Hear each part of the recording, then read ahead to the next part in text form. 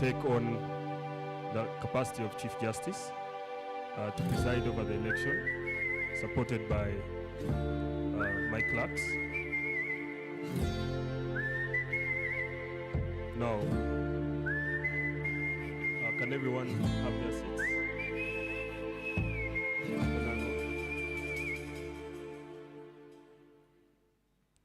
Excuse me, you're not supposed to pass there.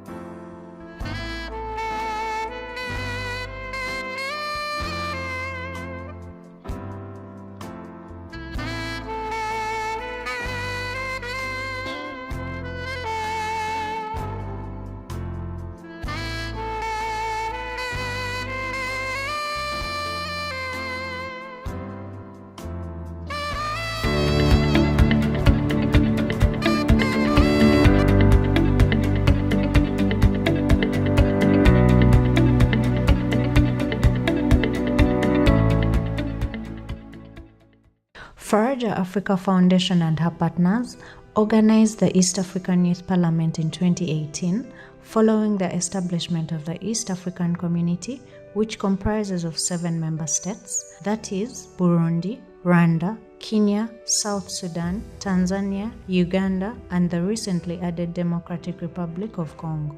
Well, my name is Abdullahi Lugome.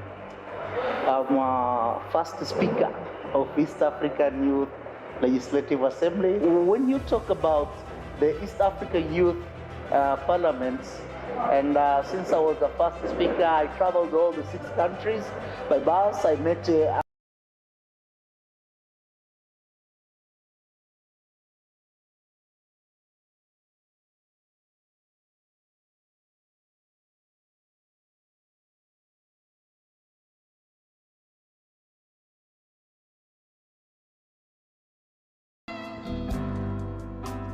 members, can we all stand up for the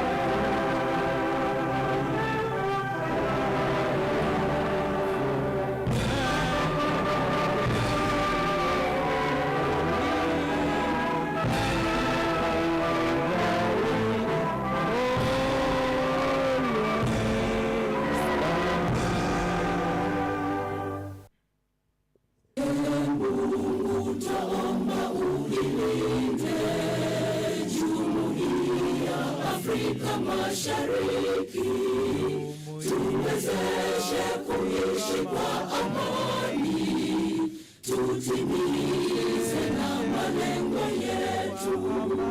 Jumuiya yetu sote tuilinde, tuajibike, tuimarike, umoja wetu ni nguzo yetu.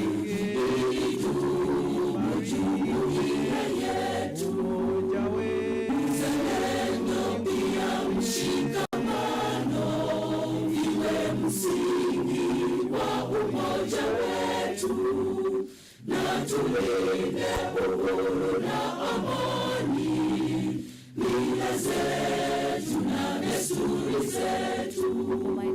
Jumuiya yetu sote tuilinde, tuajibike, tuimarike, umoja wetu ni nguzo yetu.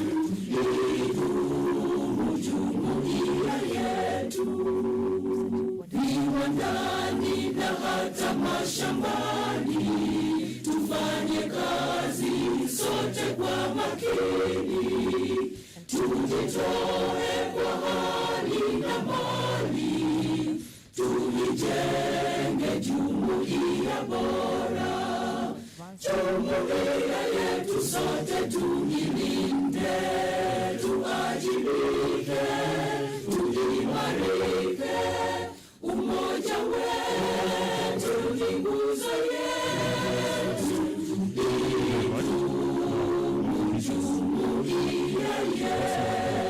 Section 5, the rules of procedures of Parliament.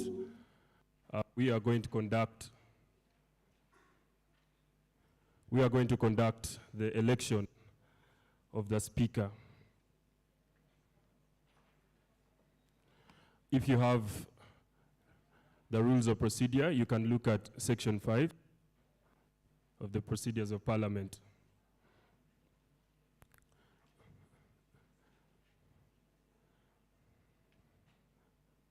Now, for purposes of time, I will not go through all of them, but of course, we shall be following and be guided as per these rules. Now, sitting in the position of the Chief Justice, I'd like to move on straight to business. Let's have, for the position of Speaker, let's have our first nomination. As you stand to nominate, following Section 5, subsection 9, please state the name and proceed to state, do take the chair of this Parliament. So can we have nomination for the position of Speaker of the 7th National Youth Parliament?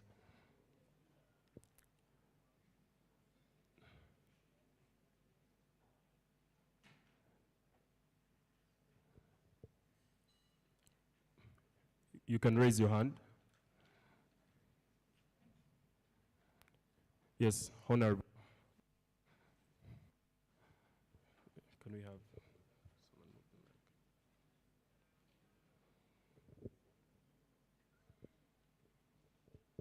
the mic? Please put up your hand.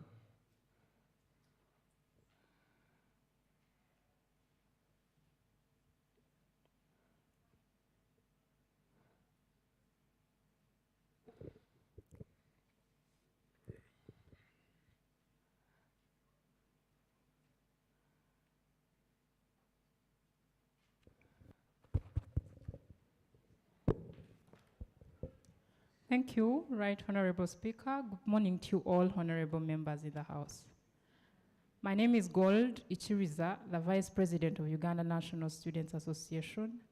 I nominate Ngabo Timothy for the position of Speaker. Ngabo Timothy was a former speaker at Ndeje University.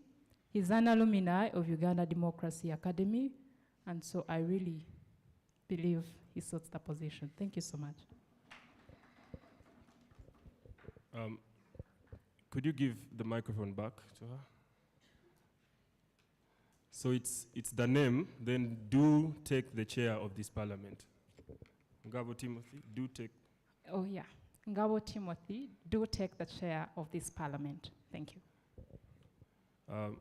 Honorable Ngabo Timothy, do you consent?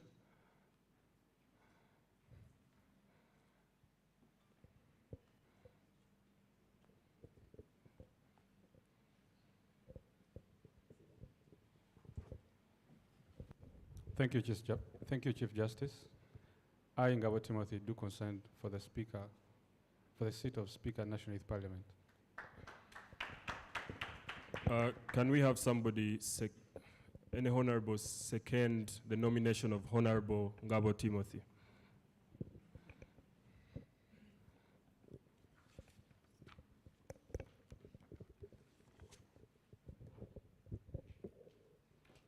Good morning, honorable members.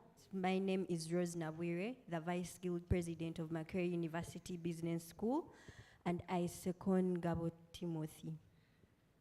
Thank you very much. Let's have any other nomination for the position of Speaker.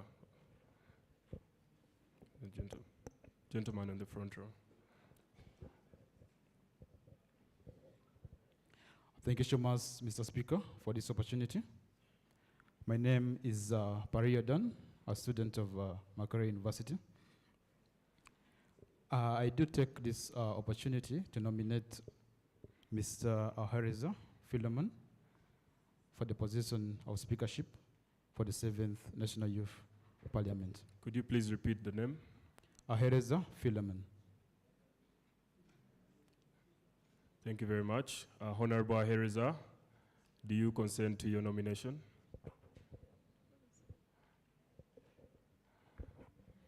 Yes, thank you very much. Yes, I, Ahereza Philemon, do consent to the nomination. Thank you. All right, thank you very much. Can we have someone second Honorable Ahereza?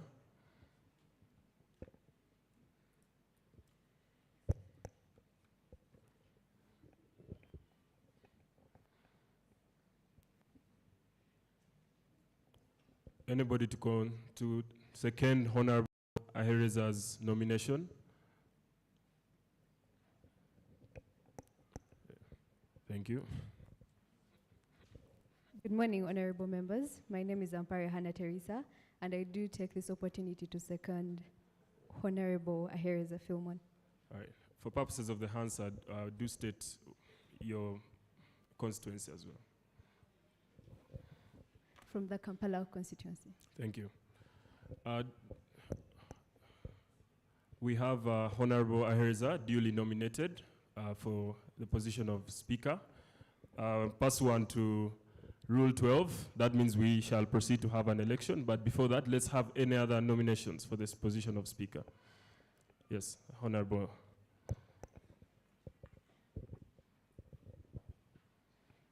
Thank you very much, honorable members.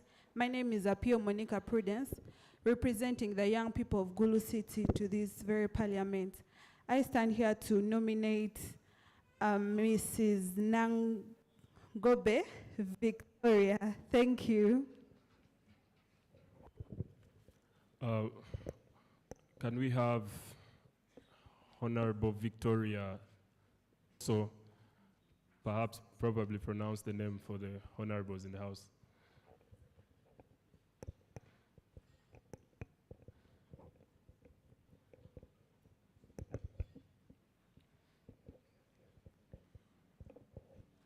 Good morning, everyone. I want to take this opportunity to welcome you all from your different journeys. I am Namugobe Vicky, and I do accept the nominations. Yes, we have, repeat the name one more time. Namugobe Vicky. All right, thank you very much. Thank you so much. So we do have Honorable Namugobe Vicky duly nominated, and she will be part of the ballot. Do we have any other nominations for the position of Speaker? Yes, gentlemen. On the front row. Oh, sir. My apologies. Can we have somebody second Honorable Namugobe Victor before we proceed to any other nominations? It's okay. My apologies. Yes, please. Thank you, Speaker. I welcome you all. Good morning. My name is Jovia, and I'm presenting the young people from Hoima District. And I second Namugobe Vicky as the Speaker. Thank you. All right. There we have it. Honorable Namugobe Vicky, duly nominated for the position of Speaker of the 7th National Youth Parliament. Let's have any other nominations. Yes, gentlemen.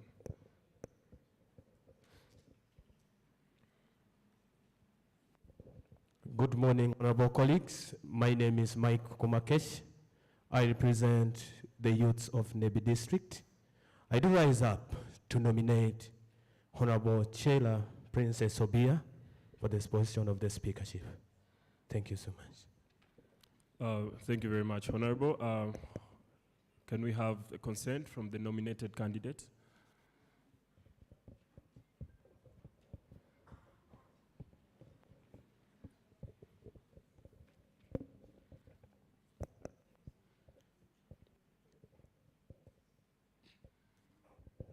A very good morning to our dear members of parliament.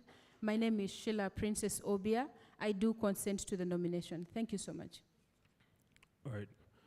For further nominations, please follow the culture. It's the name, then do take the chair of this parliament. Thank you. let's have any other nominations for the position of Speaker. There's a lady in front row. Sorry. Before we have the next nomination, let's have somebody second Honorable Sheila. Anybody?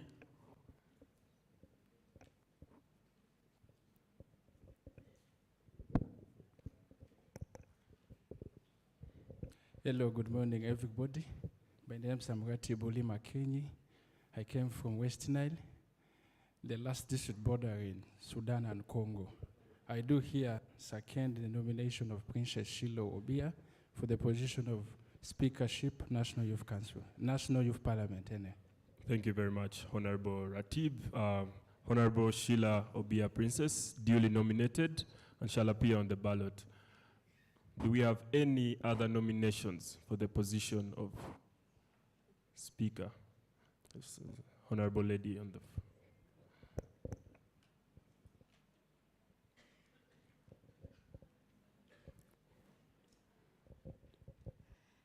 A very good morning to you, honorable members of this parliament.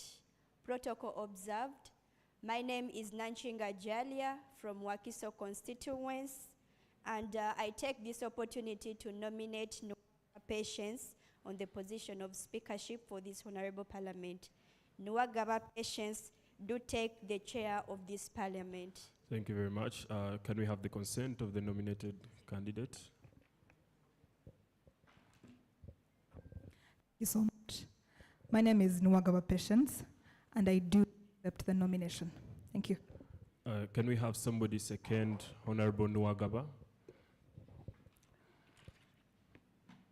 Thank you so much. My name is Sabila Sarah, and I do second Nuagaba Patience to take the chair of this parliament. Thank you. Right, thank you. Honorable Nuagaba Patience, duly nominated. Before we move on to the election, do we have anybody else? Do we have any? Yes, the gentleman.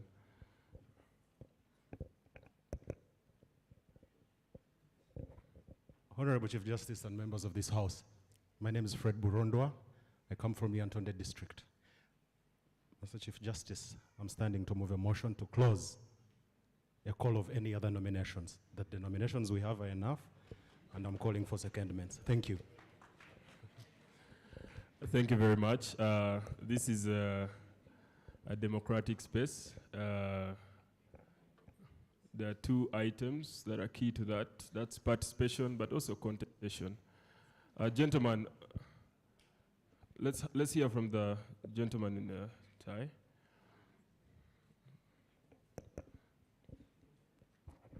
Thank you very much. My name is Joel Kawaira. I'm the district chairperson of Uganda. I want to second the motion by Honorable Burondo to close the nomination. Thank you. All right. Members of the House, those who agree with the proposition, can we hear you say yeah or nay?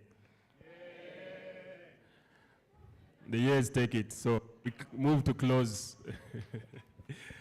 On to the voting now. The clerks will ascertain the number of members in the House and match that with the number of ballot papers. I request that we exercise patience and order during this process. And Honorable Clerk, you could take.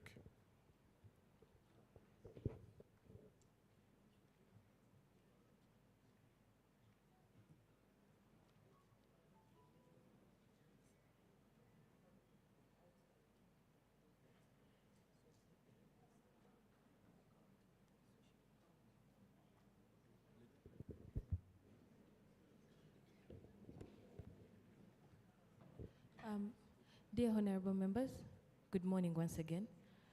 For the persons that are not supposed to participate in the election, kindly remain seated.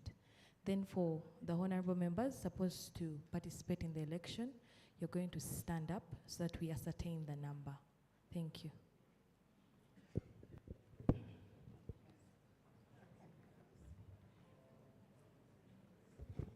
Let's please stand. Or equally, if you're not going to participate in the election, please stand at the back of the rows you're in.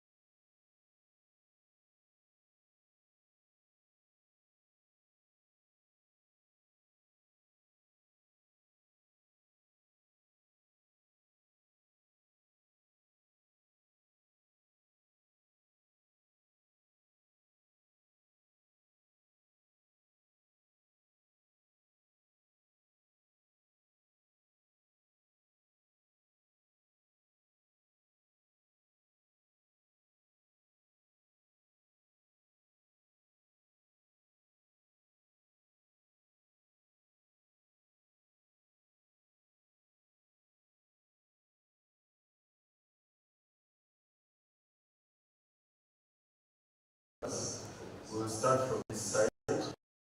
Number one.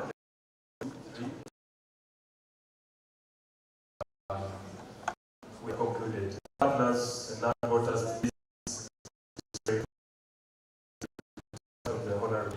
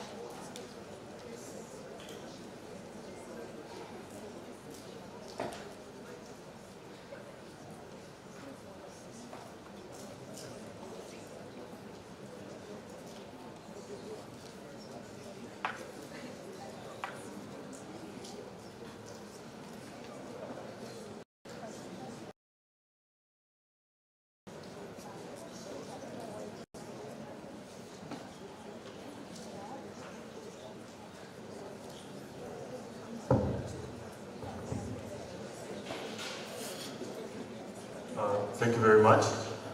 Honorable Member, ascertained after several counts that the total number of members eligible to vote in the House is 138.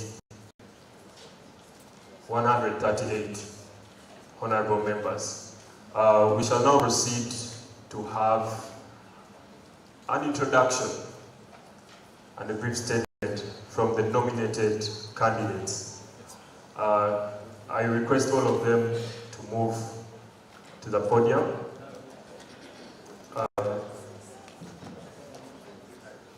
Honorable Ngabo Timothy, Honorable Ahereza Philemon,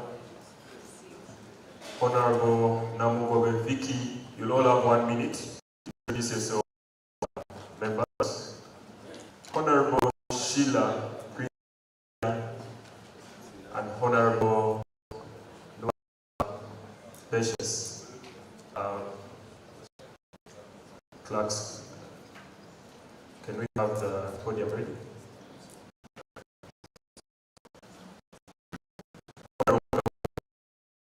Please take.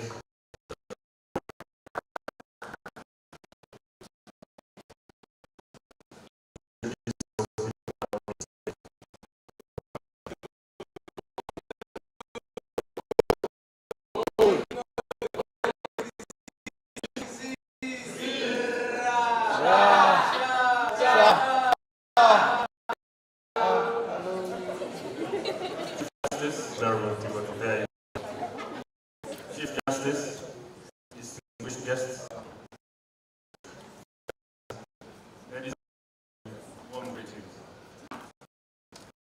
We are here because we are a youthful generation that is not only concerned but also determined for solutions to the national generation. My name is Ngabo Timothy.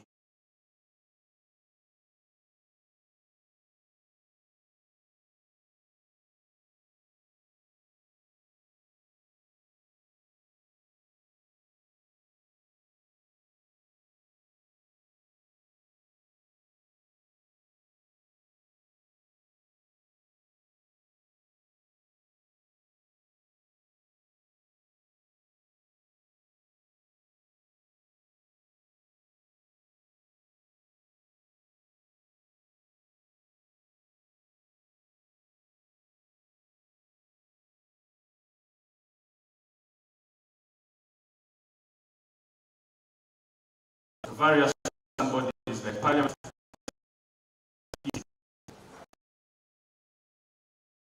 are responsive are very keen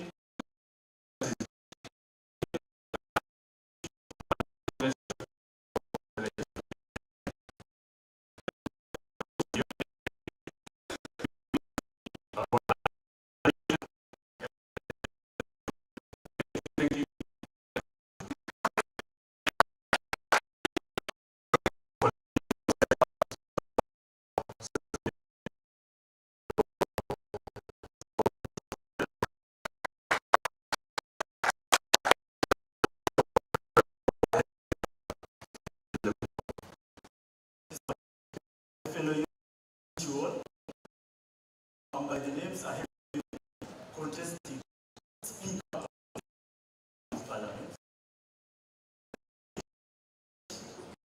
I don't like it is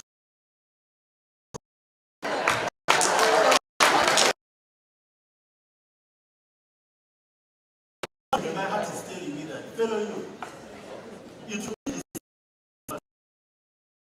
if we come to this national youth parliament and we start speaking like the actual issues affecting youth, we shall be if we come to talk about human rights.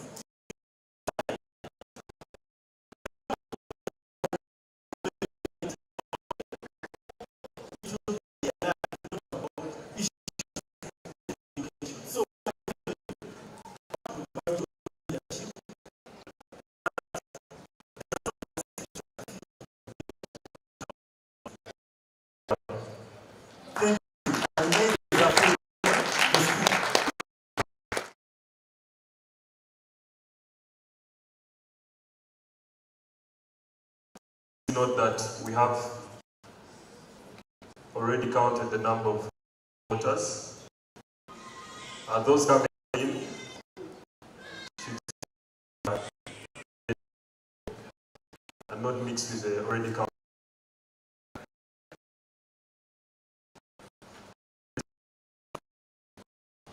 Maybe we can have some.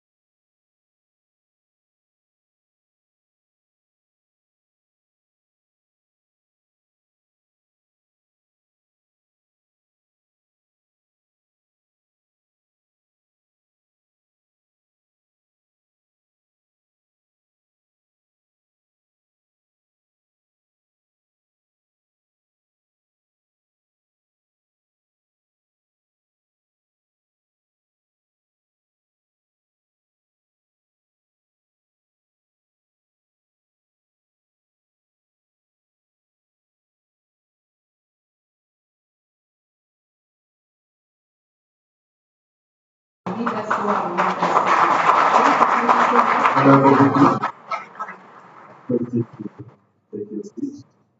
Purposes of impartiality, I cannot grant you way more time than other candidates. Let's have.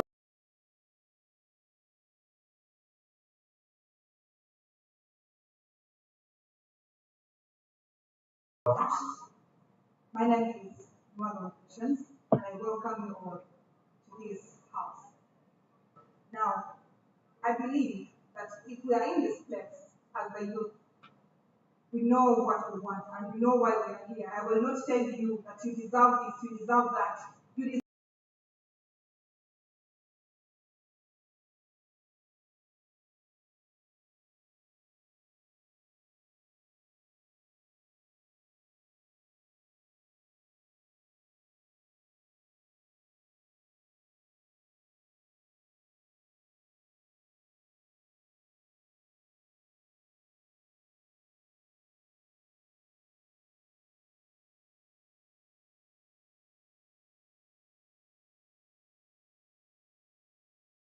should be right for us to go to competition for people that is able to present issues of this place. Thank you.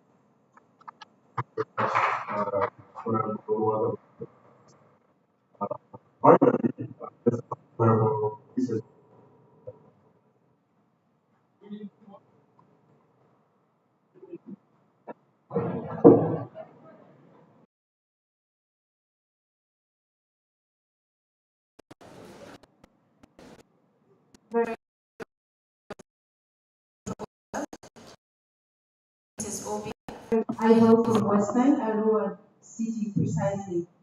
Just straight to the point, I think it's about time that we elect a speaker that is result-oriented, that we look forward to catching up with what the previous speaker has been up to and going forward. Given an opportunity, we will be able to have our current leaders who are representing funds that the youth are supposed to have situated for what is meant for them. Given that opportunity, we'll be able to hold people accountable, and also I would look forward to working with the regional speakers, perhaps for the very first time, to begin to implement some of these young people's agenda right from the regionals. I believe the regional speakers have a lot to do, a role to play in their particular regions, and would be able to work hand in hand with them to implement these agendas. If, for example, we look at the funds that are being given to young people through National Youth Council, it's about 800 million. But thank you. But if we are able to put our heads together and for bigger funds, I believe we can do so much. We have the numbers, we have the voices, which I believe if we put our, we can actually do so much more. Thank you so much for listening. We're about to find out who is the winning team.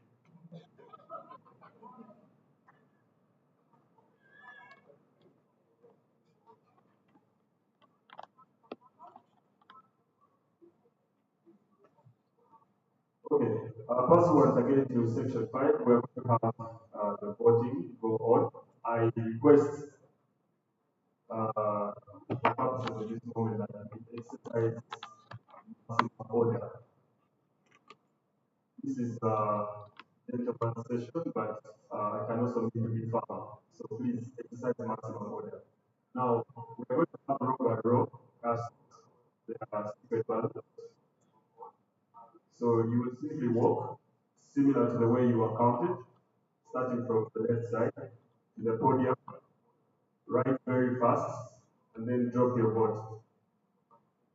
I request that we exercise patience. Again, democracy is expensive. On Monday,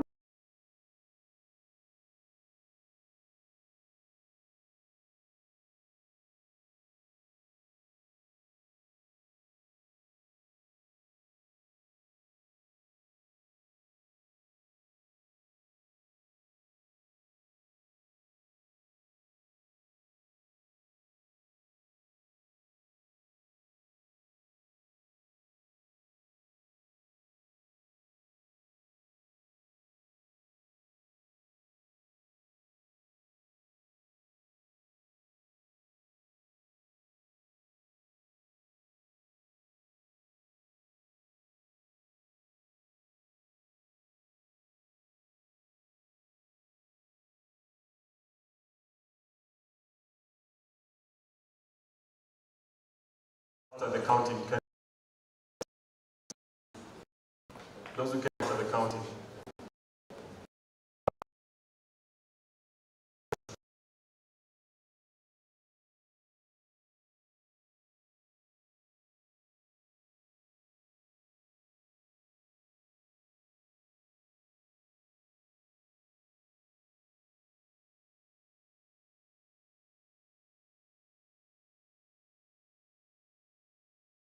If you know from voting as well, please excuse yourself. Now, let's start with lady.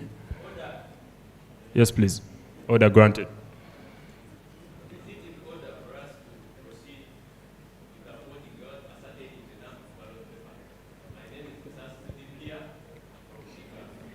Thank you. Thank you very much, Musasizi. I can confirm that the number of ballots is equal.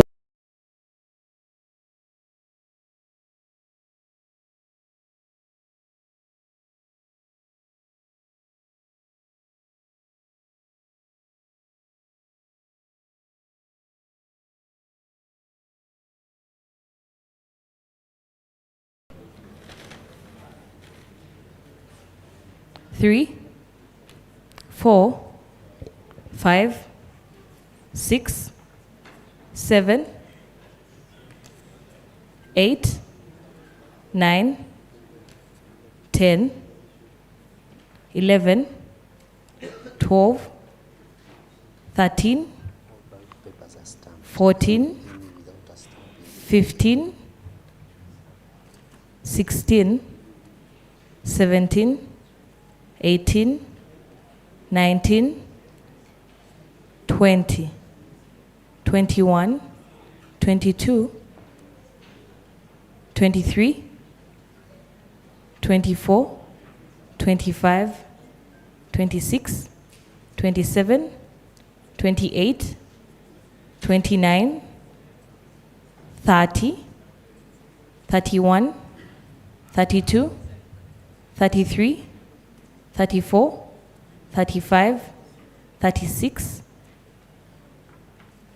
37, 38, 39, 40, 41, 42, 43, 44, 45, 46, 47, 48, 49, 50, 51, 52, 53, 54, 55, 56, 57, 58, 59, 60, 61, 62, 63, 64, 65.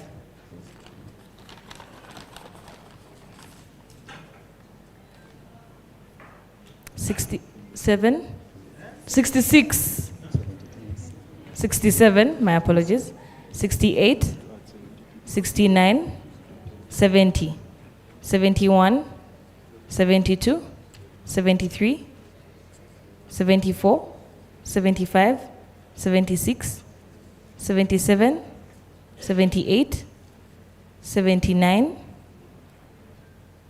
80, 81, 82, 83, 84, 85, 86, 87.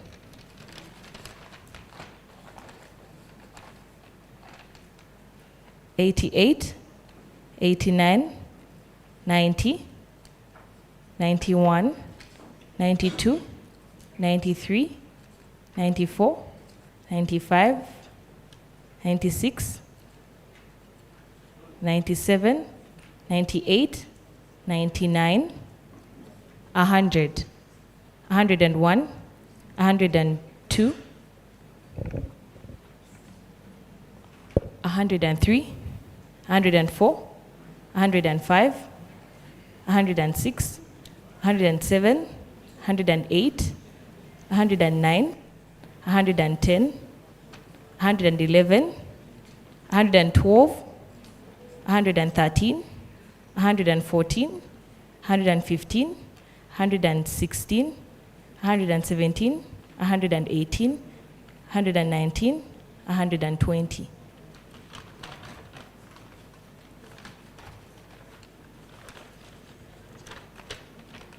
121, 122, 123, 124, 125, 126, 127, 129, 38, 29, 30, 131, 32, 33, 34, 35, 36, 37, 38.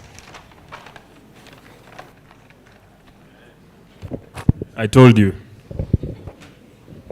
So 138 ballot All right. papers, 438 voters. All right. Each member shall be presented with a ballot, after which, following the order as guided by the clerks, you will cast your vote, and thereafter we shall proceed to counting, confirmation, and announcing of the speaker.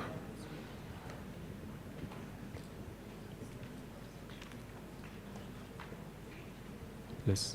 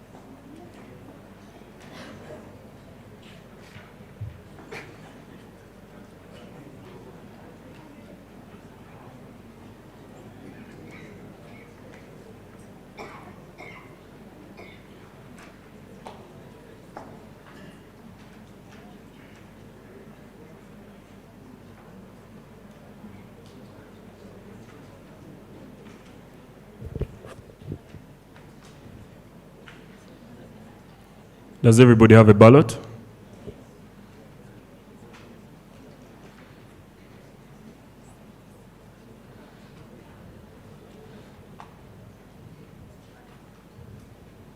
If you do not have a ballot, please raise your hand. Clerks?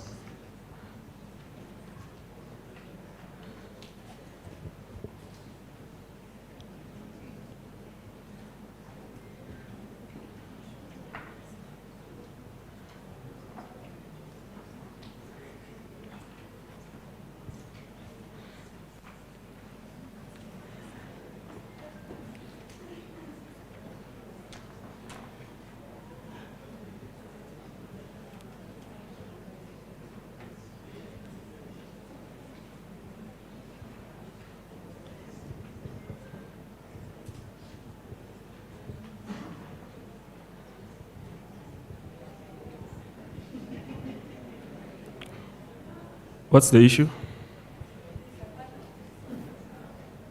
Yes, please.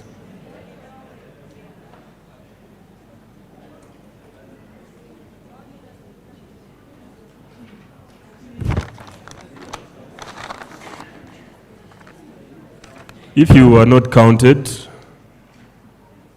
to save us time, please.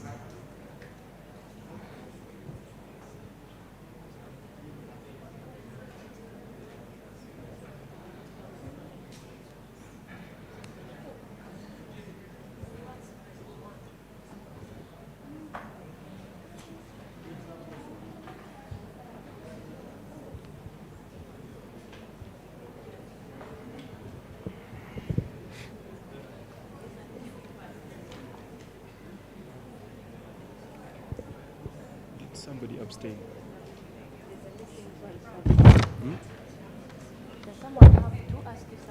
Does anybody have two ballots?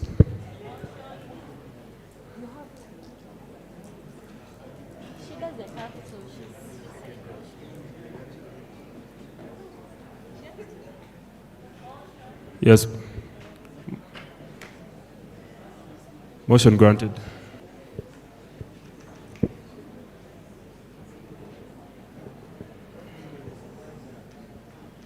Okay, is everything in order? So the voting is going to go on file by file, starting with the left-hand side. Please, you move, vote, write the name of the preferred candidate, and drop it in the ballot box. For purposes of reminder, the candidates are Honorable Ngabo Timothy, Ahereza Philemon, Honorable Namugobe Vicky, Honorable Princess Sheila Obia, Honorable Nwagaba Patience. The motion will be heard, but for purposes of order, kindly hold.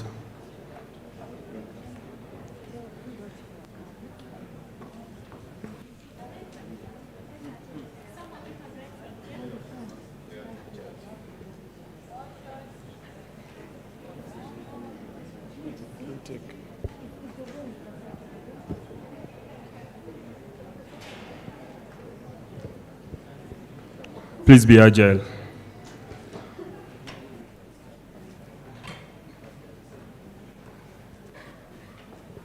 Can they just line up?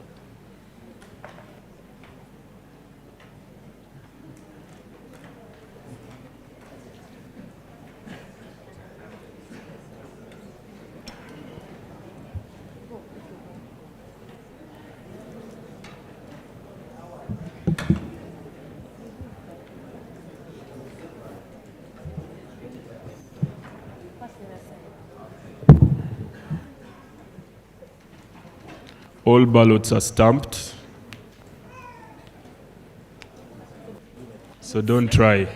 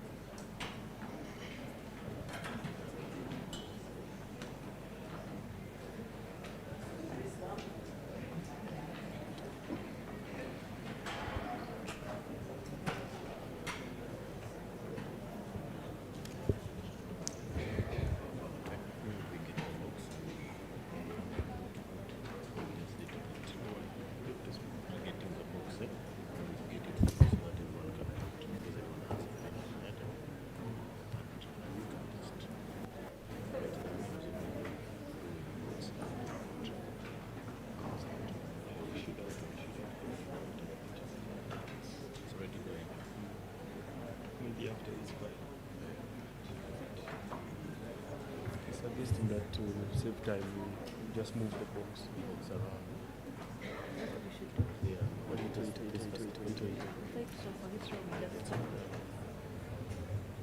But it's not so slow.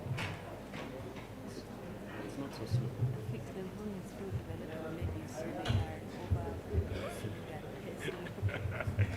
You know, it's also good to walk. When we're going to walk, right? Until lunchtime. Until lunchtime. Yes, that's when they will walk again. Anyway, it's good that they're voting while I'm seated.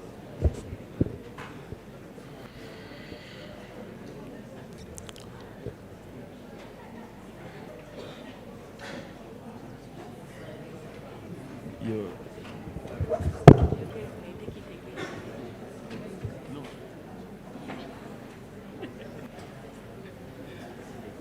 Just give me my gun. Weed has it. Weed. Emma.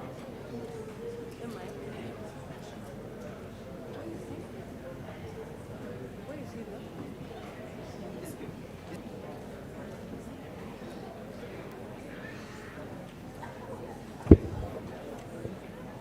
Colleagues? No, they have brought them.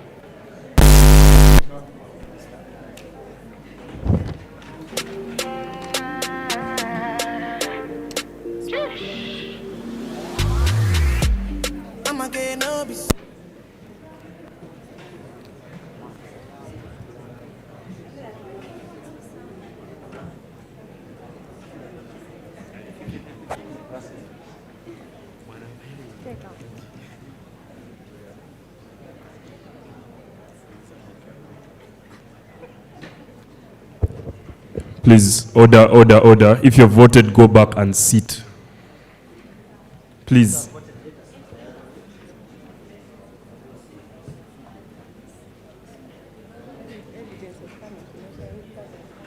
Campaigns are over.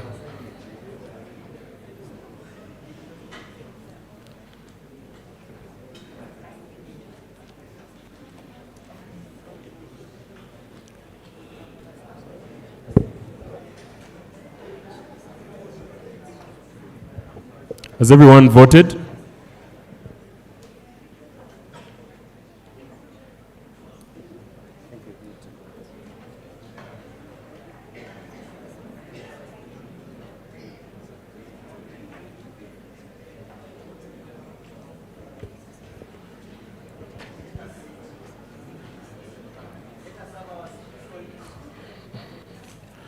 Colleagues,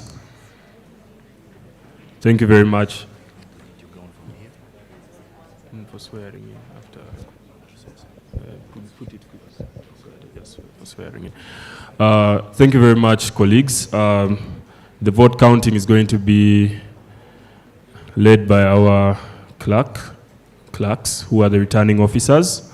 We shall ascertain the number of votes. We shall also ascertain the total number of ballot papers contained in the box. We shall ascertain the total number of members who abstain. That means those less than 138.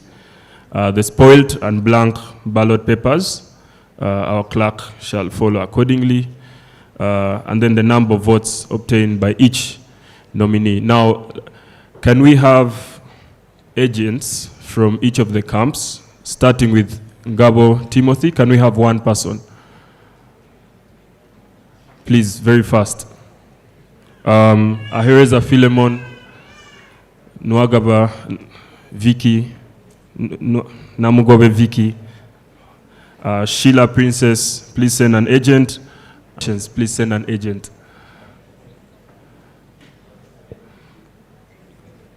Please move fast.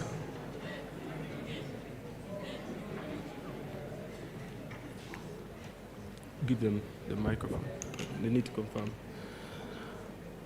All right, thank you very much. I expect only 5 agents and the 2 clerks. So I'm seeing so many people. Can we have the agent of Ngabo Timothy? Raise your hand. Agent of Ahereza Philemon. Agent of Ahereza Philemon. Yeah. Agent of Namugobe Vicky. Agent of Sheila Princess. And agent of Namugaba Patience. Nwagaba Patience. All right, thank you. Clerks, do take lead.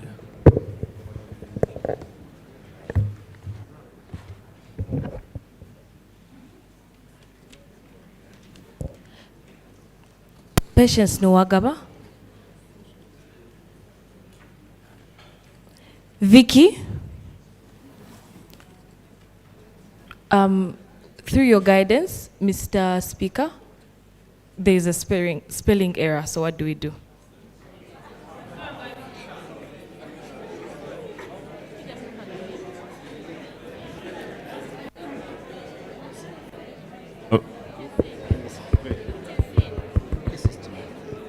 No, let the Chief Justice guide.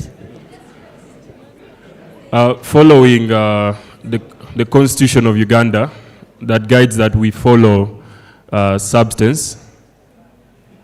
For spelling errors, we shall pass as long as the name is recognizable. Thank you. Timothy? Namugobe Vicky? Vicky? Namugobe Vicky? Philemon? Timothy? Timothy? Obia? Vicky? Vicky? Ngabo? Benjamin? There is Ngabo Benjamin.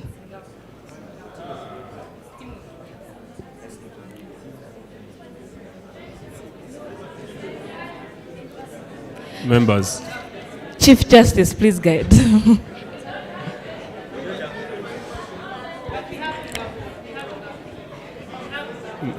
Ngabo Benjamin is Members. Members, order.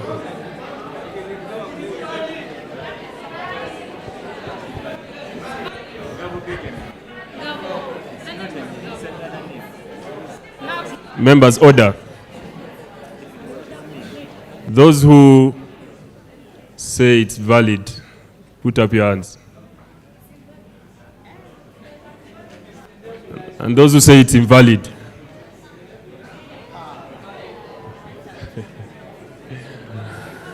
So,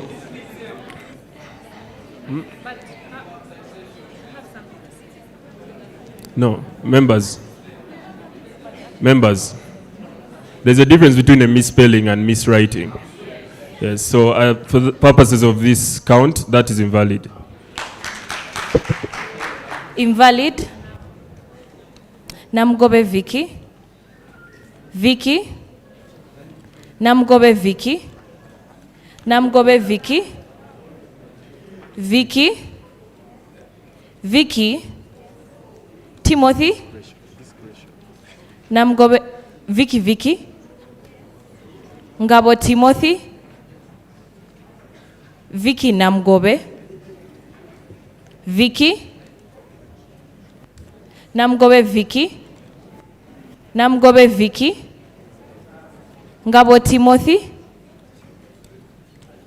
Namgobe Vicky, Timothy,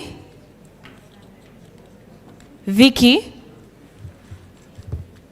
Timothy Ngabo, Namgobe Vicky, Patient Nuwagaba, Namgobe Vicky, Namgobe Vicky, Namgobe Vicky, Namgobe Vicky, Ngabo Timothy, Sheila Princess Obia, Philmon, Sheila Princess Obia, Victoria, Ngabo Timothy, Princess Sheila Obia, Namgobe Vicky, Nuwagaba Patience, Namgobe Vicky, Namgobe Vicky, Ngabo Timothy, Vicky, Ngabo Timothy, Ngabo Timothy, Namgobe Vicky, Timothy Ngabo, Honorable Ngabo Timothy, Ngabo Timothy, Ngabo Timothy, Aheriza Philemon, Nuwagaba Patience, Princess Sheila Obia, Namgobe Vicky, Namgobe Vicky, Honorable Princess Sheila Obia, Honorable Sheila Princess Obia, Vicky Namgobe, Namgobe Vicky, Vicky, Philmon, Here's a Philmon, Vicky, Namgobe Vicky, Namgobe Vicky, Philmon A, Ngabo Timothy, Princess Sheila Obia, Honorable Shira Obia, Princess, Nuwagawa Patience, Aheriza Philemon,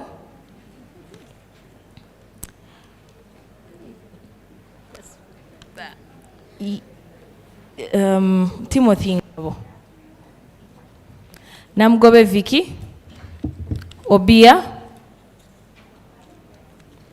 Honorable Namgobe Vicky, Honorable Namgobe Vicky, Namgobe Vicky, Princess Obia, Vicky, Vicky, Nuwagawa Patience, Sheila, Namgobe Vicky, Vicky, Sheila Princess Obia, Princess Sheila Obia, Nuwagawa Patience, Ngabo Timothy, Namgobe Vicky, Timothy, Vicky Namgobe, Philmon, Honorable Ngabo Timothy, Vicky, Ngabo Timothy, Ngabo Timothy, Princess Sheila Obia, Namgobe Vicky, Namgobe Vicky, Ngabo Timothy, Nuwagawa Patience, Vicky, Sheila Obia, Ngabo Timothy, Ngabo Timothy, Aheriza Philemon, Vicky Namgobe, Aheriza Philemon, Ngabo Timothy, Ngabo Timothy, Nuwagawa Patience, Namgobe Vicky, Vicky N, Aheriza Philemon, Vicky, N Vicky, Ngabo Timothy, Vicky, Honorable Princess Sheila Obia, Ngabo Timothy, Sheila Obia, Vicky, Ngabo Timothy, Ngabo Timothy, Ngabo Timothy, Namgobe Vicky, Honorable Ngabo Timothy, Princess Sheila Obia,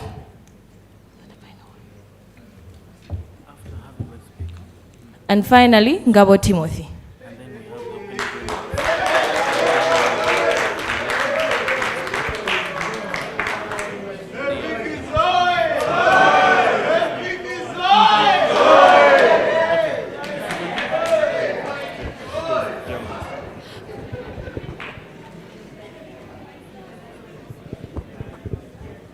So, per the counting, we have one invalid vote. We shall start with Princess Sheila Obia. 1, 2, 3, 4, 5, 6, 7, 8, 9, 10, 11, 12, 13, 14, 15, 16, 17, 18, 19. So Honorable Sheila has 19 votes.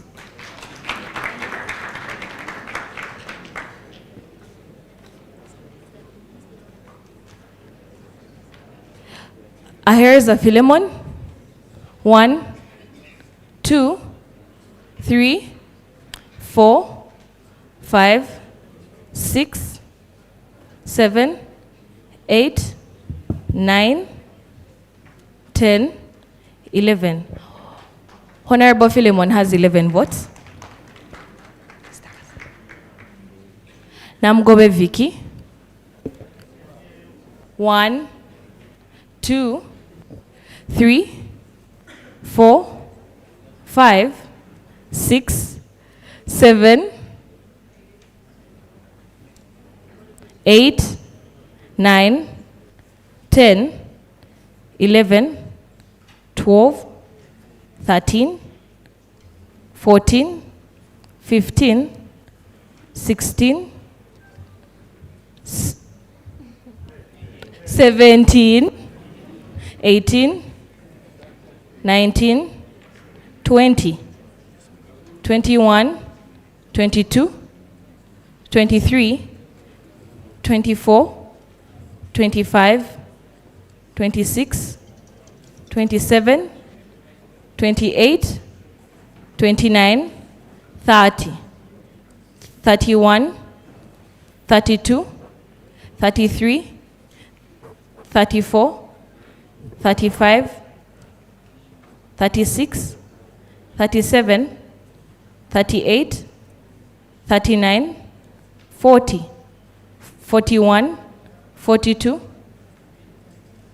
43, 44, 45, 46, 47, 48, 49, 50, 51, 52, 53, 54, 55, 56, 57, 58, 59, 60. Honorable Vicky has 60 votes.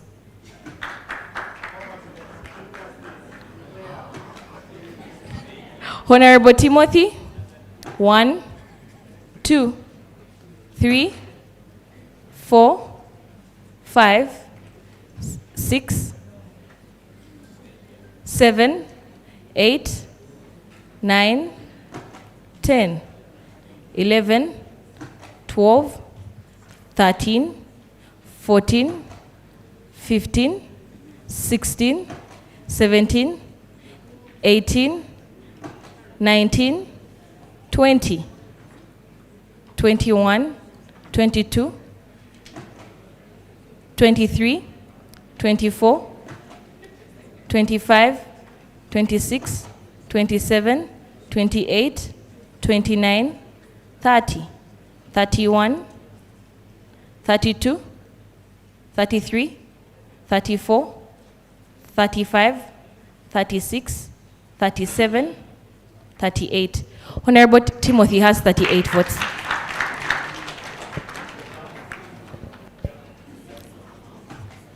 Honorable Patience, 1, 2, 3, 4, 5,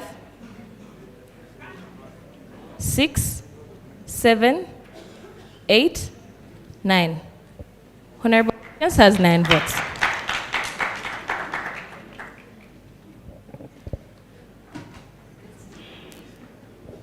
Overall.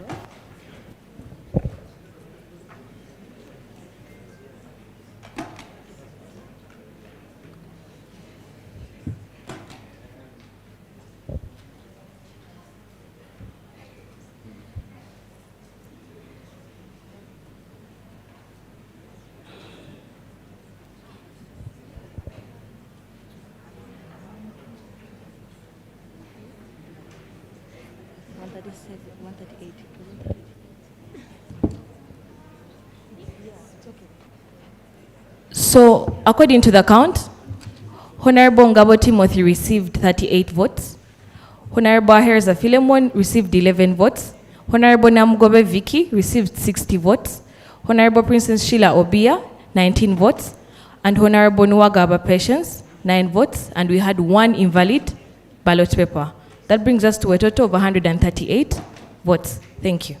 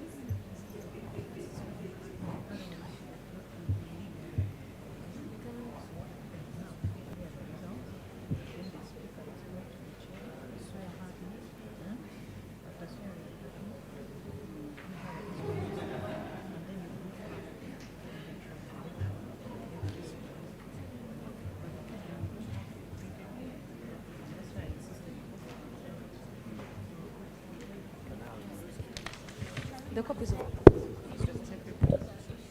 oaths is here, the oath is here.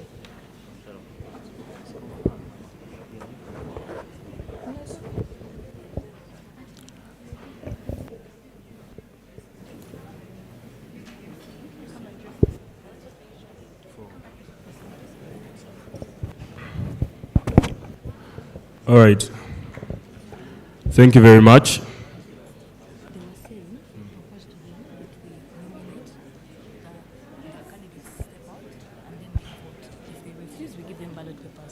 All right, thank you very much. Thank you very much, honorable members. Can we sit? Can we sit? Can we sit?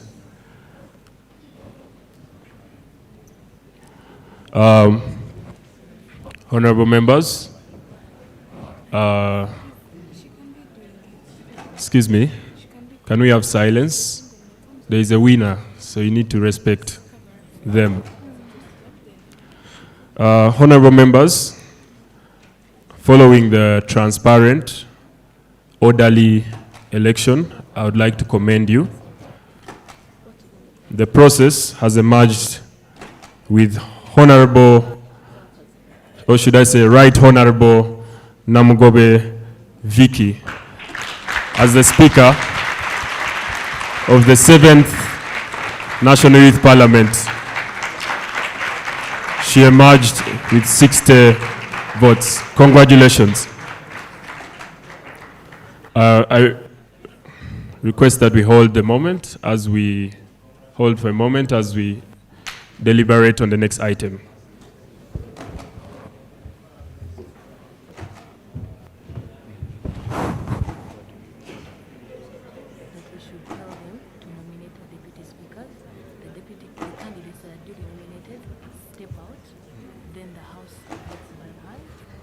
All right, members.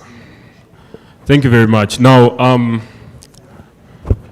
this is a special sitting.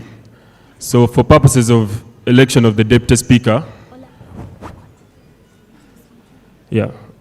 for purposes of the election of the Deputy Speaker, as is by culture, we normally waive the routine procedures, of course, with the consent of the House. Now,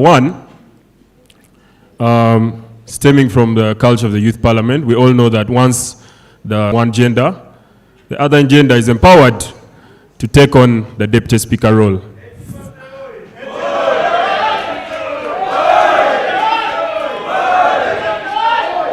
Thank you.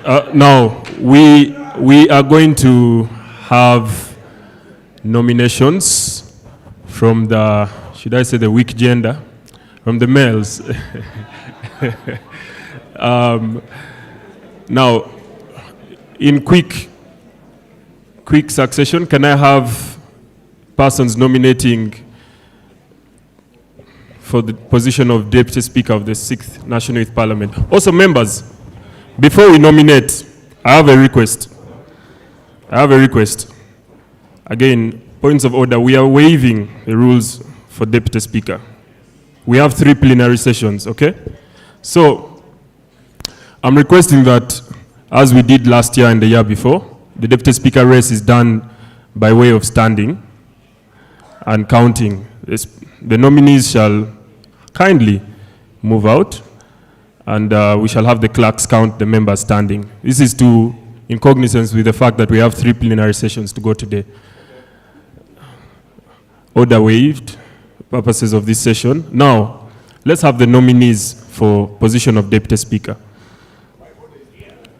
Order shall come during plenary. Let's have nominees, please.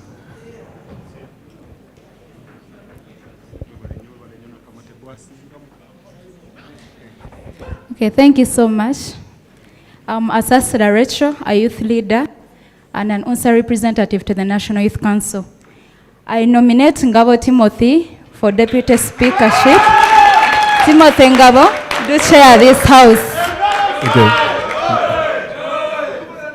Very fast, Honorable Ngabo, do you consent?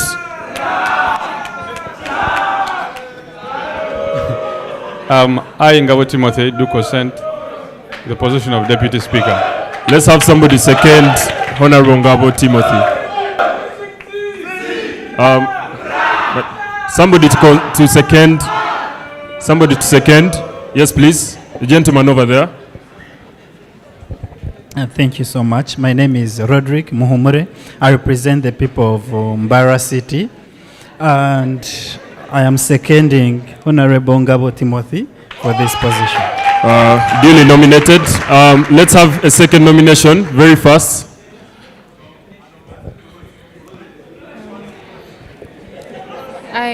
I greet you all.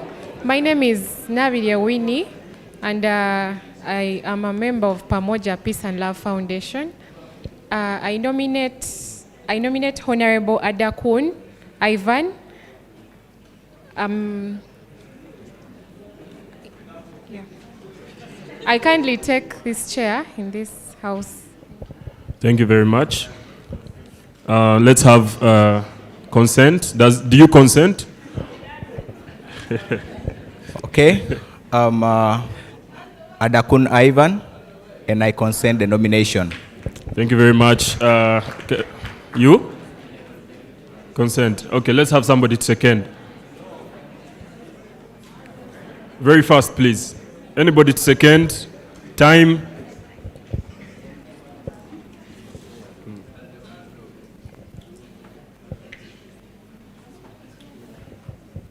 Thank you very much. My name is Wacha Elizabeth District. Shakira. I nominate Obi Shayla District. for the position of Deputy Speaker. We shall come to you. Can we have somebody Shayla, may you second? take Ivan. the position. On a count of 5, 4, 3. Anybody? 2. Seconding. Okay.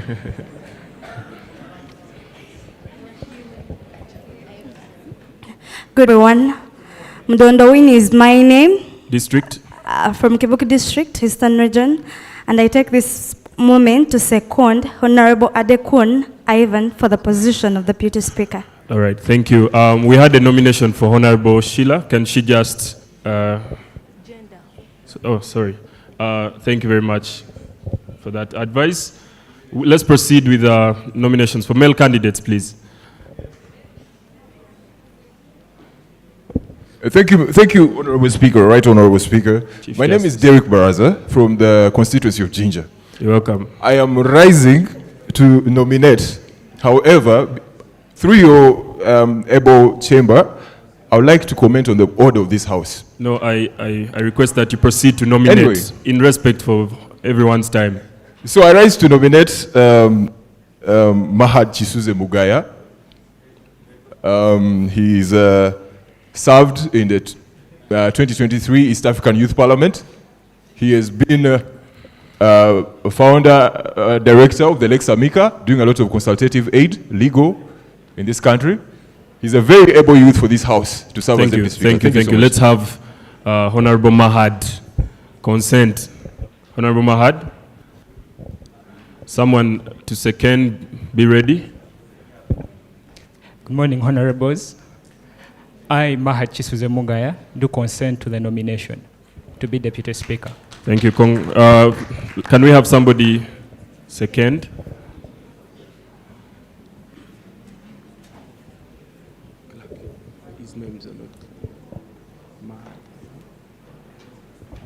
Good morning, everyone.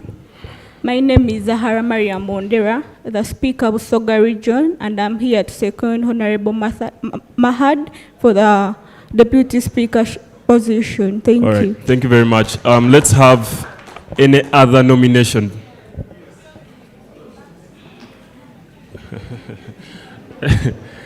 The lady, please nominate a male candidate. Huh?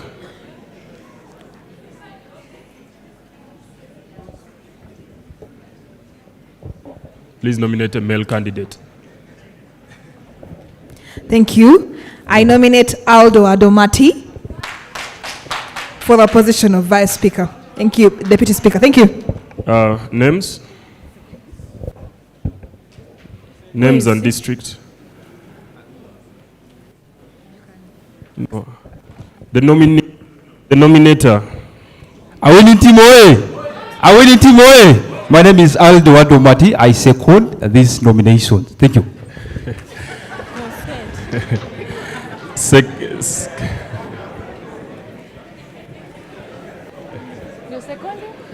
Did we have consent?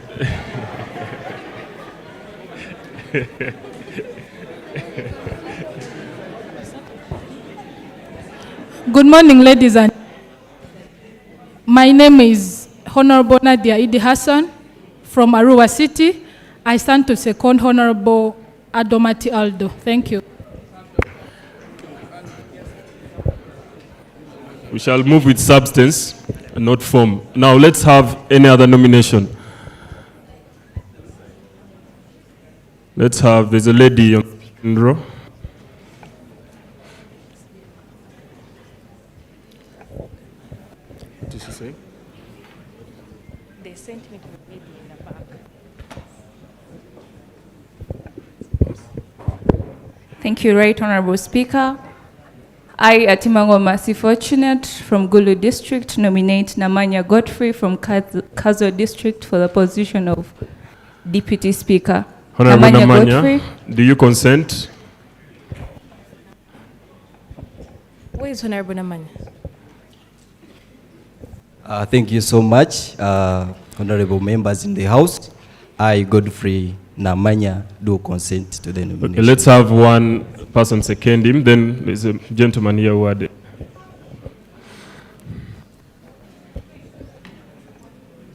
Thank you, Right Honorable Speaker. I, Honorable Adong Sarah from Amoro District, do second Honorable Namanya Godfrey. Thank you very much. Let's have this gentleman, honorable here. Him.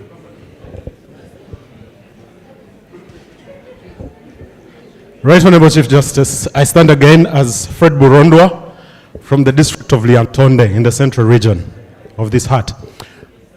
Mr. Chief Justice, I move a motion to close nominations.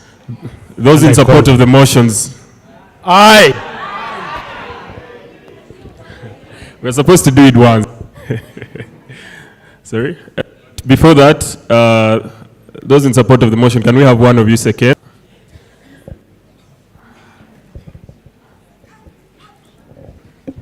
Thank you, Right Honorable Speaker. Johnson Ainembabazi, the Youth Chairperson, Mbarara City. Allow me second the motion to close nominations. Thank you. So there's aye and nay. Let's hear your voices. Good. As I made a request earlier, let's have the successfully nominated candidates, Honorable Ngabo, Honorable Andakun, Honorable Mahad, Honorable Adamati, and Honorable Namanya kindly step out for purposes of format. Please be swift. Please be swift. Clerks, stand in position for the count. Can the duly nominated candidates move out for purposes Please. of Honorable time? Namanya, time.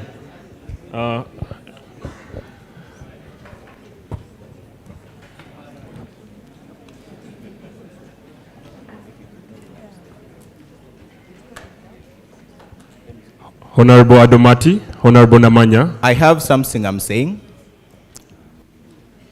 I've not campaigned, and I hoped that the speech I would give would at least say something on that. So if people are not allowed to campaign or say something to support their names, I'm stepping out.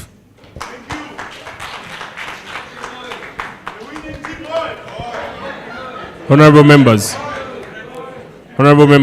can we have all the candidates here ready to step out, but stand here?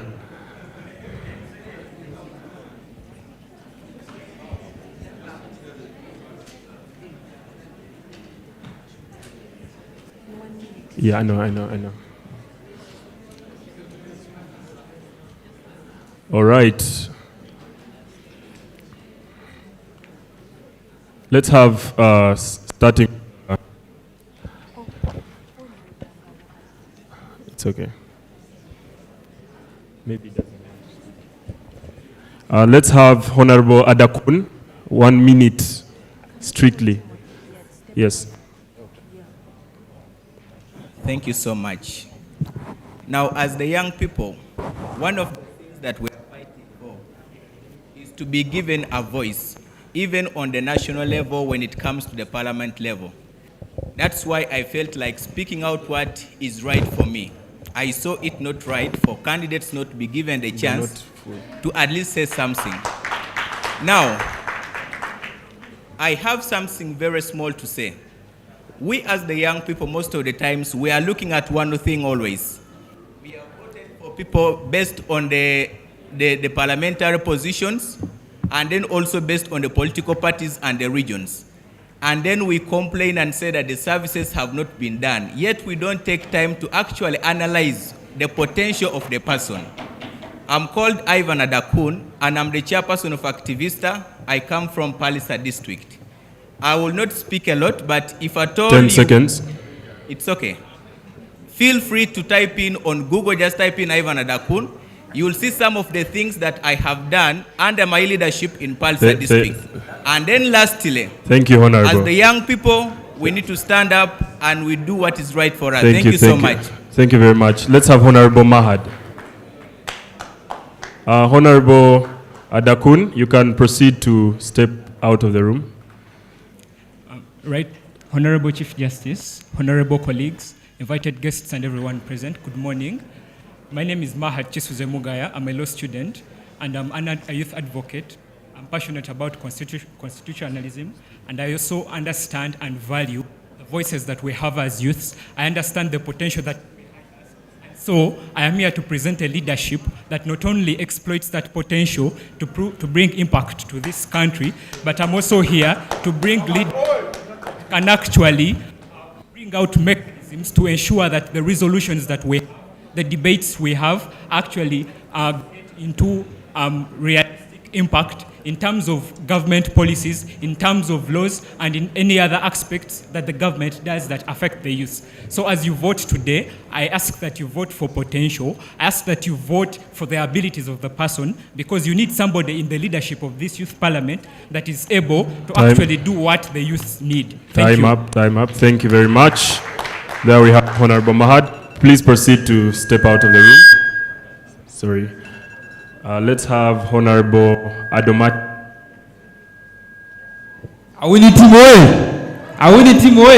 My name is Aldo Adomati is my name. I come into this position of Deputy Speaker as an active youth in Uganda, and I come also as a youth who has been doing great in terms of the youth spaces in northern Uganda. Just this month, I got an appointment at the EU Youth Panelist as one of those who also work to front youth ideas on the Youth Empowerment Fund that many of you have also applied for it. So we want to make this parliament a very great tool for us as youths to make sure that if it means matching the resolutions from this parliament to the State House, we'll be able to do it immediately after here. This is a very big platform for us as youths. I am a very young youth without beards. I had made myself a confirmation. My beards will grow when Uganda fights corruption. I think these are some of the issues. Are we in Timoe? Are we in Timoe? Ra! Thank you very much, Honorable Adomati. We have Honorable Namanya. Speak to the people. A very to you all, honorable members. My name is Namanya Godfrey. Namanya Godfrey. I'm coming in on this position as the Deputy Speaker of this House. I'm a person who is more concerned into impacting the local people, the local youth, the young youth who are starting up those small businesses, the young youth who are trying to develop themselves. As a speaker, I am coming in to ensure we have youth engagement. The local people we are representing, we should involve them. We should debate things that are going to go and impact this house. We should not just come here and just talk things that will benefit us as the members of this parliament, but we should discuss issues that are going to impact the local people who are in the villages deeper suffering. That's the reason why I want to ensure in this house we could get that impact. Thank you so very much, Honorable Namanya. And finally, Honorable Ngabo Timothy.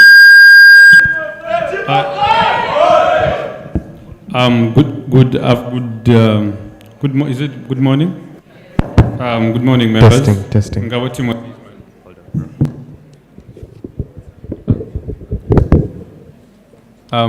Good morning, members. This is Ngabo Timothy. I would like to thank you for the opportunity you gave me to run as Speaker. Well, like I said in my earlier on 1 minute that I was given, the things that I said that I would do, I'll still do them while the Deputy Speaker, as I deputize my Speaker, Honorable Vicky.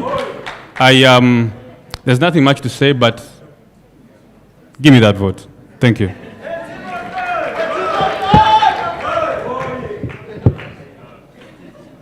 Thank you very much. Honorable Timothy, please proceed to step out. Clerks, I'd like to hand over to you.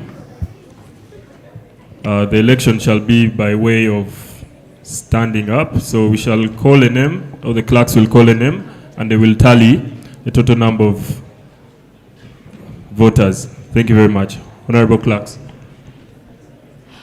Through you, Honorable Chief Justice, if you still wish to abstain from this vote, please, at the back of the room. We shall start with Honorable Adakun. Before we move forward, if you stand up twice, you'll be disqualified immediately. Immediately. Proceed. Honorable Adakun Ivan.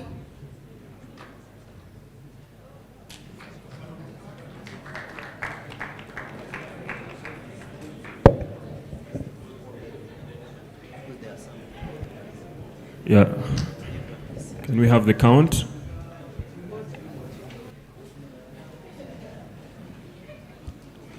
Thank you. Honorable Adakun Ivan. Those walking, once are you again. voting for Adakun? Okay. Honorable Adakun once again. Yes. Okay. Final call.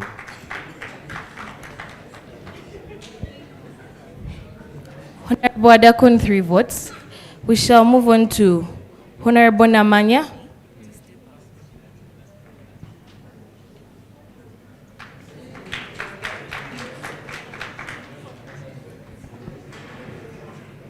Before we...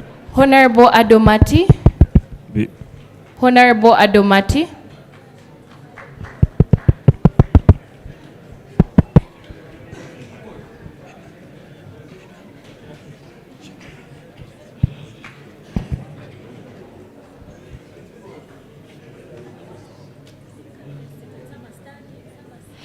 If you're not voting for Honorable Adomati, please sit. If you're voting for Honorable Adomati, remain standing.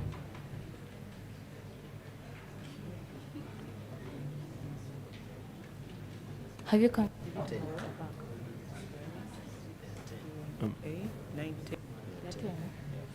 An emergency. Honorable Mdondo Winnie, please step out to the lobby.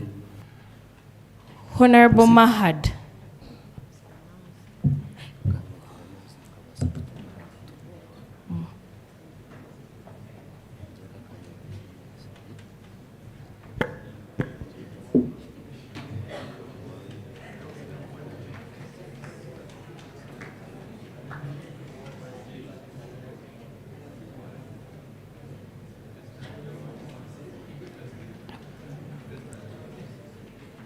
And finally, Honorable Ngabo Timothy.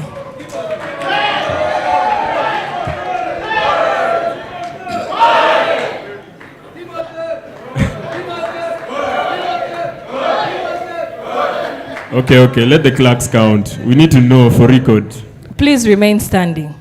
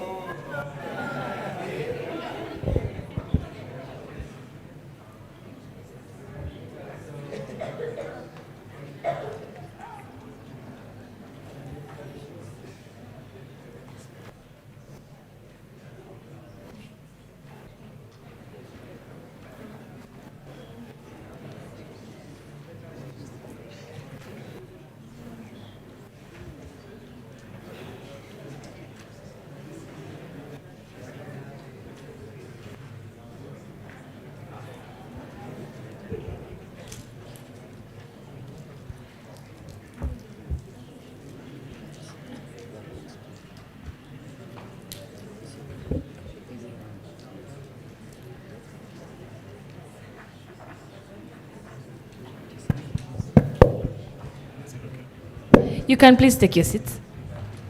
Thank you very much for your collaboration.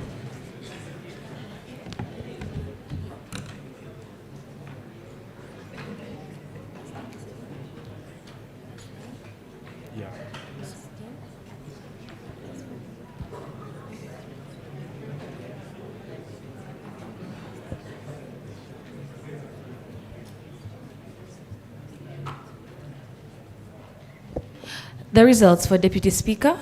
Out of 138, 123 of you voted yes, so 15 absconded from the vote. So Honorable Adakun has 3 votes, Honorable Mahad has 9 votes, Honorable Adomati has 10, Honorable Namanya has 4, and Honorable Ngabo Timothy has 97 votes.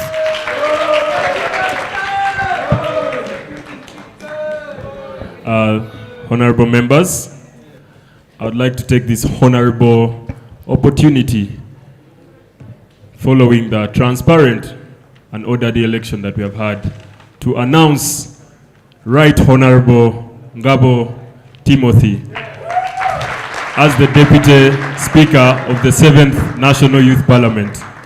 He emerged winner with an overwhelming victory, 97 votes. Congratulations.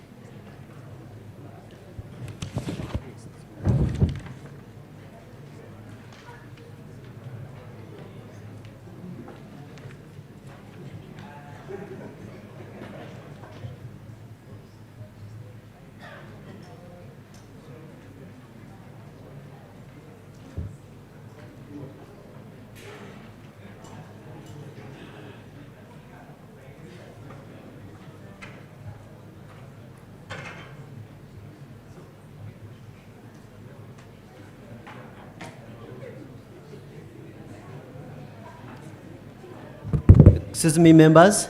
Can Right Honorable Vicky and Timothy step out? Kindly come. The Right Honorable Speaker and the Deputy Speaker.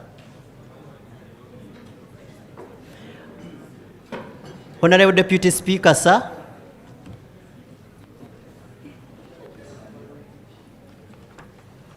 Please.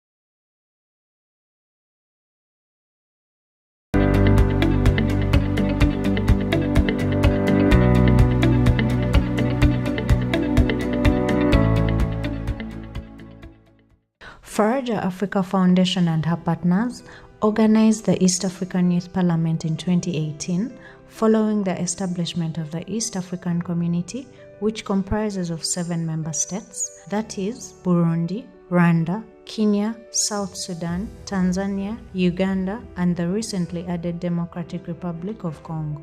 Well, my name is Abdullahi Lugome. I'm first speaker of East African Youth Legislative Assembly. When you talk about the East African Youth Parliament, and since I was the first speaker, I traveled all the 6 countries by bus. I met a lot of young people. I got a big connection with them. So that's really inspired me that what am I going to do after finishing being a speaker? So being a partner was the first thing I was looking to partner with Faraja and continuing supporting young people. And actually, we did it. We started advocating for the post-parliament agendas. The East African Youth Parliament, also known as the Vijana Assembly, is a platform that provides young people with a dedicated space to participate in regional governance, advocate for youth issues, and contribute to the development and integration of the East African community. What sparks your participation in the East African Youth Parliament? I'm passionate about East Africa. I'm a Pan-Africanist, and I love having that nationalism, especially East Africa. Like how they say, Africa is our business. To me, East Africa is my business. An important thing to note about this year is that for the first time we have DRC on board, and Chris is not only the representative from DRC, but also the clerk for the 5th East African Youth Parliament. I've learned so much from them, and one thing is for sure, the future of East Africa, as one of the honorable said, is in safe hands. Learning about integration and how we as youth could benefit, on some of the things going on in the YALA as an institution, but also how do we get more, Congolese youth mostly to join this movement and help advance the region of East Africa community as a whole. The sexual reproductive health bill is pertinent to major issues concerning sexual education, issues concerning reproductive health, issues concerning the rights of people generally, inherently rights such as abortion, rights on segregative mothers, and all those, without forgetting menstrual health and hygiene. When we look at East Africa in general, we are really blessed with abundant resources, especially agricultural resources. But the agricultural resources are not utilized economically and sustainably in East Africa. And that's why I raised that motion to urge the young people to really engage in the agricultural business. So we need to understand, especially the young people, they need to know that Africa in general. We started advocating for African Charter on democracy, election and governance. But also we were also advocating for South Sudanese to enter to Tanzania without paying visa. At that time, it was just like recently they were entering to the community, and still the young people from South Sudan, when they came to Tanzania, were entering by paying visa. So also we advocated for it, and that was the best practices. In a nutshell, the EAYP aims to have young men's and women's voices in the critical decision-making processes from national to regional legislative processes.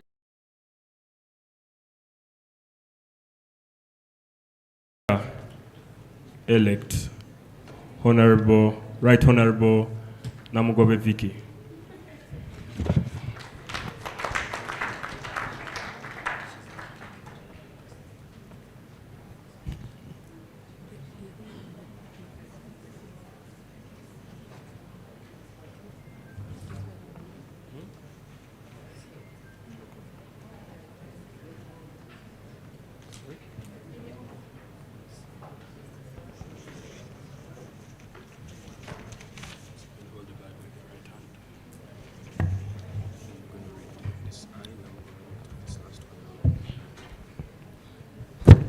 I, Namgobe Vicky, swear in the name of the Almighty God, solemnly affirm that I will at all times well and truly serve the Republic of Uganda in the office of Speaker, and that I will support and uphold the Constitution of the Republic of Uganda as by law established.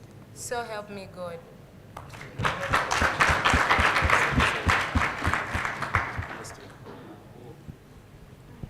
Thank you very much. We do have a new Right Honorable Speaker of the 7th National Youth Parliament. Let us have the Deputy Speaker-elect, Right Honorable Ngabo Timothy. Hold the Bible in your right hand. You're going to read this last one. No. Yeah, just I, your name, then just read this last. This last or first? The last. No, the whole of it. Oh, okay. I, Ngabo Timothy, swear in the name of the Almighty God that I affirm and will at all times truly serve the Republic of Uganda in the office of the Deputy Speaker and that I will support and uphold the Constitution of the Republic of Uganda as by law established. So help me God. Thank you very much. Item closed. The House is adjourned for 5 minutes, and we shall resume for the opening ceremony, guided by our new Right Honorable Speaker.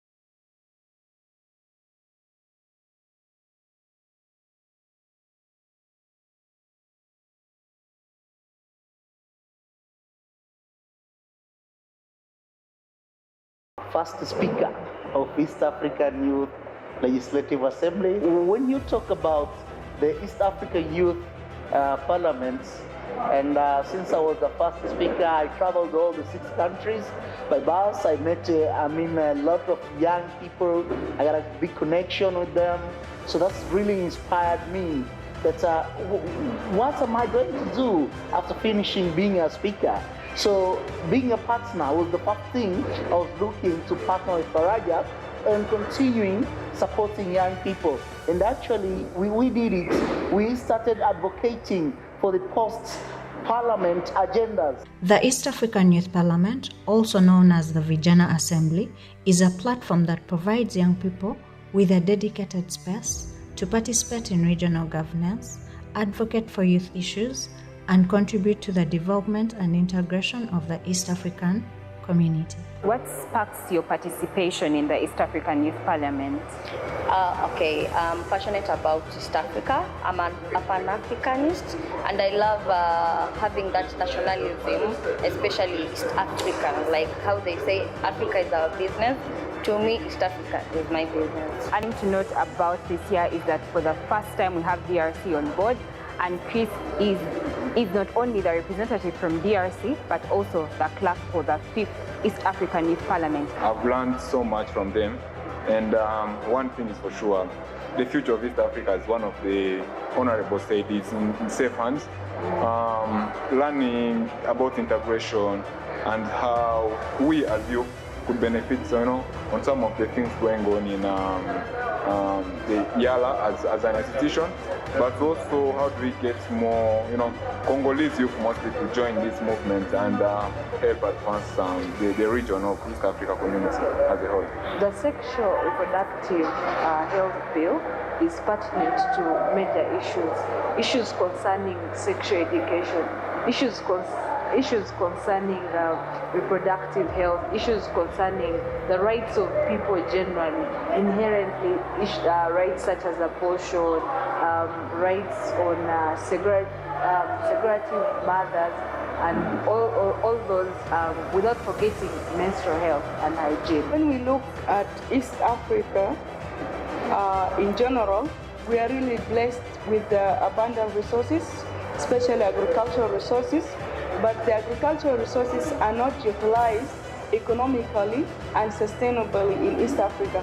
And that's why I raised that motion to urge the young people to really engage in the agricultural business. So we need to understand, especially the young people, they need to know that agriculture is the backbone of Africa in general. We started advocating for African Charter on democracy, election, and governance. But also, we were also advocating for South Sudanese to enter to Tanzania without paying visa. In that time, it was just like recently they were entering to the community, and still the young people from South Sudan, when they came to Tanzania, were entering by paying visa. So also we advocated for it, and that was the best practices. In a nutshell, the EAYP aims to have young men's and women's voices in the critical decision-making processes from national to regional legislative processes, inspiring a coordinated regional governance framework while being the key enablers of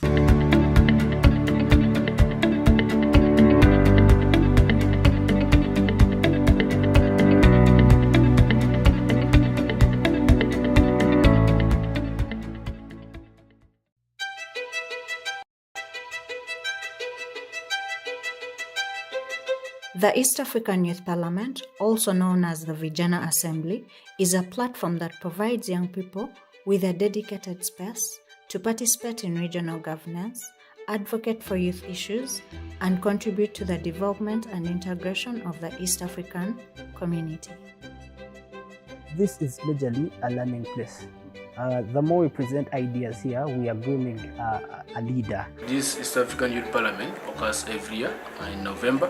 It brings members, youth from member states, the 7 member states of East Africa, that is South Sudan, Uganda, Kenya, Tanzania, DRC, Rwanda, and Burundi. I see myself as at the place that I feel I can speak for my people. Like our country is among of the country that is in the integration of East African community. So as I'm here, I see myself as a representative for others who didn't make it here. The East African Youth Parliament being diverse, being a body that, or a platform that gathers different youth from different countries, 7 of them from the 7 member countries. Then when we talk about inclusivity on my own side, I just look at how do we bring everyone together? How do we get to harmonize their voices? Faraja has been doing this for the past 6 years, and we can see that there have been some improvement in each and every year that we come for the sitting.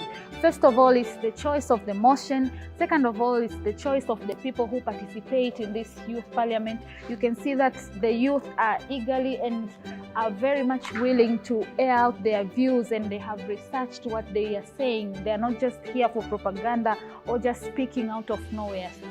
This is my first time actually attending the 6th East African Youth Parliament. I got to learn a lot, getting together as youth, discussing what we're facing and being able to navigate and being able to discuss our problems and how to go about them.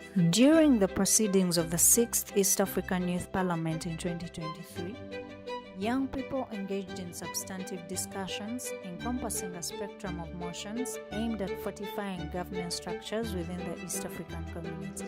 The motions included fostering the economic integration initiatives related to sexual reproductive health, promoting regional peace and security, and advocating for heightened environmental sustainability within the EAC. Motion number 1 was about implementing the East African integration and its governance. Now that, for me, it has been delayed a lot. I feel like it should have been done yesterday, and the fact that we had opportunity to discuss it here, I think maybe we shall be able to steer it. We were speaking about how the governance of East African community can take place very quickly. Now, I feel if at all this region is governing itself as a region and not just like countries, we would save lots of monies in administration. Within this assembly, the youth formulated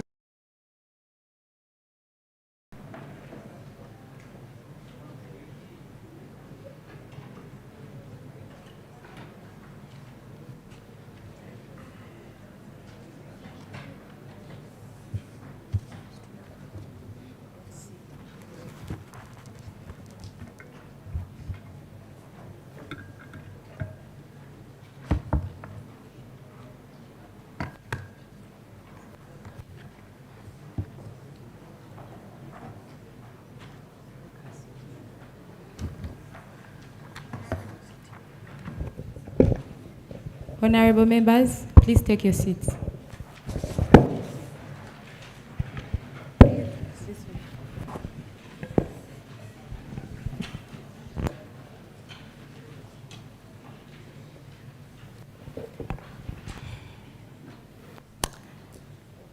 Honorable members, I want to take this opportunity to welcome you to the 7th sitting of the National Youth Parliament this day, Friday, the 16th of August, 2024 at Royal Suites, Bugolobi.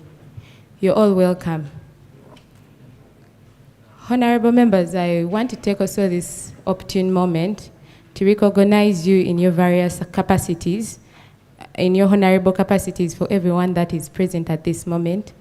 I want to take the opportunity to welcome our partners. I want to take the opportunity to welcome everybody into this wonderful, amazing space. I am Namgobe Vicky, and I'm going to be Speaker of this August House. So,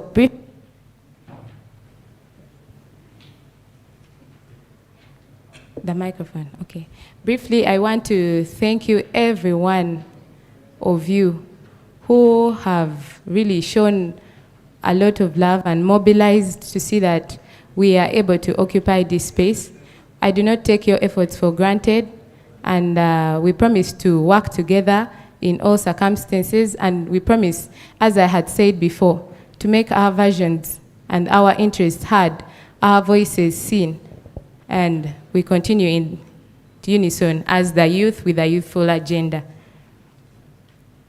Briefly stating, we are going to proceed with this August House, and these are going to be our rules of procedure. I want us to take attention to them, and I want us to also note that I'm going to give everyone ample time and opportunity to discuss every motion that, so do not feel like we are going to leave you out in any circumstance. It's going to be a unified thing. Number one, our rules of procedure we are going to handle is that we are not going to clap our hands, but whenever there is a point that is driven home, it is important that we stamp our feet. So limitations on how we are going to conduct it.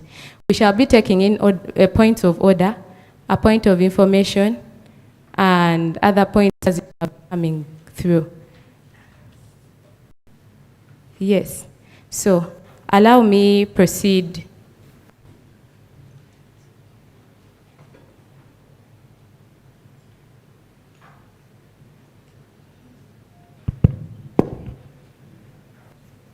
Yes, allow me proceed. We are going to all raise, and our clerk is going to lead us through a prayer before we proceed. Please raise up.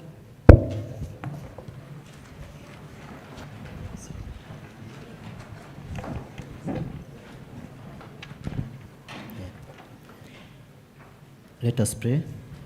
Almighty God, who in your infinite wisdom and providential goodness has appointed the offices of leaders and parliaments for the welfare of the society and the just government of humanity, we beseech you to look upon with your abundant favor these your servants, whom you have been pleased to call to the performance of such important trusts in this land.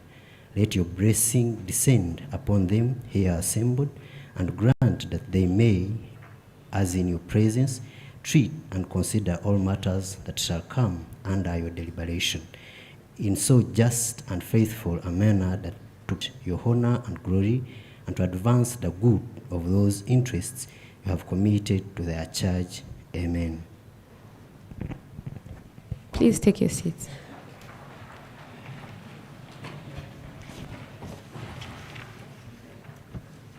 So let us first proceed to item number 6, and our clerk will lead us through.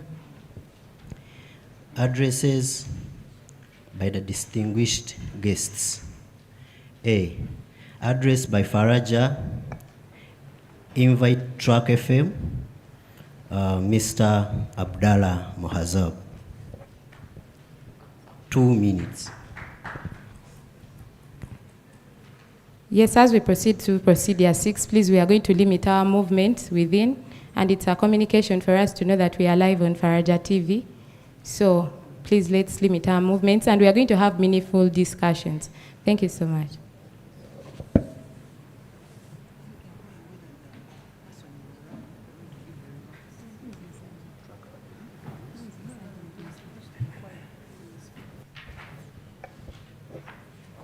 Is Mr. Mohazab Abdallah around? Yes. Please. Yes. Hello, everyone. Sorry, I thought it was Faraja going first. Thank you for the wonderful display. I really enjoyed it. I've technically studied politics, but I don't think I've ever gotten this kind of political training. It was really a pleasure to watch. Thanks for that. So my name is Muhazzab Abdullah. I do monitoring and evaluation at Track FM. That's us over there. And I want to talk about like kind of some final work done by the 6th Youth Parliament, kind of introduce it to the 7th, as well as to some of the distinguished guests we have here. So we're not a radio station. We have FM in our name, but we're a non-profit that works with radio stations and basic SMS technology to ask multiple choice opinion poll questions of Ugandan citizens. In the past few months, we asked citizens what they know and what they think about human rights. 66,000 citizens from all the regions of Uganda responded, and the youth leaders of the 6th Parliament brought their grassroots political experience to bear on designing poll questions that were as fair and as unbiased as possible. Faraja also provided some lawyers and some human rights experts. And when we ran these poll questions as well as radio talk shows discussing the results of the polls, bringing them back to the people, and the youth leaders of the 6th Parliament were also, they were talk show participants on 44 talk shows across the country for this purpose. So we think that we collected a lot of good citizen data, and the final kind of, one of the final acts of the 6th Parliament was to have a virtual sitting in which they debated and discussed this data and came up with a recommendation for the leaders of Uganda. Those recommendations are contained in this booklet that we want to hand over during this kind of event, both to the 7th Youth Parliament as well as to some of our distinguished guests. And two in particular would be the guests that we want to address. To the Honorable Mr. Odoy, who is the chairperson of the Parliamentary Forum on Youth Affairs. Your interest is in youth politics, and the youth leaders of Uganda have produced something that we believe is very, very interesting, data-driven policy recommendations. And so for you, we want to hand it over kind of with a letter addressed directly to you. In case you don't want to read the full report, you can just read this page. And also we want to hand over to the just elected Speaker of the 7th Assembly, the Right Honorable Madam Vicky. We also want to hand over a copy to you. And that's pretty much it. We have some markers, and we have the front page of our report on that poster over there. Throughout this kind of gathering, if anyone wants to take a marker and go put their signature on it, feel free. That would be nice and interesting. But that is all from me. I believe that Okot Ola, the Speaker of the 6th, will also add a few words, I think later or in private with Mr. Adoy. And that's all. Thank you so much. Thank you so much, Mr. Muhazzab, for that wonderful address that you've given us. It's important that we know that yesterday we had a Twitter space conversation where we spoke about the concept of innovation. Here he's, I think, basically telling us we need to be innovative and carry on into a technified era, which is a space that is very vital for every youth in this space. So, yes, dear clerk, I ask you to proceed. Next item, address by Action Aid Country Representative, Mr. David.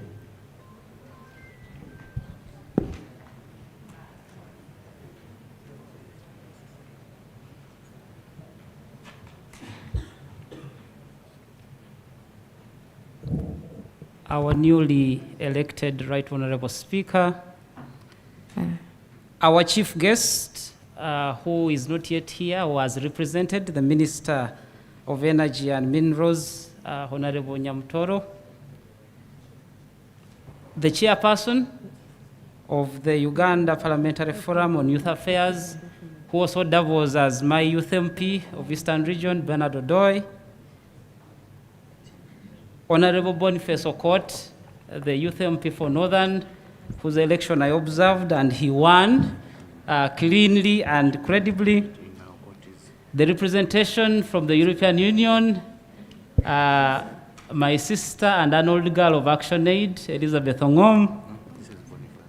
Representation from the Electoral Commission, the Independent Electoral Commission. The National Youth Council, my brother Jacob is not here, but may be represented. I did not move alone. I moved with my sister Regina, who is the mother of the Global Platform, You can stand for recognition. Yes, we can receive her. When she's in the north, they call her Imat. Imat Lango and Imat Acholi. Other development partners that are represented here, I can see my brother over there, and of course GIZ, my sister Davina that we have moved with from Gulu to Mbale to Jinja to Mbarara to Fort Poto with the Faraja team to make sure that the sub-regional youth parliaments happen.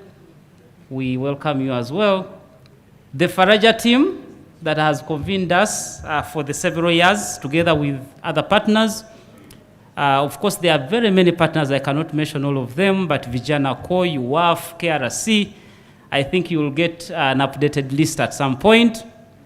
But also to you, the honorable members that have traveled from the different corners of this beautiful country to come and be at this National Youth Parliament. My name is David Nyaribi. I am not the country director of ActionAid International Uganda, but I'm representing the country director, a man of integrity and a solid work ethic, Mr. Xavier Joy, who would have wished to be with us, but because of similarly competing commitments could not make it, but sent Regina and I to be here. I am the ambassador of possibilities, and I work with ActionAid as a leadership and a governance specialist. So this space suits me very well. I want to begin by congratulating the speaker, the deputy and the clerks for being elected. An election is not always an easy process, so congratulations, Right Honorable Speaker. I also want to congratulate you again because I was part of the team that moved around this country with the subnational youth parliaments, and in their thousands who would have wished to be here. But among the called, you are the chosen, so congratulations. And I hope this will light a fire in you that cannot be quenched, especially as we build Uganda, East Africa, Africa, and the world. ActionAid is a global federation of 45 plus countries, and our mission and work is simple, is to fight for social justice and fighting poverty. We believe that poverty is the mother of all the challenges, but also in there embedded is the challenge of leadership, in there corruption, and I am happy that the young people in the regions discussed this strongly, and even here we are going to deliberate, I believe, robustly, so that we are able to get solutions for this country. Within ActionAid, there is a youth wing, which is the global platform, and that's where Regina and I directly work. We support young people through trainings, organizing, and mobilizing for social justice and fighting poverty within their communities. And I am happy that amongst other partners, we were able to support young people to come from up country. We didn't sponsor anybody from within the urban area, but from up country to come and attend this parliament, because we really care about the vulnerable and people coming from the forgotten corners of this country. So that is, in a nutshell, what we do. And we do not work in isolation, of course, with the government of Uganda, with Faraja, and support of all the development partners, GIZ, EU, and others. I spoke a lot at all the subnational parliaments. I was giving closing remarks and making a call to action, except in Pakwach, where I didn't go. But the message has been simple and clear. We are calling for servant leadership. Leadership that fronts obligation ahead of privilege. We are calling for an end to corruption, not just in public office, even in your homes, in your positions as a university leader, as a market leader, as an association leader. The entire strata, we are calling for integrity. We are calling for feminist leadership, a balance where we have men and women on board. I always give an analogy. I'll give this and close because I only have 3 minutes. That society is like a plane.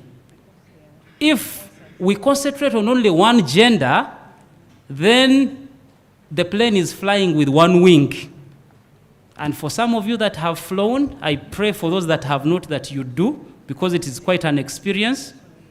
You'd be in an airplane that is flying with one wing because that one is qualified for emergency landing.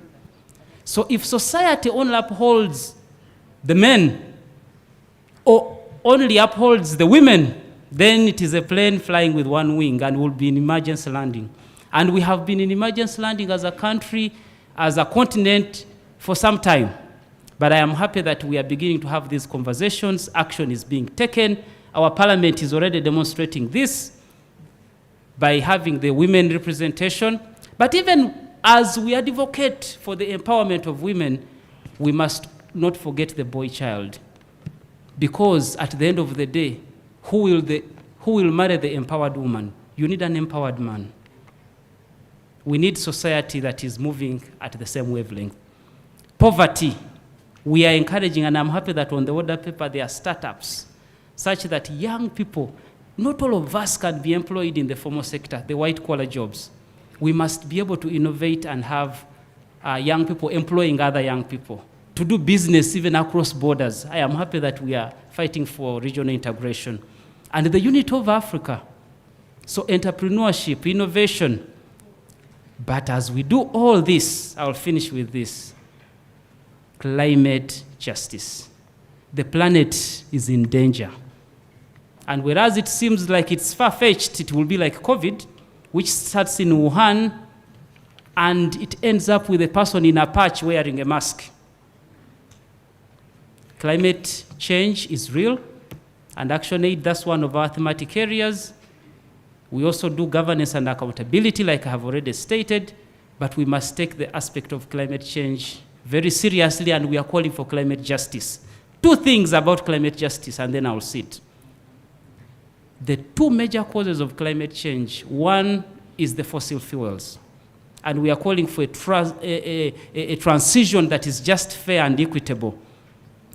That Africa can transition, Europe should transition faster because they have caused this more than Africa and the entire global south combined. But secondly is industrial agriculture, using synthetics and using inorganic materials for farming on a large scale. And we propose two clear solutions. We are very clear and precise. One is renewable and alternative energy. In there you have wind energy, solar, and I'm happy that the Minister of Energy is our chief guest. I hope she turns up, because we are already celebrating West Nile getting on the national grid. But it took so long. We don't need to take so long on some of these issues. Secondly is agroecology. ActionAid runs about 5 agroecological centers. So agroecology is the second solution to counter industrial agriculture. Thank you very much. I wish you a fruitful deliberation. Thank you to our partners. Thank you to our conveners. And congratulations, Right Honorable Speaker. Thank you very much for God and my country. Thank you so much for that wonderful speech. I think it airs out the concept of servant leadership, empowerment of women, innovative ideas, and the concept of climate justice. I know everybody is just waiting for that opportune moment when we are going to open up the motions for debating. I think it's the major reason why we're here, to deliberate on issues that are really affecting the youth in this circumstance. So I would beg that, if it's possible, that the next people to address the help and be to understand that we are sitting on a time bomb, and the space could not be sufficient because we have so many motions that we want to deliberate upon, and I believe everyone wants to be given an opportunity to say something. So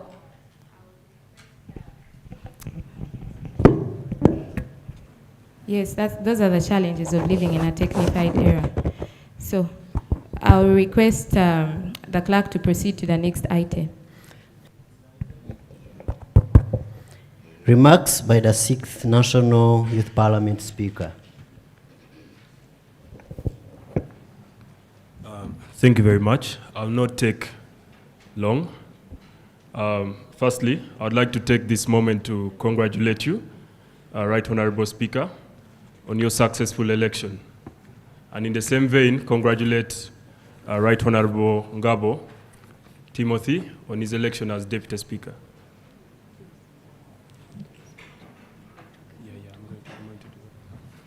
All right, thank you very much. All right, Honorable Speaker and members of the 7th Youth Parliament, this address is to you. When we took on the mantle of the 6th Youth Parliament, many a time we were told that this is just a one-off activity. In my time, together with my colleague, Right Honorable Miriam Nampera, the Deputy Speaker, we sought to address this by introducing some programmatic work into the Youth Parliament. And we hope that in your time as Speaker, you're able to take these on and also buttress them further. We took on spaces, we moved the Youth Parliament online, and we also succeeded to pull off a second session. We hope that during your time, this culture goes on and grows, and maybe quarterly we can have sittings, and perhaps even regionally. We live with the support of the very capable elder brothers like my comrade, Honorable Bernard Odoi. Some of things can be worked out. Also very specially, during our time, we worked with Track FM, which was our most interesting development. With the meager resources that youth bodies normally struggle with, we struggled and put up a series of radio shows all over the country. We reached all corners. Some of us were in Jinja, Gulu, West Nile, Fort Portal, and I think this was immense for an unfunded or lowly funded body like the National Youth Parliament. We hope that Track FM proceeds to work with your parliament to give these activities. This also engages all the members to make sure they speak to their areas and perhaps will bring to life the regional parliaments and the regional speakers. The mantle is on you to make sure that some of these activities stay alive. Right, Honorable Speaker, as we hand over, I would like to present to you a report, but for purposes of presentation, I would like to request Track FM to join me.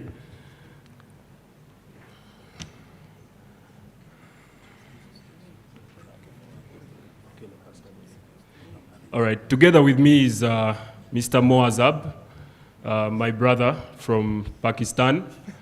He's learning a bit of Luganda, and Comrade Okello Pascaline. Those of you who have been in political spaces, you know him. He's the program manager at Track FM, which is an NGO. I would like to request that before the Right Honorable Speaker sign, our elder brothers, Comrade Bernard Odoi and Honorable Court Boniface, append their signatures on this document, on this poster. If we could just kindly request you to.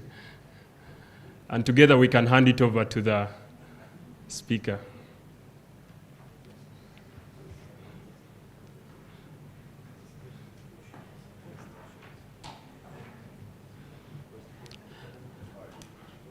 Right Honorable Members of Parliament, that poster being signed was National Youth Parliament working with the support of Track FM to collect voices of over 80,000 Ugandans.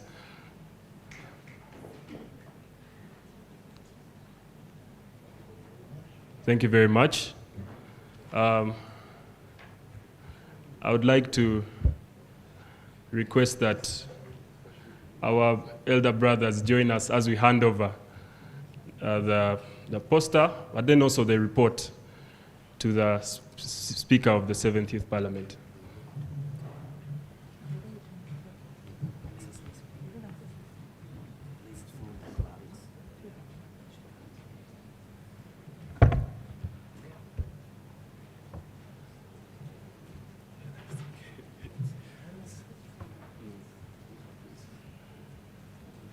Our Speaker will now sign.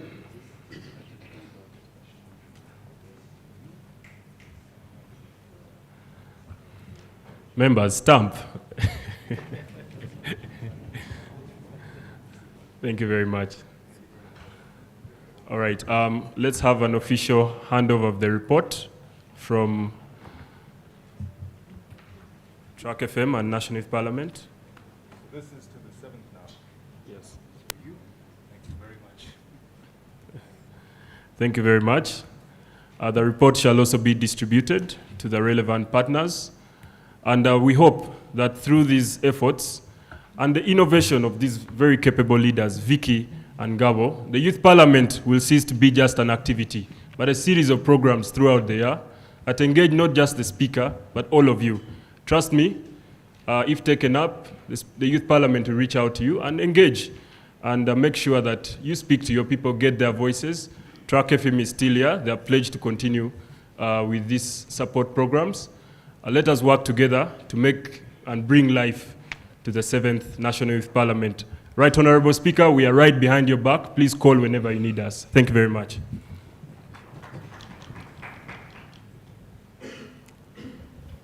Thank you so much, Emeritus Speaker, for that remark that you have made. And I believe that together with the members of this August House and the Deputy Speaker, we shall work hand in hand to continuously work hand in hand with Track FM with what they started, so that we can be able to push it. So as people were talking about what achievements the 6th National Youth Parliament has made, I think it's vividly seen that at least they have moved a step forward, and it leaves us in a very big gap that we have to move forward and also try to fill and lobby more and what is better for the youth about it. So I also am going to implore us that we could, if it's possible, I don't know if our partners from the Track FM really have very many copies that they can be able to distribute out to every member who is in here, so that they can go and study it more and understand how the concept works and be able to work hand in hand with them in their different spaces, because we recognize the fact that people come from different regions and different spaces and they need to be reached out, because we talked about the visibility of the National Youth Parliament beyond just one personal sitting. So I would call upon my clerk to continue with the next item on the order paper. Next item, address by Electoral Commission representative.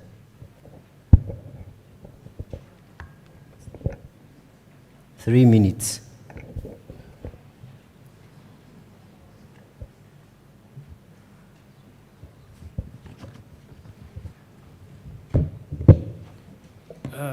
Right Honourable Speaker and Right Honourable Deputy Speaker, first of all, I want to congratulate you on this, on your elevation and election to this very important role of driving the greatest concentration of young people in this country at this particular time. Congratulations. My name is Julius Muchunguzi. I'm the head of public relations at the Electoral Commission, and I'm here representing the chairperson of the Electoral Commission, Justice Biawakama Mugenyi Simon, who was invited, and he had hoped that he would make it. But there were last-minute requirements on his schedule that couldn't allow him to be here, and he asked me to represent him, and he asked me to deliver his message. But let me also recognize the honorable members of parliament in the house, the partners that are here, and Faraja Africa for convening this series for the last 6 times, now in the 7th session. They deserve really a big recognition. The chairperson of the Electoral Commission asked me to deliver these 3 or 4 points.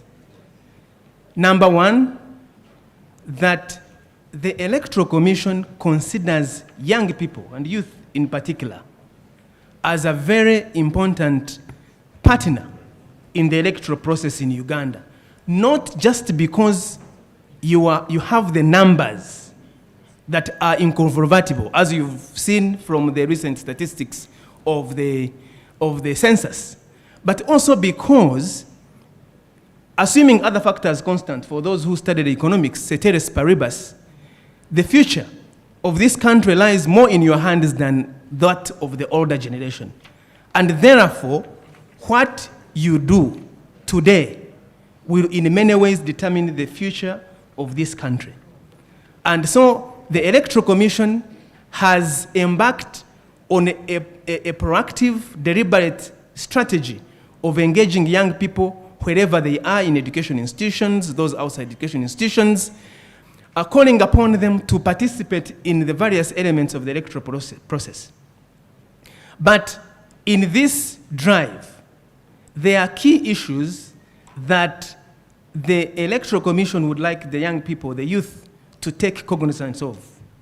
Number one is the issue that is already on the order paper, the question of commercialization, excessive commercialization of our electoral process. We are very delighted that this sitting is considering discussion of this important motion, because what has happened and what is happening in the electoral process at all levels is that our democracy appears to be for sale,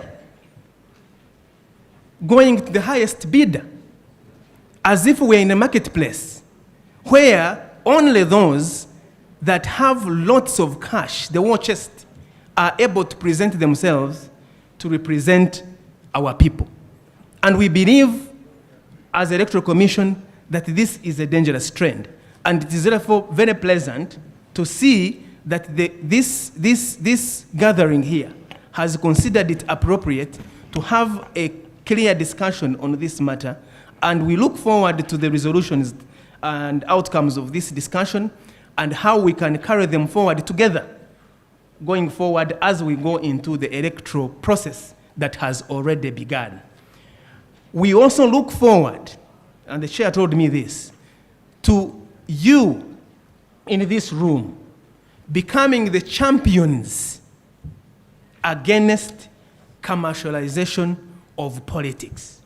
And there are a number of ways we can do this, because the politicians and the candidates will say that the reason why a lot of money is used in the electoral process is because you, the voters, actually put them on pressure to do things that they shouldn't be doing as elected leaders. That beyond doing legislation, we ask them to pay school fees, we ask them to attend burials, we ask them to contribute to weddings, we ask them to construct roads.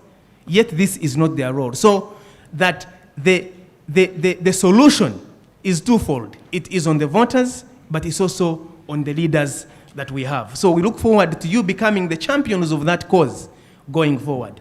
The second point the chairperson told me to share is the issue of election violence.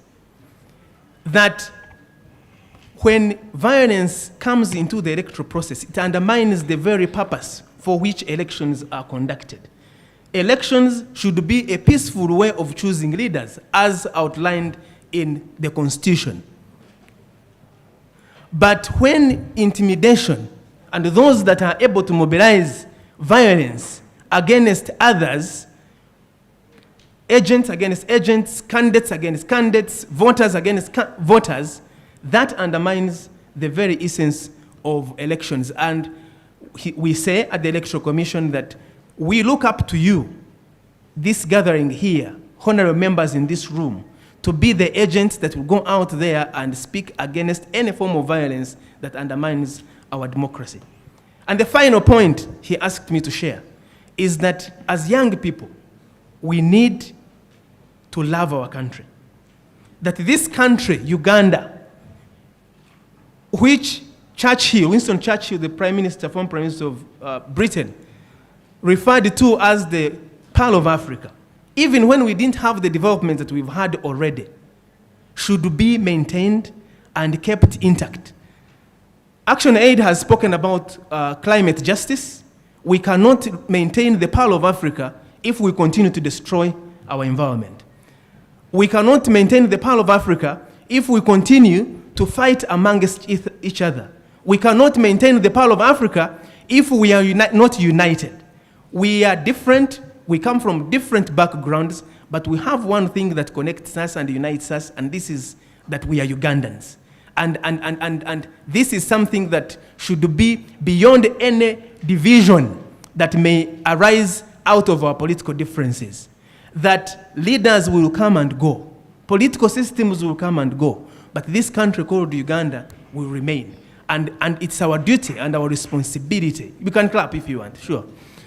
That, yes, that this country will remain and must remain, irrespective of the leadership that we choose. And therefore, it's our duty as young people to make sure that we do the right things at the right time to ensure that the future of this country remains progressive, remains safe, secure, and developing. And finally, he asked me to inform you that the roadmap, the revised roadmap for the 2025-2026 elections was released. Please, we call upon you to interest yourselves in the various elements of that electoral process and roadmap, because you are the people that are going to be electing your leaders, the special interest groups, those dates that are important for you to know when you need, what you need to do when, are significant. So please visit the website of the Electoral Commission and go on our social media handles. Look out for that information because you need it. And finally, for the next elections that we will have electing speakers and deputy speaker, the Election Commission is at your service to provide some of the facilities that you need, transparent ballot boxes. If we get information beforehand, we can even print for you. If you give us your voters register, we can even print for you we can give you the ballot papers so that you know. Yes, sure. Because we have been doing this in other institutions, surely we can do this for this very important gathering. I thank you very much, and I wish you, on behalf of the chairperson of the Electoral Commission, very fruitful deliberations, and we are at your service anytime, any day. Reach out to our people in your various districts and get the information that you need about electoral processes and the future of our country, for God and my country. Thank you. Thank you much, sir, for that pertinent remark that you have raised. We appreciate so much.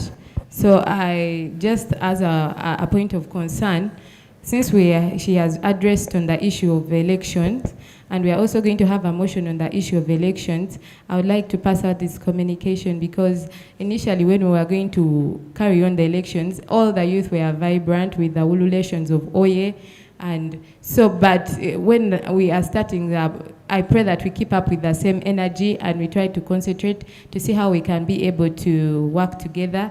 I also want to encourage us that we should work together with the Electoral Commission, because there are many loopholes that we could consider in this National Youth Parliament concerning the electioning processes that he recommends we could be able to adopt as a House. So thank you so much. I would love to ask the clerk to continue to the next point of item. Next item, address by the representative of the European Union to Uganda.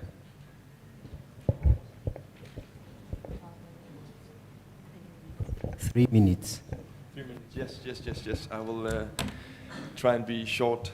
Honorable representative of the Minister for Energy and Mineral Development, chairperson of the Uganda Parliamentary Forum for Youth Affairs, the honorable member of parliament from the Northern region, representative from the Electoral Commission, representative from Action Aid, the executive director of the Faraja Africa Foundation, you're there somewhere, representatives of civil society organizations, young people present, distinguished guests, and of course the right honorable speaker and deputy speaker, all protocol observed.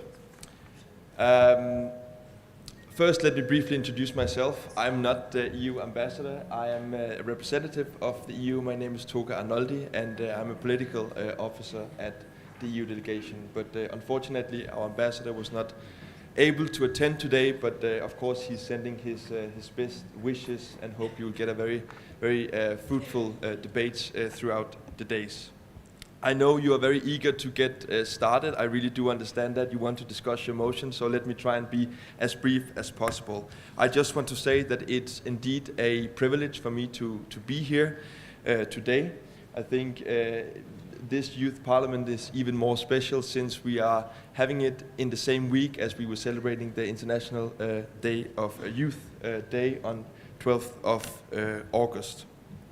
But let me, even though we don't have a lot of time, let me just start by, of course, thanking the Faraja Africa Foundation and also the 11th Parliament of Uganda for jointly organizing this event, which gives this opportunity for you young stakeholders to engage with the 11th Parliament of Uganda to learn more about the legislative machinery and undertake advocacy for youth issues at a national level. This is, as you know, the 7th year that the Faraja Africa Foundation organizes the National Youth Parliament, which present a very established dialogue format between the youth and the people who are making the laws here in Uganda. So Faraja Africa Foundation is collaborating with GIZ and or German Corporation and the European Union on the GIZ Civil Society Support Program, which we are proud to be supporting.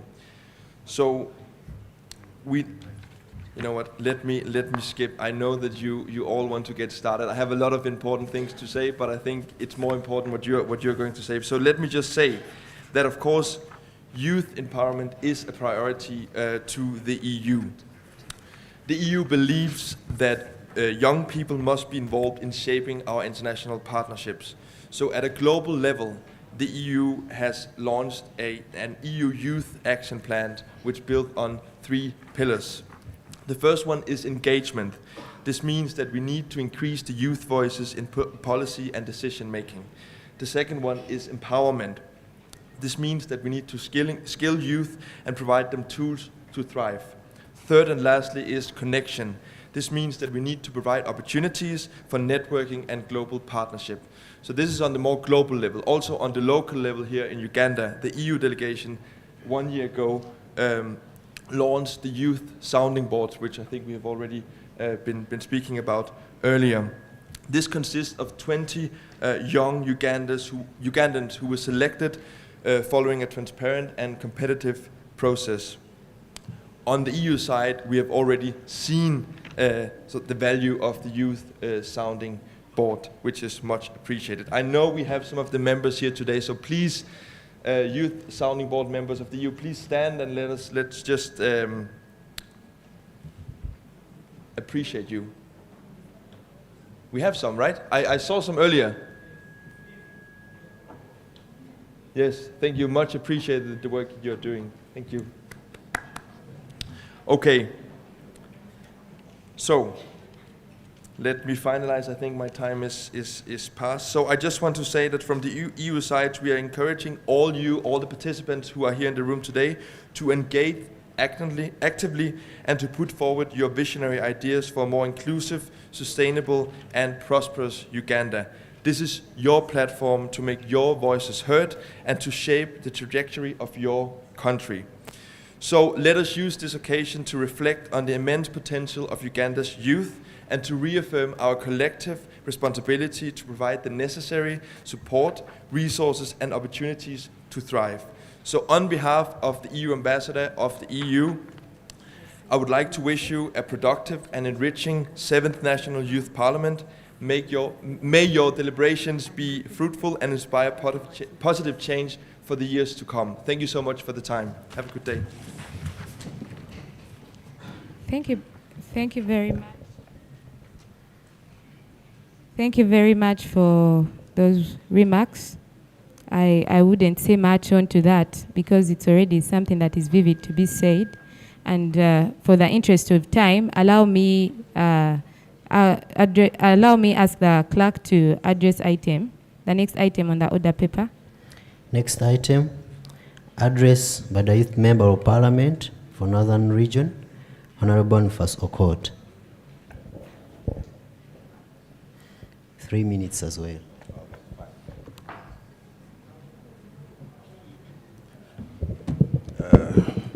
Youth Parliament, oye! Youth Parliament, oye! I feel the energy in the room. The Right Honourable Speaker and your Deputy and my Honourable colleague, Honourable Odoye, all the partners, Faraja, the EU Action Aid, the sponsors, whoever put in any amount of energy or effort to realize this particular event, and most importantly, the Youth Parliament. For those who may not know me, my name is Boniface Okot. I am the Member of Parliament representing the youth of Northern Uganda, but also I'm the Vice Chairperson of the Committee on Trade, Tourism and Industries in the 11th Parliament of Uganda. First of all, I had the opportunity of attending and observing your election, and also of listening to your deliberations. And I had one specific wish. My wish was that if I could be an angel of God, I would write all your names in the book of life today. Because I'm very impressed. I'm very impressed at the quality of young leaders that we have in this country. Actually, if we were talking about things that we lack as a country, we don't lack excellent young leaders. I'm so impressed.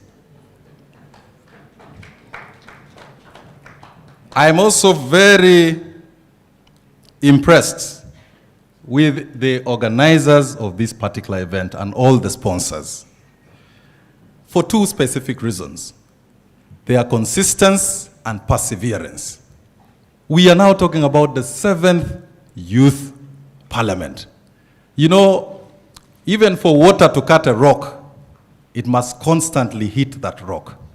The organizers, we really, really appreciate your effort, and we urge you that continue supporting our young people. It will not be in vain. I also want to thank the 6th Youth Parliament and its leadership for conducting a free and fair election. You know, I was very eager to see what happens in this election. I did not see money changing hands. I didn't see it. And if the Electoral Commission is looking at benchmarking or seeing examples of elections that are conducted without use of extreme money, please just come to the Youth Parliament. They were very transparent, and I really appreciate you. The country must learn from this particular crop and generation of youth leaders. I want to thank also the Right Honourable Speaker of this particular parliament. It's a lady, and this is a sign that this particular parliament is also akin to the requirement of gender equity and balance. Right Honourable Speaker, I really appreciate you and I congratulate you. We shall support you. I have a short story to that. In a class in one of my areas in the north, a teacher was asking students what they wanted to become. And people kept on saying they wanted to become doctors, MPs, engineers. And he asked a specific boy. And the boy said, for me, all I want is to be a man who lives a good life. And the teacher said, what kind of job is that? He said, no, I simply want to wake up in the morning and I have a cup of milk near my bedside and I can have very good breakfast. Then during lunch, I also have grilled chicken and spaghetti on the side. Then in the evening, I drive a nice Benz. And occasionally over the weekends, I can fly to Zanzibar and enjoy my vacation. Next to him was a girl. And the teacher asked this particular girl what she wanted to become. And the girl said, please, teacher, I simply want to be this boy's wife. Today, this parliament has defied the traditional, original thinking that girls are only brides. I see a number of very vibrant girls here, and I congratulate you. We want to feel your impact in this parliament. The Vice President of Uganda is a lady, the Speaker is a lady, almost all the Deputy Prime Ministers are ladies, the Health Minister, the Gender Minister. We also want to feel your impact in this House, and I congratulate you. To the new leaders of this parliament, because I know my time is up, our fundamental question is going to be, what is our generational mission as a group of young people? That's the fundamental question. Because these are questions that every generation, in the 1960s, the youth answered that question. Theirs was about independence, and they responded to it. In the 1970s, it was about exiting the dictatorial extrajudicial killings or leadership of Idi Amin. The youth in their gatherings also handled that. In 1980, it was about the restoration of democracy and regular elections in this country. The youth also did that. In the 1990s, the whole of Uganda was fragmented. In the north, we had the LRA. Many of our young people were living in camps.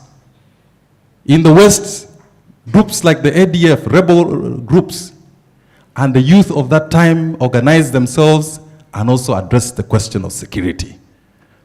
As the young people of our generation, what is our fundamental mission? In one of the books, The Wretched of the Earth, Franz Fanon writes that every generation out of relative obscurity must identify its generational mission, and it chooses to either betray it or fulfill it. I beg that this parliament today enables us fulfill our generational mission of fighting poverty, abject poverty of our people, and also the fundamental motions that are raised. I am the proponent of the private members bill on startup, which you're going to discuss today. There is the issue of startup, and I'm the sponsor of that private members bill in our parliament currently. But I want to just give you an update in a split second, that I started that particular bill as a private member, but I'm glad that now government has taken it up, and in the legislative agenda of government for the 4th session of parliament, now the startup bill is officially a bill that government is going to introduce in this particular session of parliament. We'll probably find another forum to talk about it. I know you're also going to discuss the matter of corruption, which is important. And I also know for a fact that there are many discussions that will come. But the biggest question today is going to be, can we give the resolutions of the Youth Parliament wheels so that the discussions does not end in this beautiful room, in this air conditioning? That the resolutions do not end with us. On Thursday of the other week, for those who are following Parliament, the day before Youth Day, I had the opportunity of addressing Parliament on this issue of the youth. My prayer to Parliament and a motion that I moved without notice in Parliament was for us, for Parliament to have a whole day, one whole session of Parliament just to discuss the matter of youth in this country, and Parliament accepted it.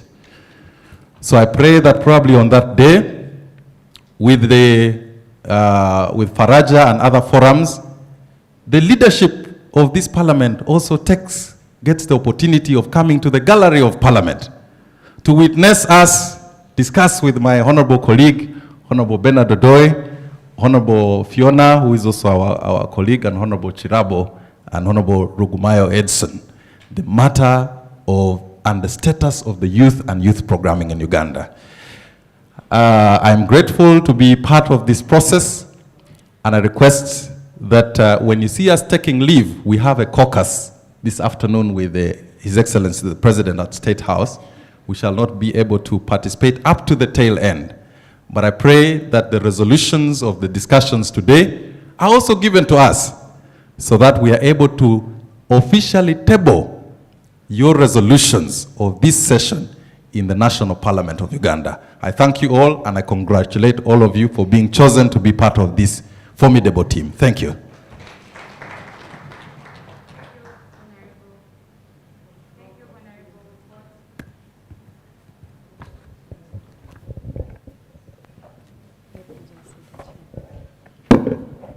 It's prudent for me to use both mics, I think. So thank you, Honorable Court, for that wonderful address to us. Initially, we spoke about the concept of the lawmaking process, and we agreed that even an informal sector can be able to make a lawmaking process. And so, as members of this honorable house, we pray that all these motions that shall be adopted, being you the members of the youth parliament that could formally delegated to carry on lawmaking processes, we pray that you will be able to carry on these motions that we shall be able to discuss, so that one day in this nation they can be able to turn into a policy that can be able to create and pave a way for the challenges that the youth are facing in this nation. So we are really praying to work hand in hand with you to see that at least at the end of it all, just as you lay down the startup bill, you can be able to carry on the other motions, especially whatever motion we shall discuss concerning the concept of corruption in this nation. Thank you so much. So I would request the clerk to proceed to the next order, the next item on our order paper. Next item, address by the chairperson for youth affairs and also the representative of our chief guest, Honorable Bernard Odor.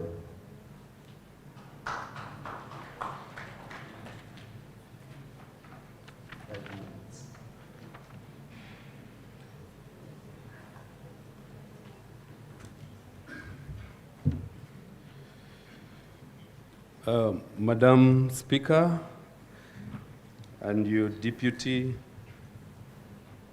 allow me to take this opportunity to congratulate you upon your victories.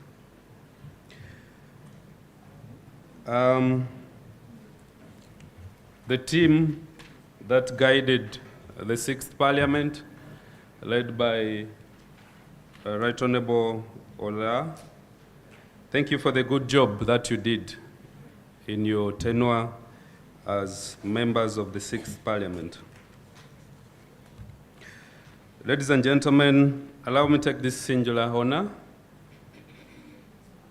to appreciate Faraja and the team for your consistency. Our brother Wabwira and your team, thank you so much for the good job well done.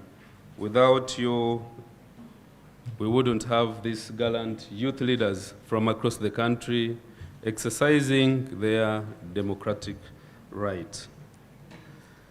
The team from Action Aid, our partners, we want to appreciate you for the good job that you have consistently supported this team and guided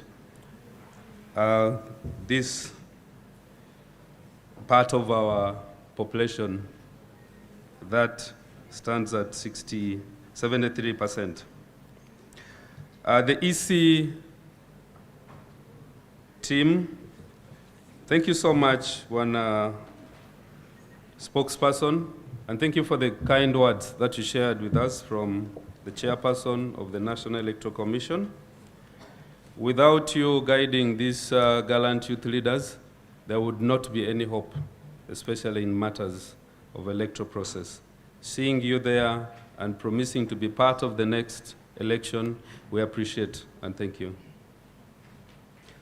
The team from EU, thank you so much. We've had several meetings with you. We went to Europe through your support. We appreciate the enormous support and the love you have for the youth of this country. We know of the many projects that you've given to the youth. We appreciate. My message to them is that let's look at the programs available that you bring on board and let's tap and become better citizens. GIZ, thank you so much. The representative from GIZ, thank you so much, madam, for always creating time for this core part of our population. Ladies and gentlemen, a lot has been said. I want to restrict my conversations to a few things. One, the issue of climate change, climate crisis.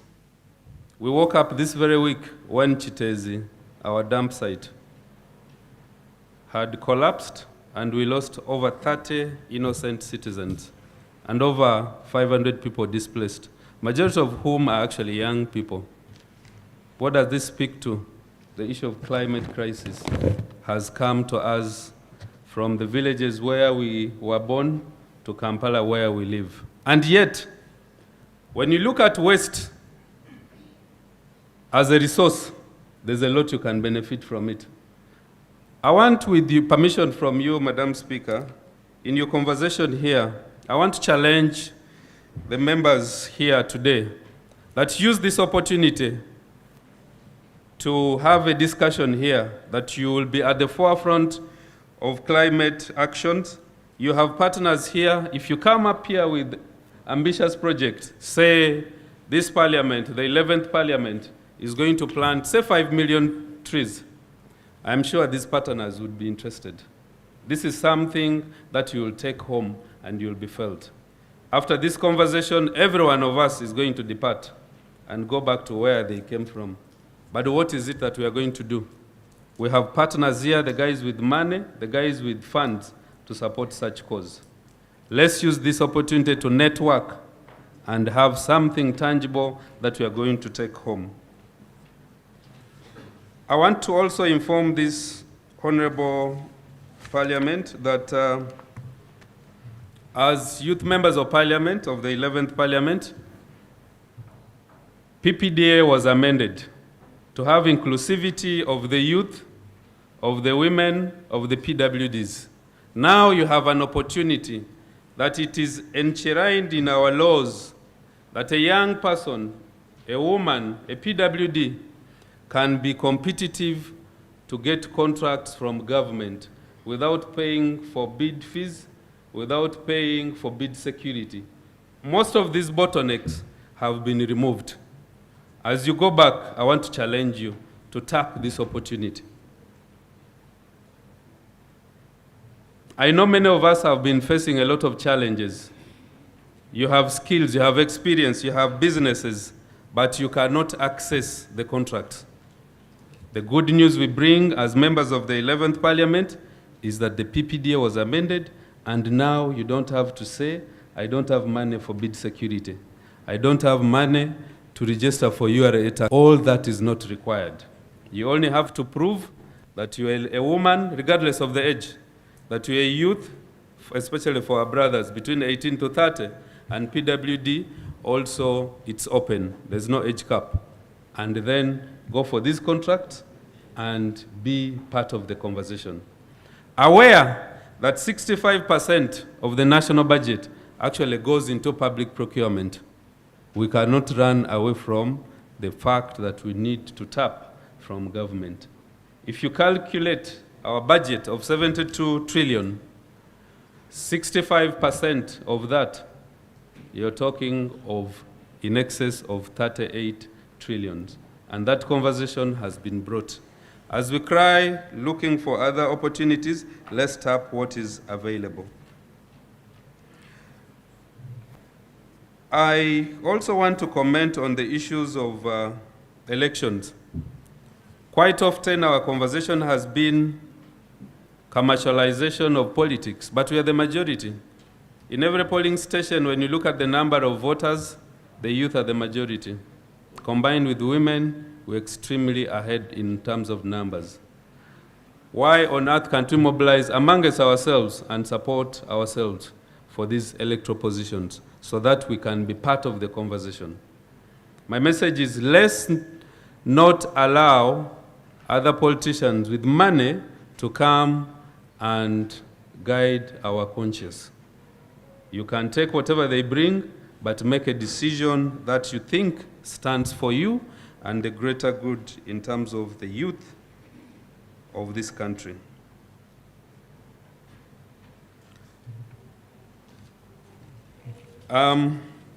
Looking at the number present here, most of you, or most of us here, are like cabin crew members landing at the age of 30. Then you won't be a youth anymore, especially for the boys. The women, the cap is open for the PPDA. What is the conversation that we have? We want a resolution here that will form part of our legislative agenda.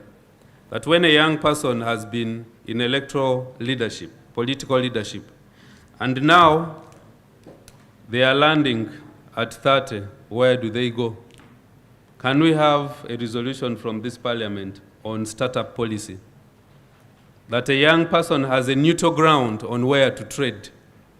We are aware that investors come here and they are given a lot of waivers, tax incentives, free land, and everything. These are the resolutions that we would want to get from you.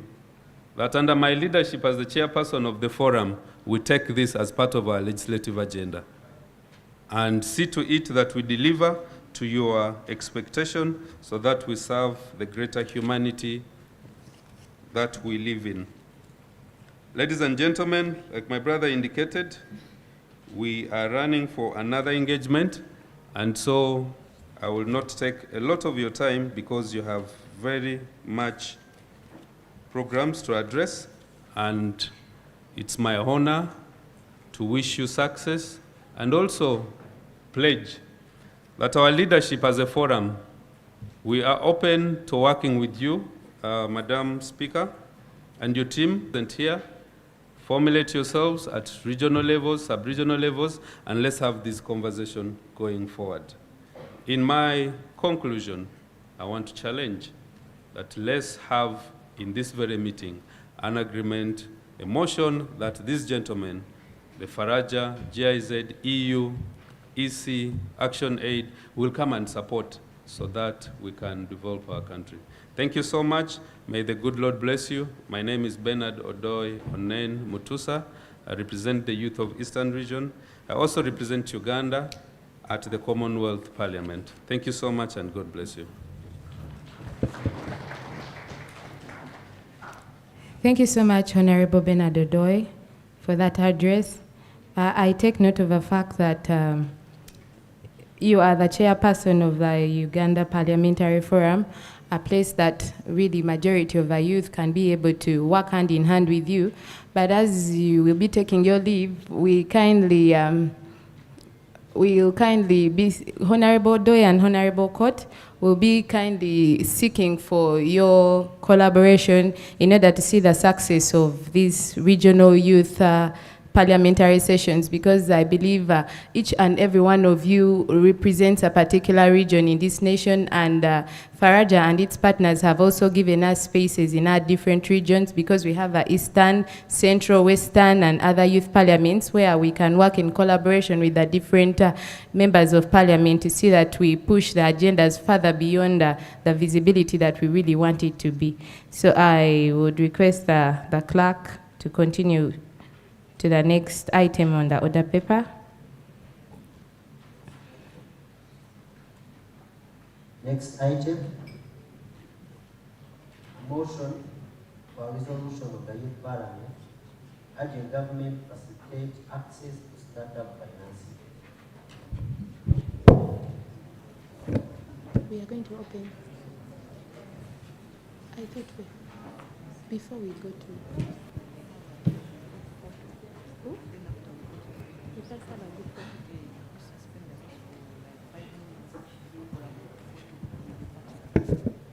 Okay, I've realized that the house is too calm for the moment, and yet we are going into a heated debate session. So I'm going to request that we be able to take a break. We are going to suspend the house just for a few minutes for some administrative communications. Thank you so much.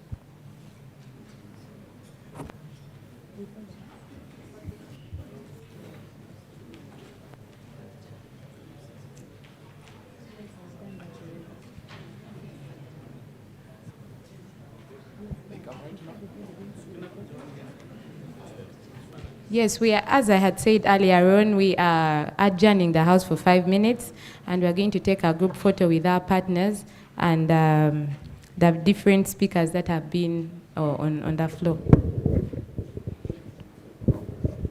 Yes, adjournment. Okay.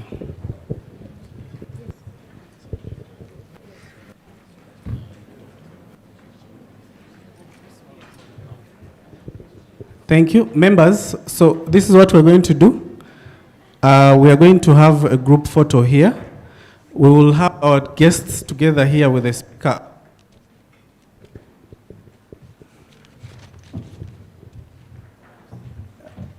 Representative from the EU.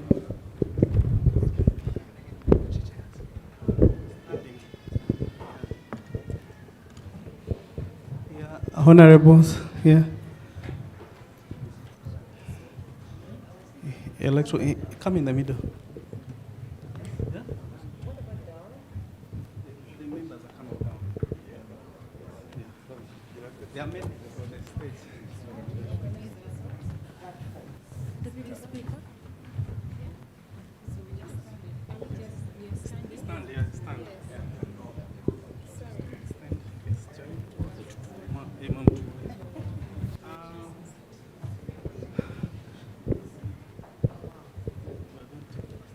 So we're taking this first picture. Walter, join Mohazab. Quickly. And then after that, we will join our side. The hotel team, can we remove the podium? Or anyone who can help, we remove the podium. Extend it behind.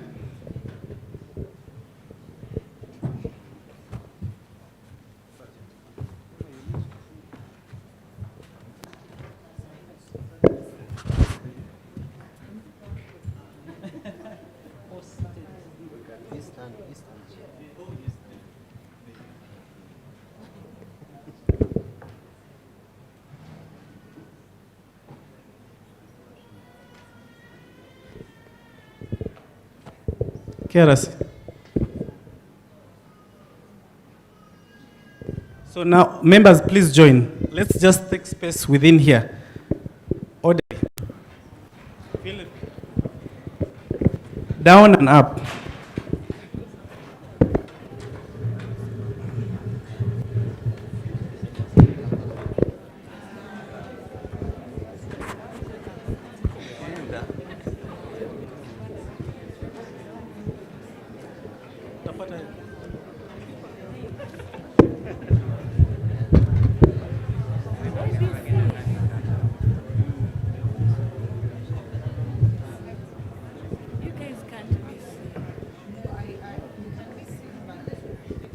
Faraja team, join the picture. Shalom. Sure, Edna. Go.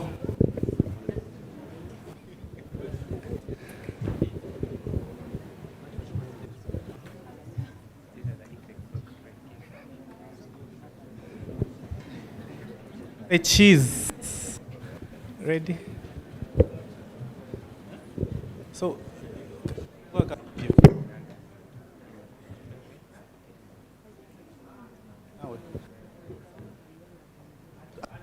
You are good. 1, 2.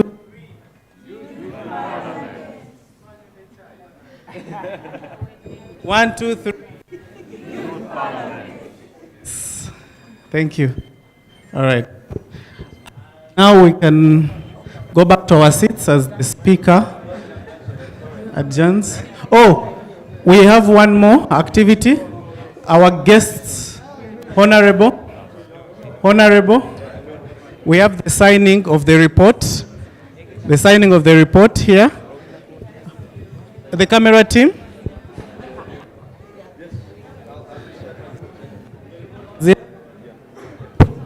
Elizabeth, signing of the report. No, marker. There's a marker here. Honorable Doi needs to sign. Yes. Sergeant. To some hold it like this. And I will Walter, you need to hold there and here. Yeah. I just want to come and sign. Yes. Yes. We are signing, then we leave. Honorable Court. Yes. Thank you so much.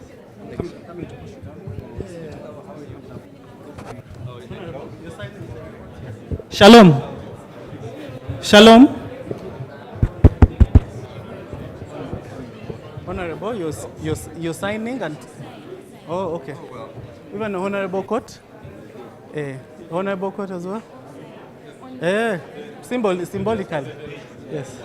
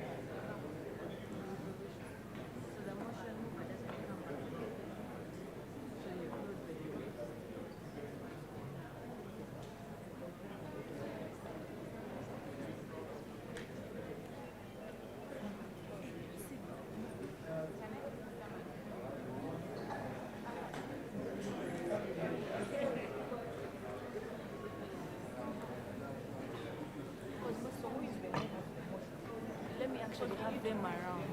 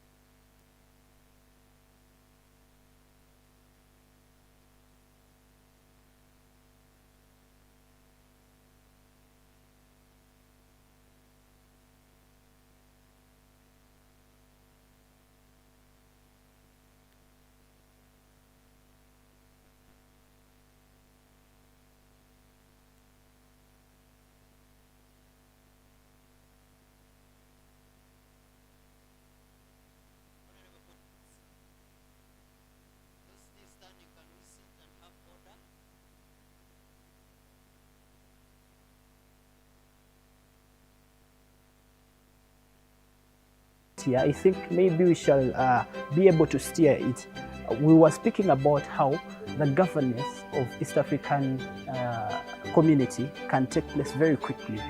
Now, I feel if at all this region is governing itself as a region and not just like countries, we would save lots of monies in administration. Within this assembly, the youth formulated several recommendations and issued a collective appeal to their respective governments and authoritative figures, urging concerted efforts to better the well-being of the populace in the region. Of course, yeah, I agree 100%, just because East Africa is people, and among our people it is, there is a big percentage is youth. So it is all about the activity that the integration is about us. So we have to take part, we have to take a role in order to make this integration be beneficial to everyone.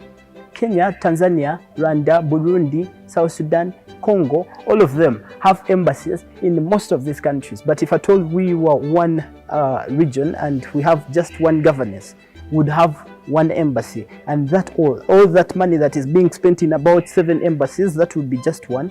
But lots of things that are being different. We could pick what is better in Tanzania, pick what is better in Uganda, Kenya, and all of it is together. We are only picking the good, and we have one government of many good things.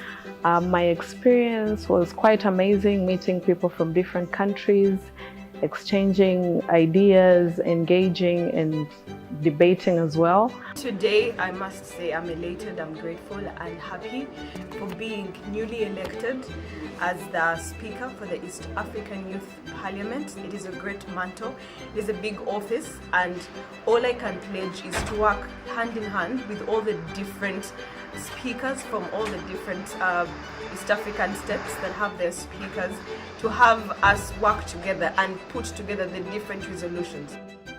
Of particular significance was the acknowledgement that inadequate governance stands as a formidable challenge confronting East African communities, thereby exacerbating more intricate issues within the region. Consequently, the youth underscored the imperative of instituting good governance as a fundamental measure, asserting that this represents the inaugural stride toward effecting positive transformations within the East African context.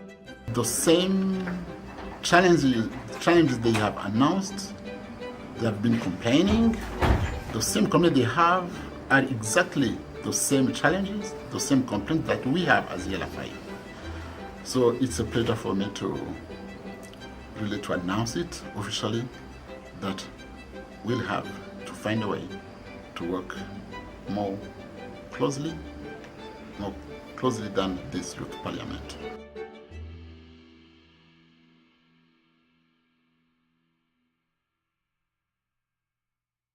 Whenever issues of young people are not spoken out by young people themselves, they don't necessarily get audience.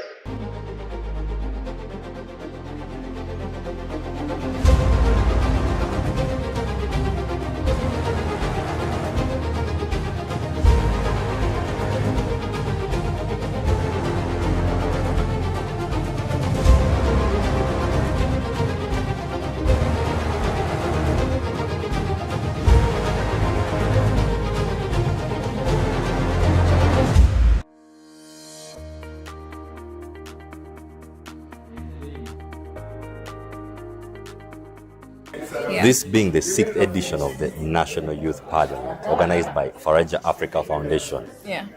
As always, the drill is you have the regional parliaments where youth get to debate on various issues. So how were the regional parliaments of this year? Well, quite interesting. They were bigger compared to last year. Remember, because last year we still had COVID, that was, sketchy. This time around, we had bigger numbers and we had wider participation.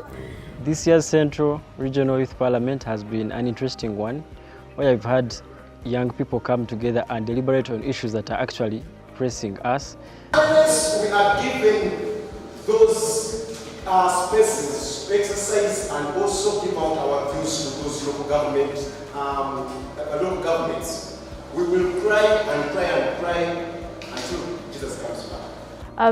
So far, this is the first youth parliament I've attended. Physically, I had attended the virtual one in 2021, but it has been a beautiful experience. A lot of brilliant people to meet, seeing the youth passionate about the matters of the country. I think each year that gets by, the youth parliament becomes more interesting and it gets better. It's a very enriching experience to see young people debate on pertinent issues that affect them in society. It's a blessing to tap into their cups of wisdom because, they give us a fresh feel of what is going on at the grassroots, where we might not be able as leaders to reach on a daily. So young people's advocacy, strengthening the youth voice, is a platform that we really need to fully utilize, and the youth parliament offers it on a silver platter. The question the youth are asking out there, how do you choose this member of parliament to come on the floor of parliament? Okay, for starters, it is always a competitive process, that is for a fact. But in the competition, we look at leaders, young emerging leaders, who have hands-on skills, who have done something, and we also give a lot of consideration to the leaders from the grassroots, because given our development approach, we're using a bottom-top approach. I don't want to lie to you that I'm going to go and pick someone that has been in power for some time, that is exposed already. No, we want that person who has not been here one time, or that person who is able to talk, who is able to speak. And of course, while we're doing that, we consider special groups, I'm talking about the PWDs, yeah. I'm talking about the special groups. We're looking at the women, the young mothers out there, and that person who maybe didn't finish school, but I tried to make it out there. So it's not like we don't want everyone to participate. I also have to have regional balances. We want each and every region. I was so inspired by the sessions. When I was cheering, at some point I got lost in my head. I said, imagine this was the real parliament, because the people were really respectful. Under my guidance, I managed to imagine in 30 minutes, 18 politicians speaking to the point. That was special, and we need to improve this, keep on going with this. Now, one day is not enough for everyone to understand the content of the motions. We tried, but we can only try. So this has inspired me. I want to really talk, say, okay, what are the chances? Can we see, is there any chance that we could keep on these conversations? Maybe even if it's quarterly. Because this crowd, if they have another chance to debate, they'll just get better and better and better. So the issues that were carried out in different regions were put together. And of course, we use the whole problem analysis sort of.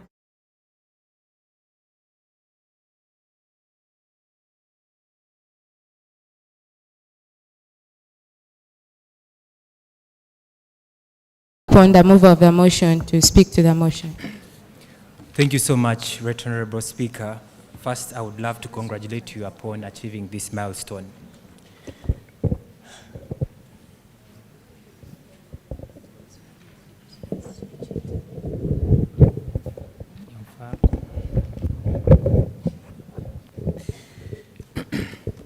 Right Honorable Speaker, the current private sector environment in Uganda and the current tax regime is prohibitive and undermines youth innovation and startup.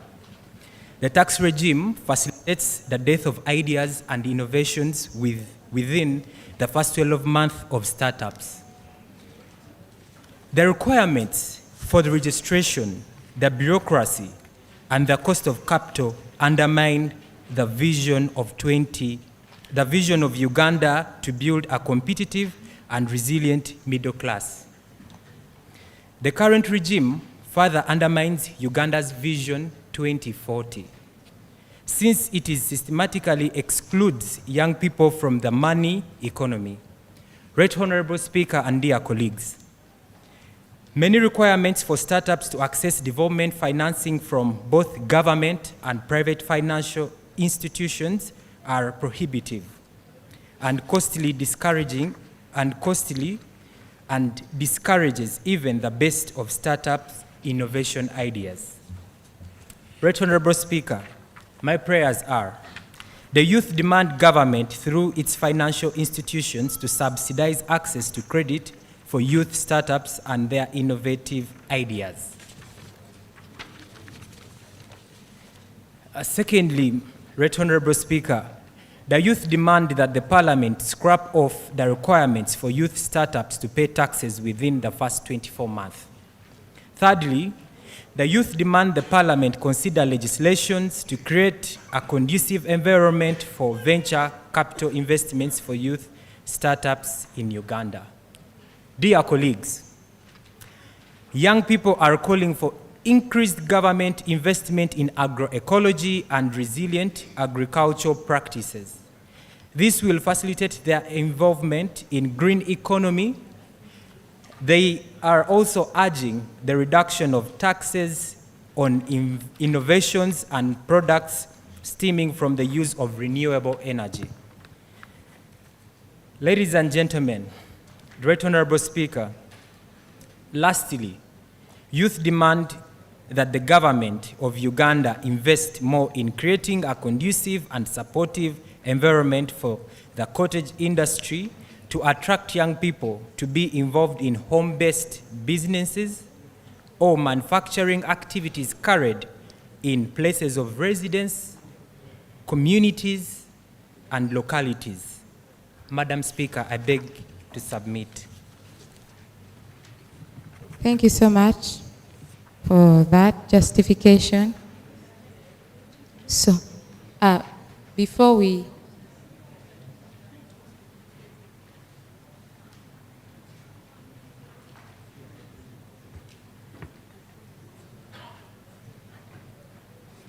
open up the floor for debate, it's important that I re-echo that we are having evidence-based discussions.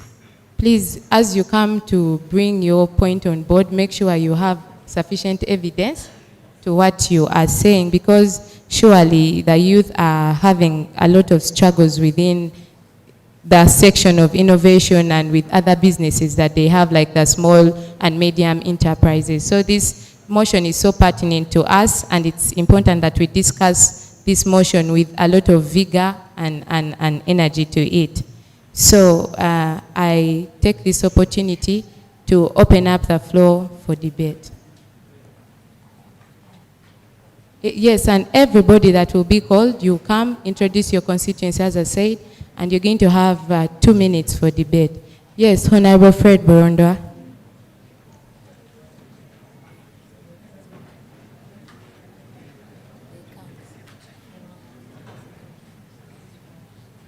Two minutes, please. You shall be timed. At the end of 2 minutes, you'll have to take a seat. Madam Speaker and members, I believe it's already good afternoon. Congratulations, Madam Speaker, on your election. The agenda of women is moving forward. So I hope you propel the same and also push that for us, the men. Madam Speaker, my name is Fred Burundwa. I hail from the Antonde district, about the last district that leaves the central as you enter the west. Madam Moderator, the move of the motion brings perspective to what the youth want to address. And somehow I'll speak in the capacity of Prime Minister, something you just gave me, Madam Speaker. Madam Speaker, the Honorable Minister, the Honorable Member of Parliament, Bernard Odoe, when he was here, he gave perspective as to the effort moving forward, the implementation that even in place we already have a bill, the Startup Act, the Startup Bill. Madam Speaker, I want to also put to perspective that there are already direction as we see the idea of financing startups. I'll give a good example. The Private Sector Foundation, under the GROW project, is financing women, for most of us that know that. Ideas that come up by the idea of women and pushing the same. Madam Speaker, I have a problem. Yes, we cry finance, but Madam Speaker, finance is a question of knowledge. We have seen history in projects that we have had as the youth, but the successes registered are literally minimal. So my question is, what haven't we addressed? And is it a question of capital? Just.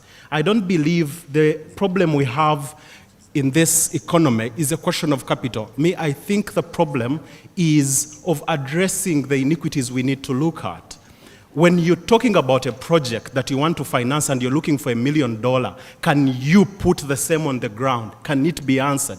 I see many of venture of guys in the startup world, for example, in the tech sector, they run to angel finance and they're telling them, give me $1 million, but they can't explain the same $1 million. They are talking about employing people and paying them $100 million, but then the people you're looking in the company about 3. So where will you put the other money? So I believe as we address the question of capital, which is a problem, I want to agree, we need to address the question of knowledge. Looking at the aspect we need to have in place. For example, the inadequacy of CFOs we have in this country. You look at projects, but projects that are never answered in the real realm of answered on the ground. You find you have projects, people will be given money, but these projects never work because we never put in the time. So for me, I'll move on that because you gave me 2 minutes, Madam Speaker. Thank you and thank you. Thank you so much, Honorable Fred Burunda, but you taking up a position of a Prime Minister, I expected you to actually defend this thing and tell us that really the startup financing and the startup financing is actually available. But from your deliberations, you really speak to us and tell us that the startup financing is really inadequate. So I fail to understand which really resolution are you bringing on board and what are you really telling us to say.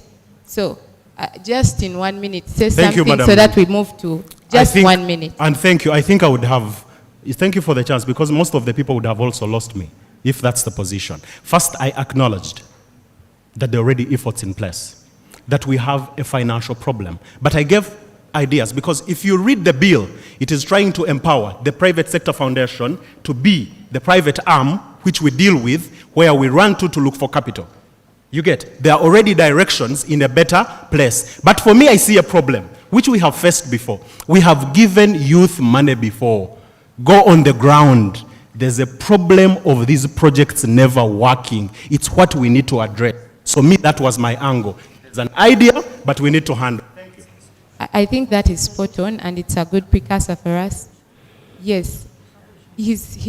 Could you recap on the solution once again so that she can take... For me, the solution is how we handle the element of knowledge.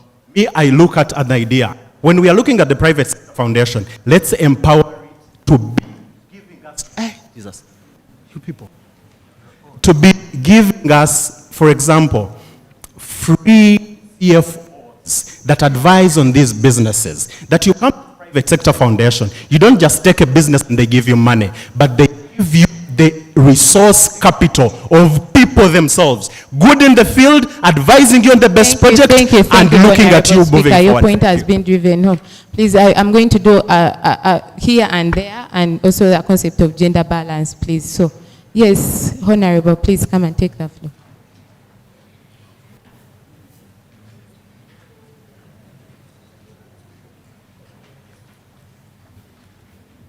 Thank you so much, Right Honorable Speaker, my fellow honorables, and also the guests around. A good afternoon. I'm here to negate the motion Please that has been... Please introduce yourself and your constituency. My name is Namwenge Esther, a youth advocate from Bali constituency, Northern Division. I'm here to negate the motion that our current speaker said, which was stating, urging the government to facilitate access to startup financing. Dear the August House, I would like you guys to be equipped with the knowledge that the funds have been already allocated. For example, we have the Myoga. We also have the PDM. But however, the question here is, how can we look onto going away with corruption? Because the funds are there, but then the solution is to look on how to go away with corruption. I beg to submit. Honorable, I think you're seconding and saying that surely there is financing and we don't need anything else beyond that. Yeah, we do not need, because they are there, but then we are looking at how do we go, because the funds are there, but then the officials who are in those offices have misused these funds. They've just taken them for themselves. I personally, of recent, I applied for the PDM funds, and the policy says someone else will receive 1 million. I and my colleagues, we got 300,000 shillings. When we tried asking around what is the policy, our SACCO chairperson told us, we also invested in our time. That's why we took the 700,000 shillings. So we should look into the solution on how to go away with corruption. Thank you, thank you, thank you. Thank you. Yes, Honorable Poni Aikuru, for just to, yes, that's what I was going to say. Just for clarity, it is not me to grant you the point of information. It's the person on the floor to grant you the point of information when it's raised. So if you see me here ignoring you, you have to make sure you grab her attention, not mine. Just point of procedure. Yes. Point of procedure, Honorable. Right, Honorable. Okay, point of procedure, accepted.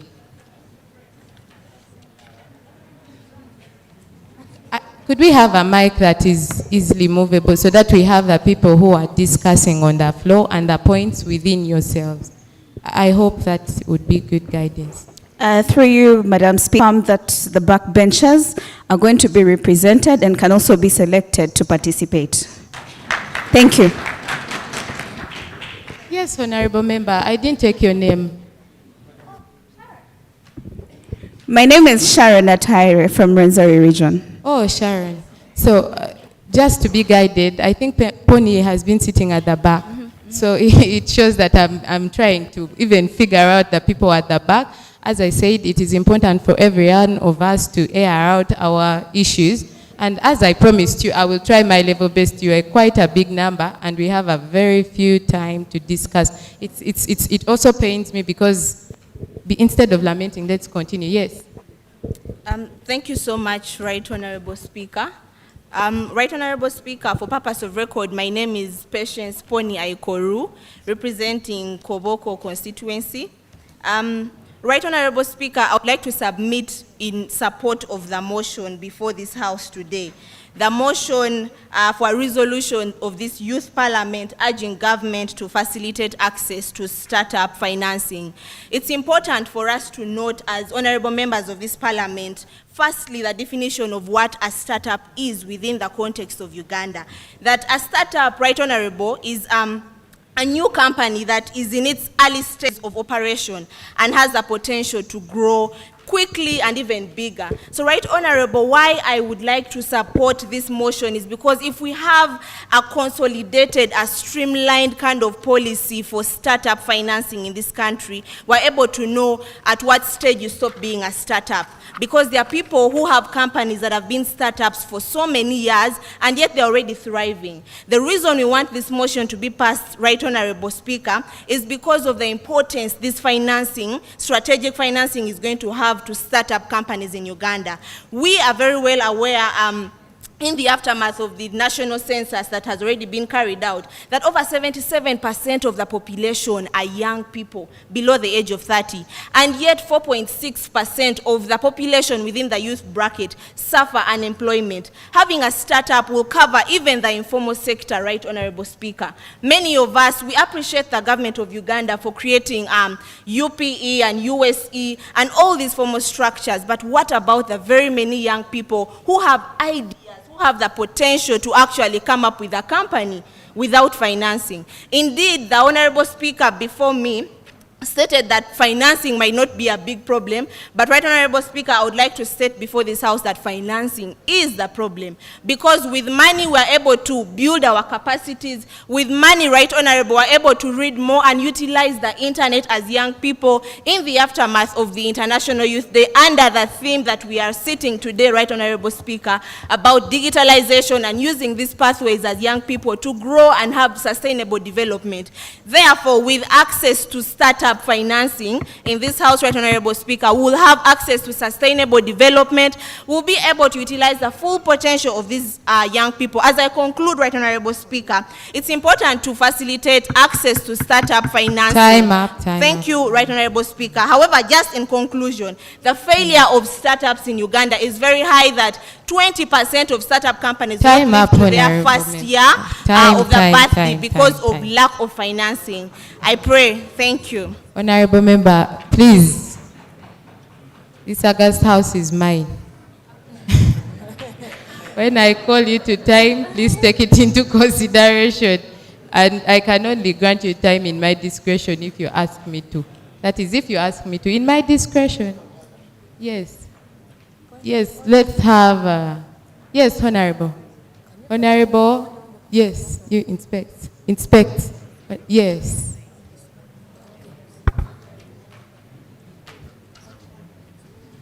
Please, the members in front, I'm coming to us because I'm going to hear a complaint from the front also now.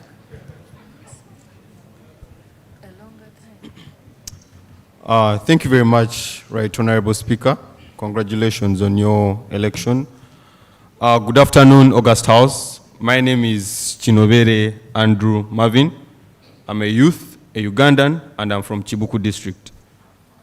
Now, on the motion today, straight up, just to give you perspective, because you have been having a lot of arguments, the funding and all that, but I want to bring attention to this August House to a research by a private company that in 2001, we had the enactment of the National Youth Policy. I don't know if any of you has heard about the National Youth Policy, but the National Youth Policy was one of the ideas that was brought up with the image of increasing the startups of different youth and their businesses. And by 2018, the National Youth Policy had been allocated over 71 million US dollars to help youth with their startups. And by the end of that year, 17 million US dollars had been disbursed to the youth. And that's about 24%, for the math better than me, it's about 24%. So, with the National Youth Policy as a benchmark, we then seek to find out what is the problem. Because when you look at the research showed that the biggest problem was the inadequate proposals that were being presented for these startup funds. And what is the issue that is going to come with inadequate proposals? People are going to be getting money and you're going to buy a border. That is the reason as to why we get money, however little it may be, and at the end of the day, businesses are dying within a year. So, Right Honorable Speaker, you mentioned that as we come here, we should avoid the book of lamentations and start acting. You know? Yes. We should stop lamenting about... Time up. Time up. Right, yes, we proceed. Speaker, I'm requesting for just 30 seconds so that I may... 2 seconds. Okay. Thank you very much, Right Honorable Speaker. Now, what is the solution to this? I think the government should invest more in educating and skilling people to be able to handle the startups, however little it may be. Thank you very much. Yes, that one has been. Please, honorable members, I am cautioning you that at least you should also take a point of information. Because some of you are running away from facts and some of you are bringing a repealed law.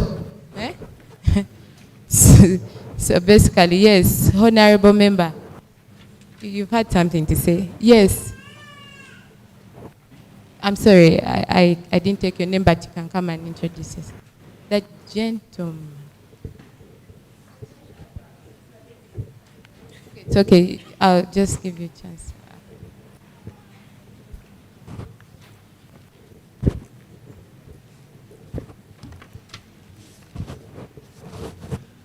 Thank you very much, Madam Speaker, for this opportunity. Congratulations upon your victory. May you sit right. My name is Mwanika Jonaubat Munamasaka. I will proceed straight to the motion. Motion seeking government to facilitate youth access to startup financing in Uganda. Given the fact that the youth are occupying over 70% of the population in Uganda, and we are having the highest unemployment rate among the youth. The government needs to give startup capital for the youth, because the youth don't have startup capital. If you see, guys are going through schools, they are selling their land, they are selling animals, selling cows after selling cows. Now a person who has been selling cows, how do you expect them to have capital when they are done with their studies? So if the government has to look this, it has to give startup capital to these youth, because if at all this startup capital is not given these people, it's going to become a threat to the country. If right now we are having 70% as youth and most of them are unemployed, what's going to happen in the next 10 years?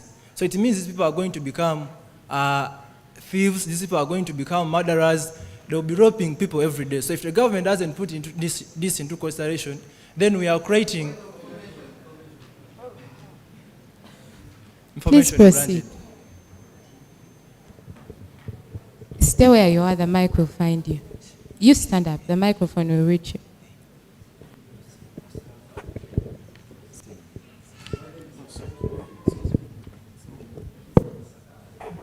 My name is Kakoza Derek from Masaka, a Pan-African and independent thinker. I'd like to inform Honorable Mwanika that the government has brought up schemes like the PDM, the Myoga, and in your own constituency, Masaka, last time when the president was there, people were confessing how PDM and the Myoga is performing miracles. So when you come here and start lamenting or reading from the book of Lamentations that the government has done nothing, then I don't know what you're talking about. Please, Thank do you have a reaction to that? Yes, in just 1 minute? Madam Speaker, I think I was very clear as I was giving my submissions. I said government needs to give startup to these people. The startup that they have given is not yet enough, because you're giving 100 million to a parish. 100 million, what is it going to... people in a parish, there are over 40,000 in a parish, and you've given them 100 million. And the person maybe has a business. All these are looking for capital. So how are you going to cater for all those 60,000 people in a parish or 40,000? So the government should increase on the startup capital, and it should also create mentorship and training initiatives so for much. the youth, and to foster. And Honorable, you cannot be able to say more than all the points, because all these hands need to say something. At least you've said something. Thank you. Yes, and Thank it you has very been much, Madam taken. Speaker. You're welcome. Thank you so much. Let me give this opportunity to the lady before I shift on your side.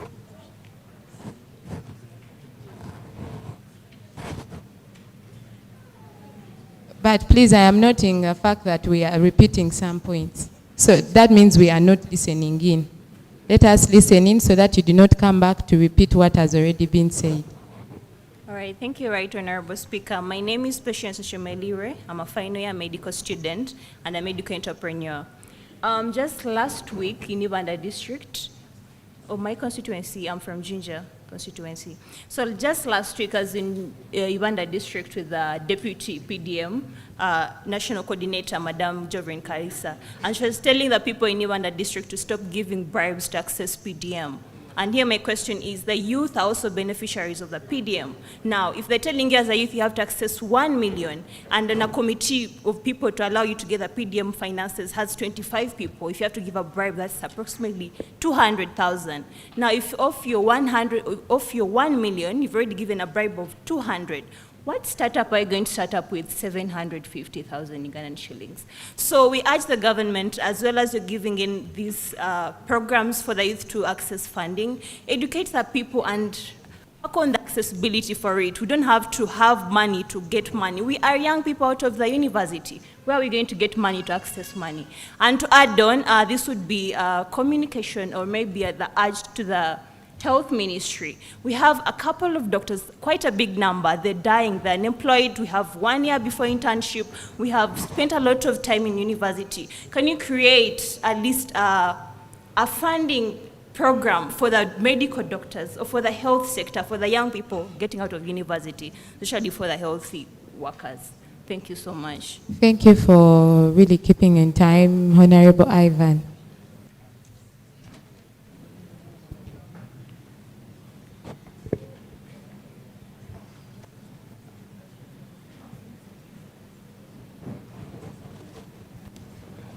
Thank you, Honorable Speaker.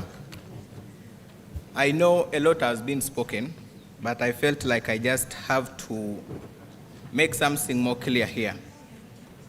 I'm Adakun Ivan from Palsa District. I'm here in support of the motion. The truth be told, the government has done something in providing this different financial assistance to the young people. We've seen of the Youth Livelihood Fund, we've also seen of a MIOGA, and then the PDM, which is currently moving forward. But the issue is not about money being added all the time, but how best is the money already spent being utilized. Let's look at the fact, the fifth pillar of the PDM, which speaks about the mindset change. Most of these young people, when they get the money, what do they use it for? In the place where I come from, especially in the rural settings, someone gets money and uses it for marrying another person, another woman, I mean. And then this kind of argument and discussion, we shall keep debating on this. And then also, secondly, there is also skills development and empowerment lacking in this kind of aspect. The money has come, but these people, or the youth, or the beneficiaries also to speak, do not have what is required. For example, the financial literacy. How best are they going to use this money and manage it? Right from the people who are in the PDM committee, they don't have the financial literacy to look at this. And then lastly, what has been sung is the issue of corruption. A young person goes and is given money, but on top of that money, there is a percentage that you're supposed to give back or a kickback. And then lastly, if we are to address the issue of climate change, this discussion is also in relationship. If the startup capital is granted to the young people, then we are looking at socio-economic transformation, giving other alternatives and source of income to the young people rather than looking at only agriculture. Thank you so much. Inform. Proceed. Please stay where you are. Stay where you are.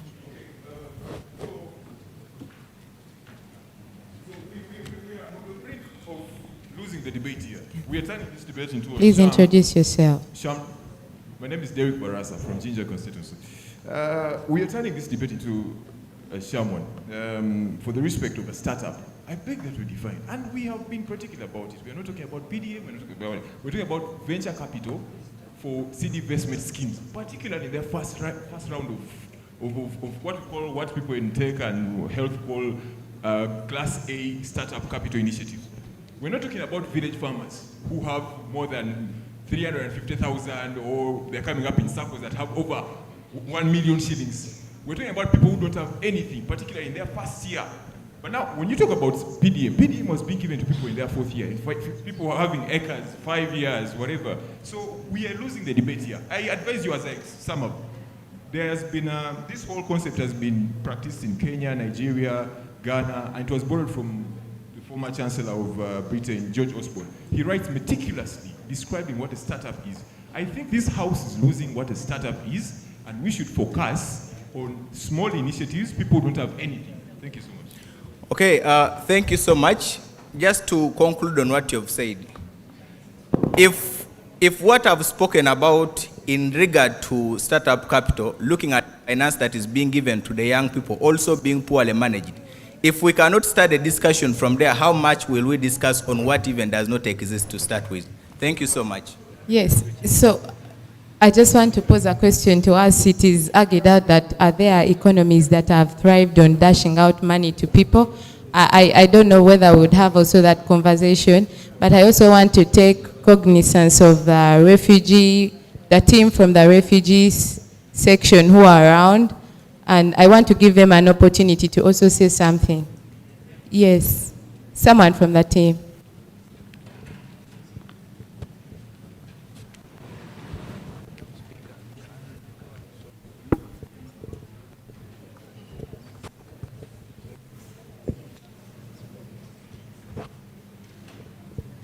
Hello, members.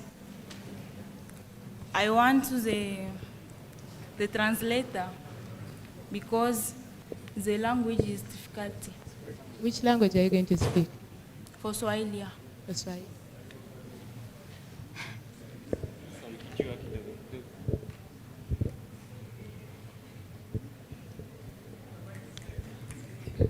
Yeah, my name is Justin from Ramwanja,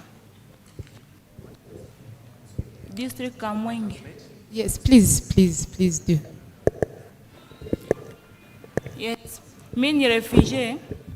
Nilipenda kuzungumzia kuhusu hii wazo yenye walitoa. Ni wazo ya mzuri sana.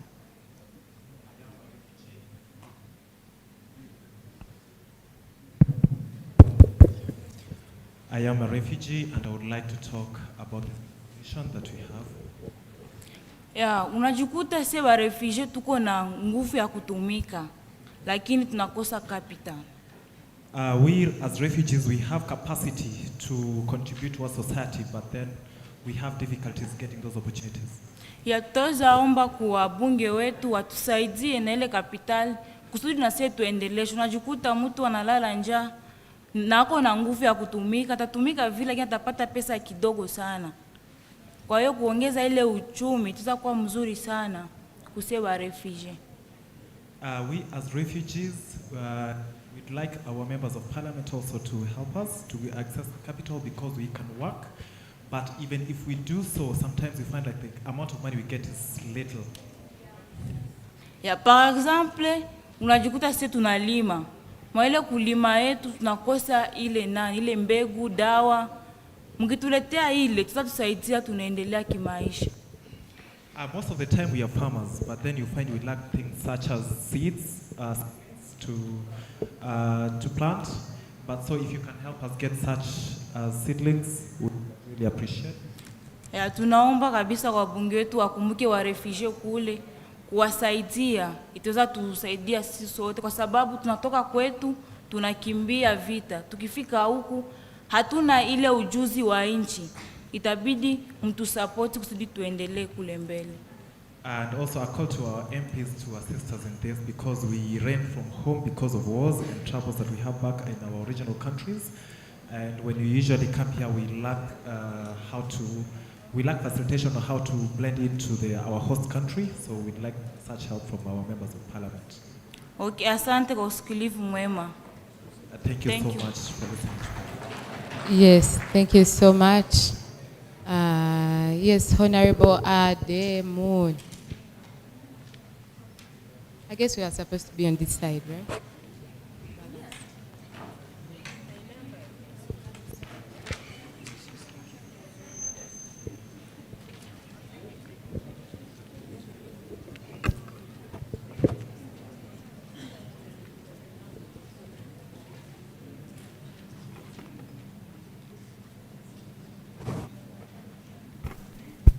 I keep forgetting, well, after Honorable Ademun, it's going to be important for us to submit from our places where we are. We just get up and, I know the podium is good, but just to help us move time. You just stand up, the mic will reach you where you are. I beg. Thank you so much, Madam Speaker. I would like to take this opportunity to congratulate you for the victory. My name is Ademun Sharon Leah. I represent the young people of Mora District. I'm standing to support the motion for accessing the startup financing. I want to first of all thank the House that we have agreed the discussion of startup financing has not started today.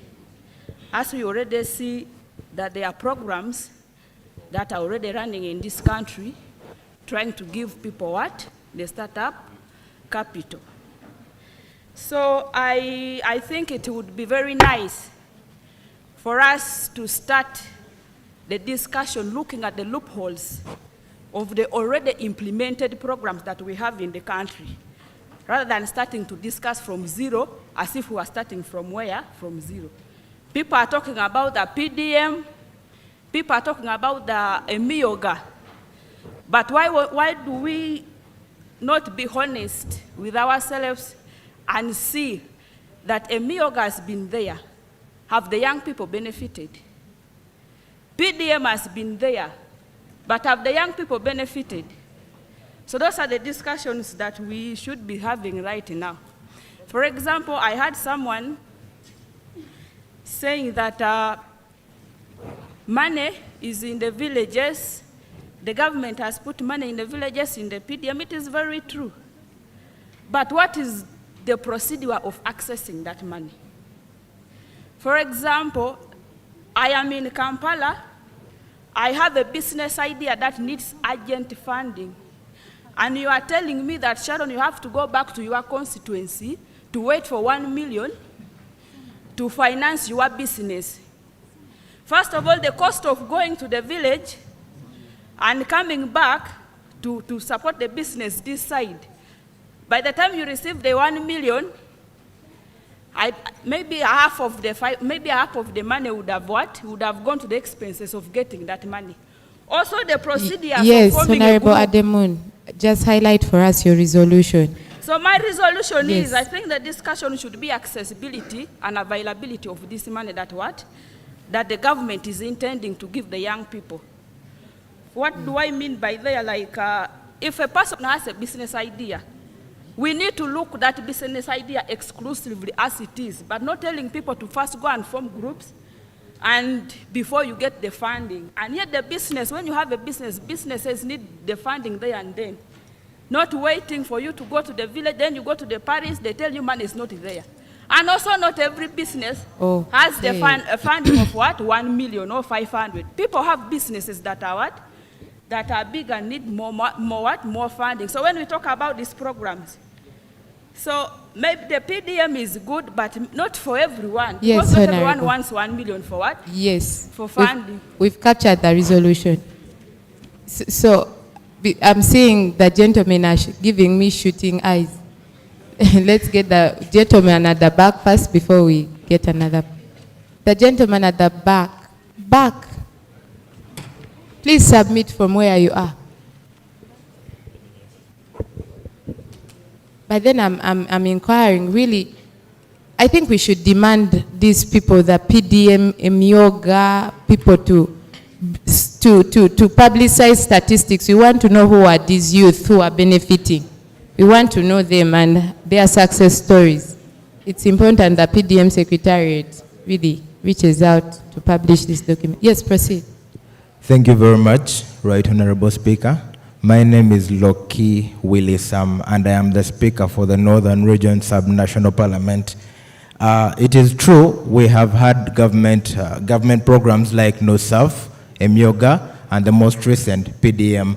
But what's most outstanding and the most common thing amongst all of them is that, one, there is favoritism and corruption. Two, there is bureaucracy in getting these funds.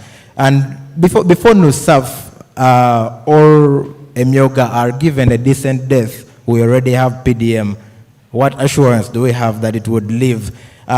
Personally, I think instead of the government trying to create other ways of funding youth, they should enter partnerships with private entities. What would happen is that private entities would mentor youth, and then they would fund their ideas, not just giving out money. I know of a young man in Karanga district, my district, who got 1 million shillings for PDM, disappeared from Karenga, went to Kitgum for 1 week, and came back exclaiming that 1 million is very small money.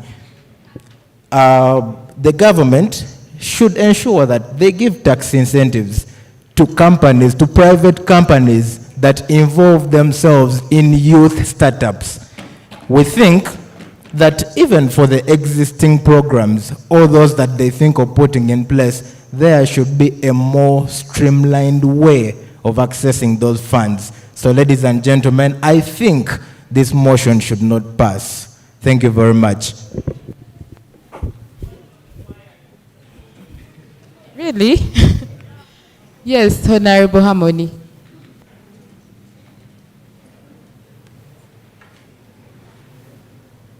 Good afternoon to this August House. Thank you, Madam Speaker. Can I be heard for the opportunity? I think it's important to note that financing does not underscore the need for skilling, the need for information. It is important to know that as you finance these startups, there is an economic ecosystem that has been established.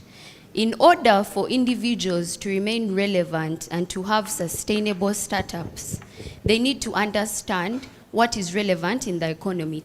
And so that is the solution that I am presenting, that as we urge the government to finance these startups, it is also important to emphasize the need to buttress this financing in restructuring and understanding the economic landscape that we have today in order to front relevant startups in society today.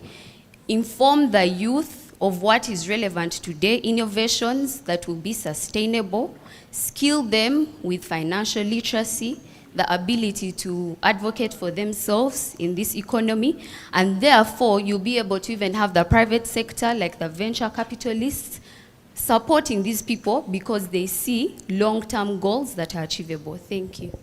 Just to revert back to you, I just wanted you to echo out on what do you think is relevant as a youth? Because everybody that comes up with a small business really finds that that is what is relevant to them.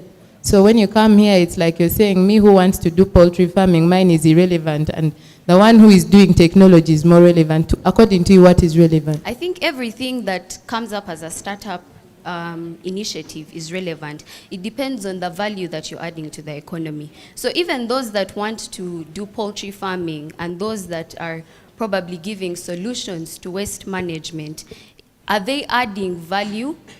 Can we be able to skill these youth to attach value to these startups that they are presenting? Each one of them is relevant, but it depends on how you present it to these people that will finance. And so the ability to give these youth the knowledge on how to structure and present them will promote relevance and sustainability. Thank you. Honorable Bibilia, I'm going to take, first proceed, let me consult with Mike.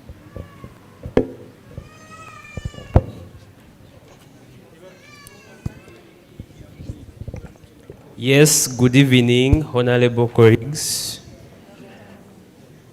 Greetings in the name of our Lord Jesus Christ. Congratulations, Madam Speaker, upon your election. Yeah, the motion speaks to startup capital. However, we should underline the word facilitate access.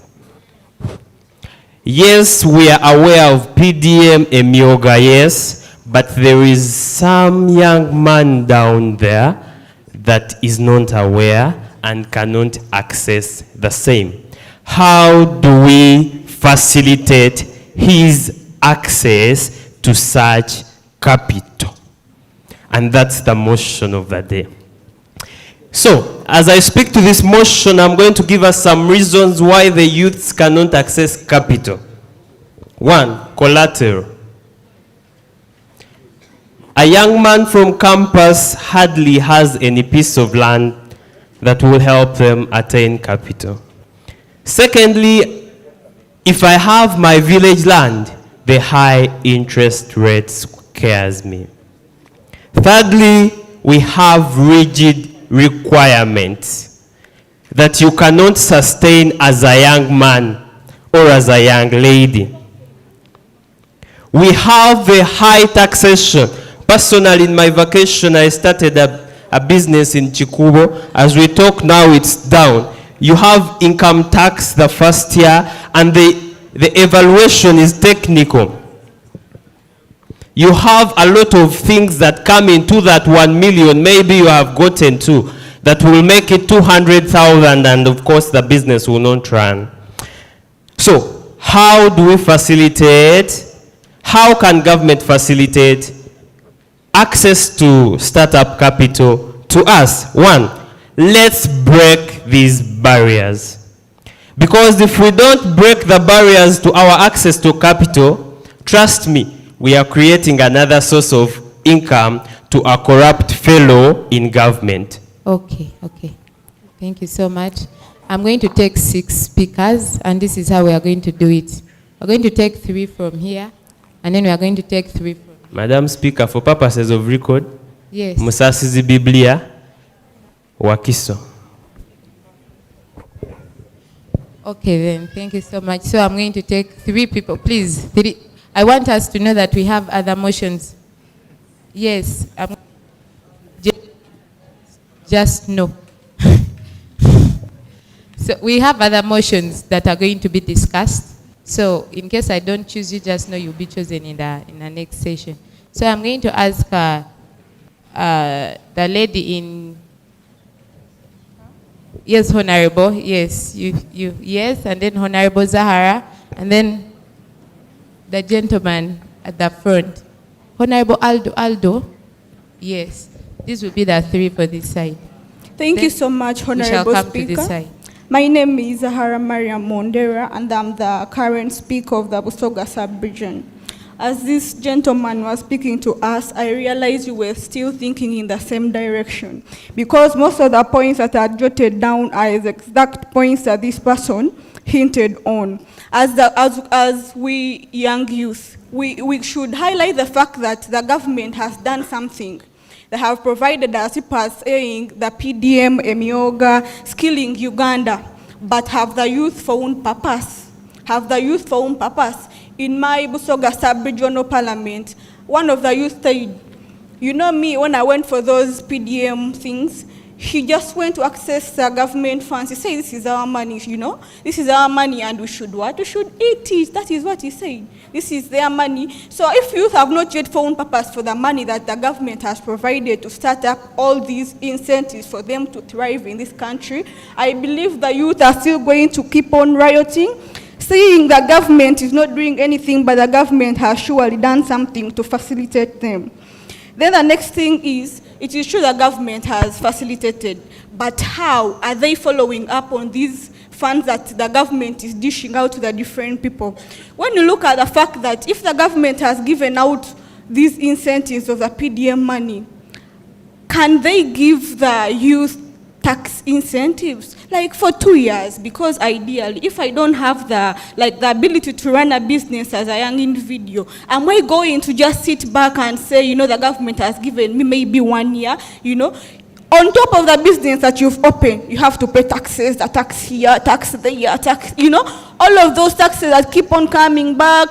Like, you know, people have been rioting for these enormous taxes, and, you know, these taxes are not helping people. And I also want to ask the people in the parliament that if you're enacting these laws, please make laws that are helping the youth at the lower level, because ideally you passing laws that are like squeezing people to the back route, and people will be like, yeah, am I a youth in Uganda? You understand?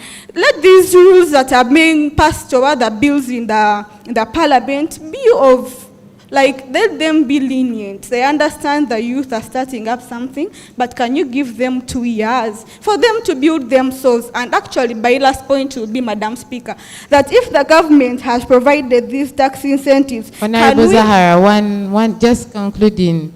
Yes, less than a minute. I'm concluding, Madam. Yes. If they have given us these setups, can we have a mandatory financial literacy policy for these people? Like, you know, you've given me a cow. In Busoga sub-region, someone told me, Katinze, they gave me a cow, but what am I going to use the cow for? You know, am I only going to get milk? I don't even know how I'm going to, like, take care of this cow to give me a lot of milk the government has promised. If I give you a heifer, you're going to have milk, and, you know, all of these things. If the people in Busoga sub-region don't know until we have to get a cow, you have to get ways of making it produce this amount and liters of milk that you're going to what benefit from. Thank you so much, Madam Speaker, but I also end by saying the government has done something, but the youth, have you found purpose of whatever the government has provided for you? Thank you so much.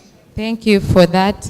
Just to further guide this house, we understand that the government, I want us to discuss it in this line just for purposes, because imagine you're presented before the fountain of honor and you are told as youth to give a demand that you want to be done. You're going to tell him we need the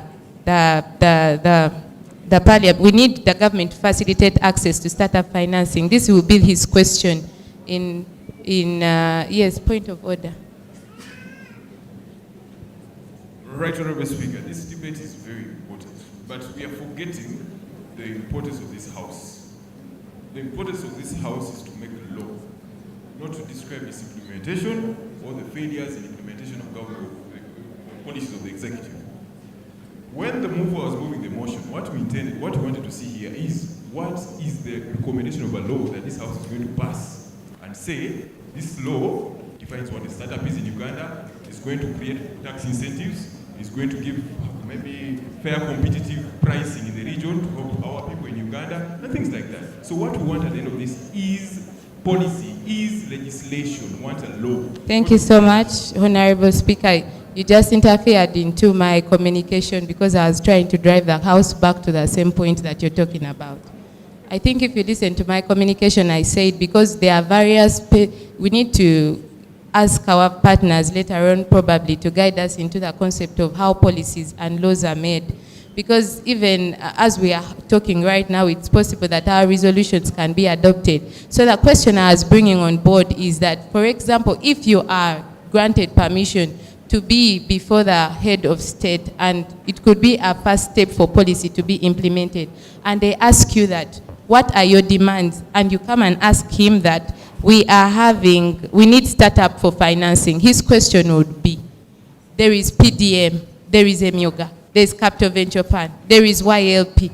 Why aren't you, because someone was talking about the concept of collateral securities and all that, the question is, when you're asking for PDM, do they ask you for collateral securities? When you're asking for EMIOGA, do they ask you for those things? So I want us to drive our discussion to understand that, yes, there is a concept of startup financing, but what unique thing are we bringing on board that we would like this unique thing to be carried on as a policy, and the policy could be adopted and probably moved forward. So let's look into these resolutions and not just come and criticize the PDM and everything. Yes, let's look at the loopholes that are in, as he has said, be guided to the resolution, because I want you to ponder into this question. These services are there. What is failing in these services that now we are urging government to request that we are granted new startup financing? I pray I'm trying to bring the point clear. Yes. So you proceed. So that the next speakers try to focus the conversation in that line, because we need a spot-on resolution. Thank you very much, Madam Honorable Speaker, and greetings to all of you, honorable members. My name is Lake Gloria Masi, and I'm representing Omoro district in northern Uganda. And when we talk about issues of finance, brings us to the question of poverty. One of our great speakers challenged us about acknowledging and appreciating what our missions are as a generation in different phases. And it's so unfortunate young, vibrant persons are getting up to lament instead of putting forth solutions. Yes, I appreciate Honorable Haikuru House about the definition of what a startup is. Now, you've mentioned different examples, different initiatives that have been placed. I appreciate the movement for them. If we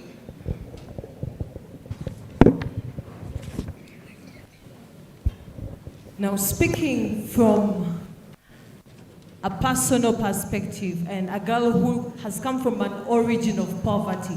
If you look at the ranking very well, if you look at the socio-economic innovations report, Uganda stands in 41.93% as a poverty rating. And now when you look at northern Uganda, we are apparently leading. So if we come to matters of finance and we want to do mimic debates, then that is so unfortunate. Now, back to the point.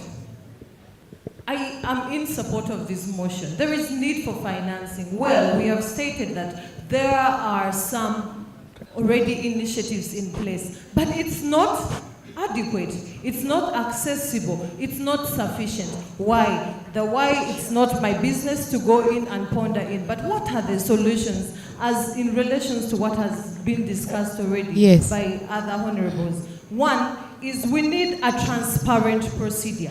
Now, I don't want to go to the PDM and other initiatives, but if we are talking about the startup initiative and supporting it, we need a transparent procedure.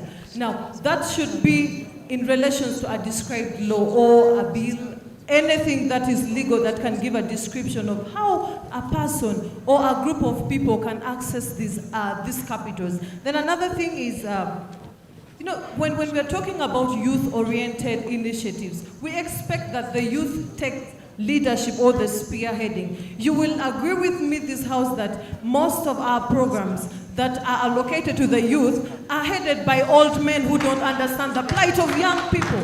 So it is important as young people, as we discuss our problems, we want to take lead. That is another solution I'm bringing to the house. Time up. Yes, no, this is a very serious matter. Yes, it that is. Can cause heart attack. Yes. Another thing. No, Honorable Speaker, Honorable Member, this is my August house. So. Thank you very much, Madam Yes, Speaker. thank you so much. Thank Another you so thing is. No. If One second, Madam Speaker. Oh, but I've given you more than 1 second. Actually, you've taken more like 3 to 4 minutes. 1 second. Thank you very much. No, please. Let us proceed. Let us proceed. Point of order. One important information. Point of information. It is hard to. Yes, Honorable, I beg. Let's give opportunity to others. Okay, just 1 second. And Okay, my last suggestion is a review committee that will look through the business proposals. We have come up with ideas that, okay, yes, there is money allocation, but even these people don't know what to use with their money. How about we have a review committee that before you allocate this money, you have a procedure, a criteria. Every idea counts, but then when you have a review committee, they know and they follow up to the last bit of it. Thank you very much for this opportunity. Point of information. So, just to guide this house, Clerk, could you just read briefly in just 2 minutes? Because I've discovered people are repeating points. So that we know that whether you have to say something that is out of these concepts that have already been captured. Through you, Right Honorable Speaker, these are the points that have been mentioned.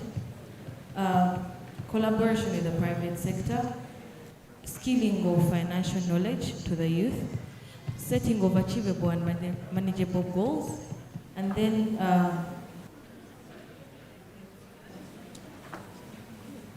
working out the policy of corruption, then setting up startup timelines, and then also opening gates for the informal sector, and then digitalization. Equally, we were told to pay attention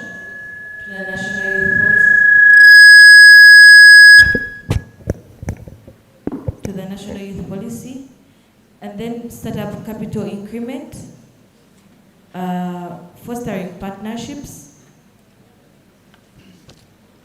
accessibility of the startup capital, a funding program for the young doctors, better utilization of funds in regards to mindset change, then financial literacy, economic and social investment, paying attention to the small initiatives, working out the barriers and stigmatization in regards to the startup capital for the youth. Then there should be government intervention in regards to the policy making. Then these particular points of barriers and stigmatization were given by Honorable Justin, who spoke to us in Kiswahili. Then they also need accessibility to farming equipment and facilitation to settle within the host country. Then we should also watch out for the loopholes of the existing system, procedural barriers, still accessibility and availability of the money, and exclusivity of personal innovation, the issue of favoritism and corruption, bureaucracy, still partnerships with the private sector, but in regards to mentorship, tax incentives, looking at the relevance of the startups in regards to the economy of Uganda, and that can only be done through understanding the economic landscape. Okay. And So then, just a few I hadn't mentioned, watching out for the collateral and high interest rates, the rigid requirements, the revision of the policies that are already existing, and then equally creating of a review committee to look through the proposal and a fair competitive policy. Yes, that's it, Madam Speaker. Yeah, thank you. Honorable Member, I will ask my Sergeant of Arms to put you out of this August House if you stand up again without my permission. So it's important that we respect each other. So basically what I am trying to say is, can we have a conversation that is out of what is already here? Please, please. We had already chosen one person here before we come to this side. So Aldo, Honorable Aldo, take the microphone. Yeah, thank you very much. I think this motion has come due. I stand to speak, and I would wish even if I could shed tears as I move my arguments towards this motion. This bill has delayed so much. If you look at Uganda, basically me, I am a startup in 2015. We advanced a startup called e-utility app during the UCC Annual Communications Initiative Awards. So after thorough research and introduction of this startup, the following year, we saw a similar development innovation in terms of a utility that even the telecom companies were already profiling. The same following year in 2016, we invented the e-farm, which had a one pitch in Asia as well as in Uganda. But after that, it's died there. We are coming to debate this one at a time when Uganda is the most entrepreneurial country in the world, followed Norway is key in leading. They die at the most expensive year of their development.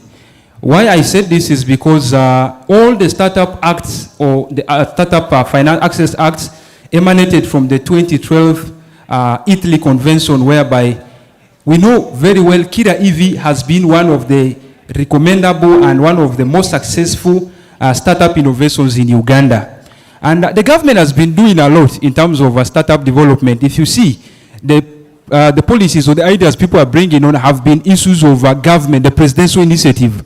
So this motion is coming at a time that we are saying, let issues of startup development, capital access, incubation not be a presidential's will that maybe when one day President Museveni wakes up and yawning and says, let there be Kira EV, just like what he did in Jinja. And now we are seeing a lot is happening.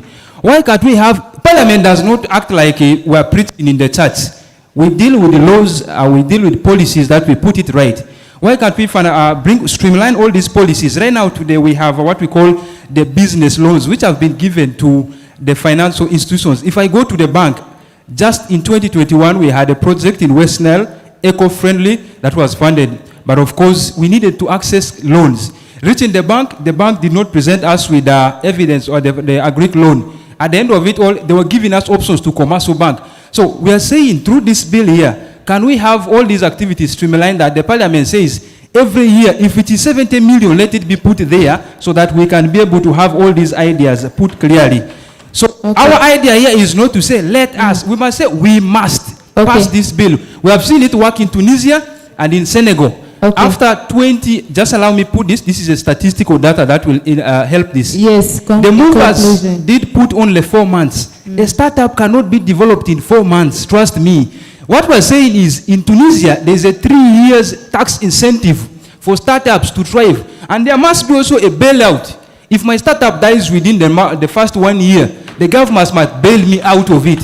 Why are we saying this? We have had scandals in Bank of Uganda, whereby money was misappropriated because many startups that were coming up, you see how companies have been bailed out. But we're saying now, can there be a bill, can there be an act with the regulations to say, if a startup within the 1 year not proceed, I must be bailed out? I think that is a discussion we should be moving forward. Thank you. Okay, Honorable Aldo. I just want to be democratic for once. Does your point, is it the same as what you were saying? No, that honorable member who was taking the mic is different. Has it already been captured? No, not yet. 1 minute. Only 1 minute, please. Thank you very much, Right Honorable Speaker and honorable members. My name is Francis Otim, and I am from Gulu District. Madam Speaker and the entire House, I want to say that planning is a function of productivity.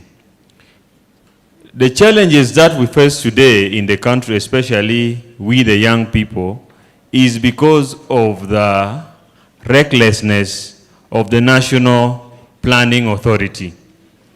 If you are to review the National Development Plan 3, you will see that most of the issues of the youth are not captured. Even in the NDP 4 that is going to be approved soon, the youth's question is not being involved. So it's my prayer that let the National Planning Authority involve our representative in the planning of we, the youth. Secondly, Right Honorable Speaker, the President of the Republic of Uganda has established zonal industrial hubs in all regions. Young people are taken there, they are trained and given start-up capital. Most of these young people are successful and their startups are not dying.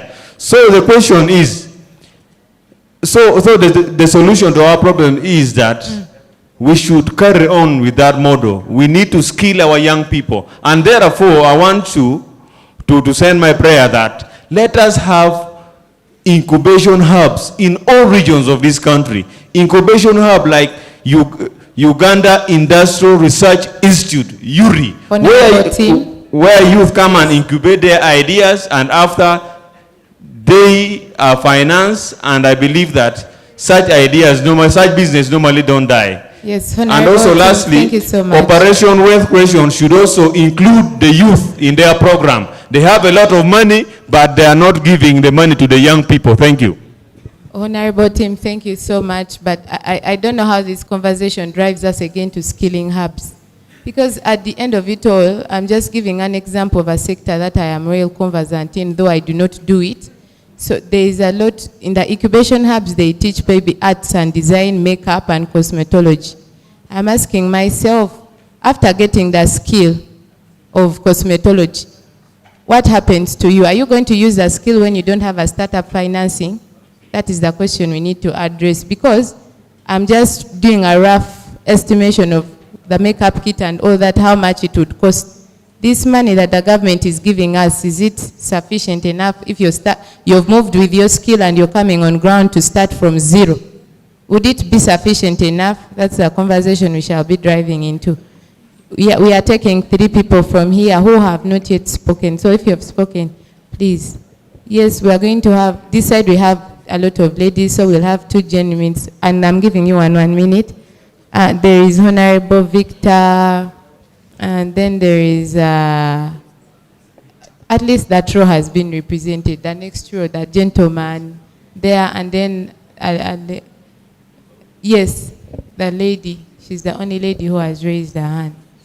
Hey, there's one here, so sorry. Thank you so much, Madam Speaker.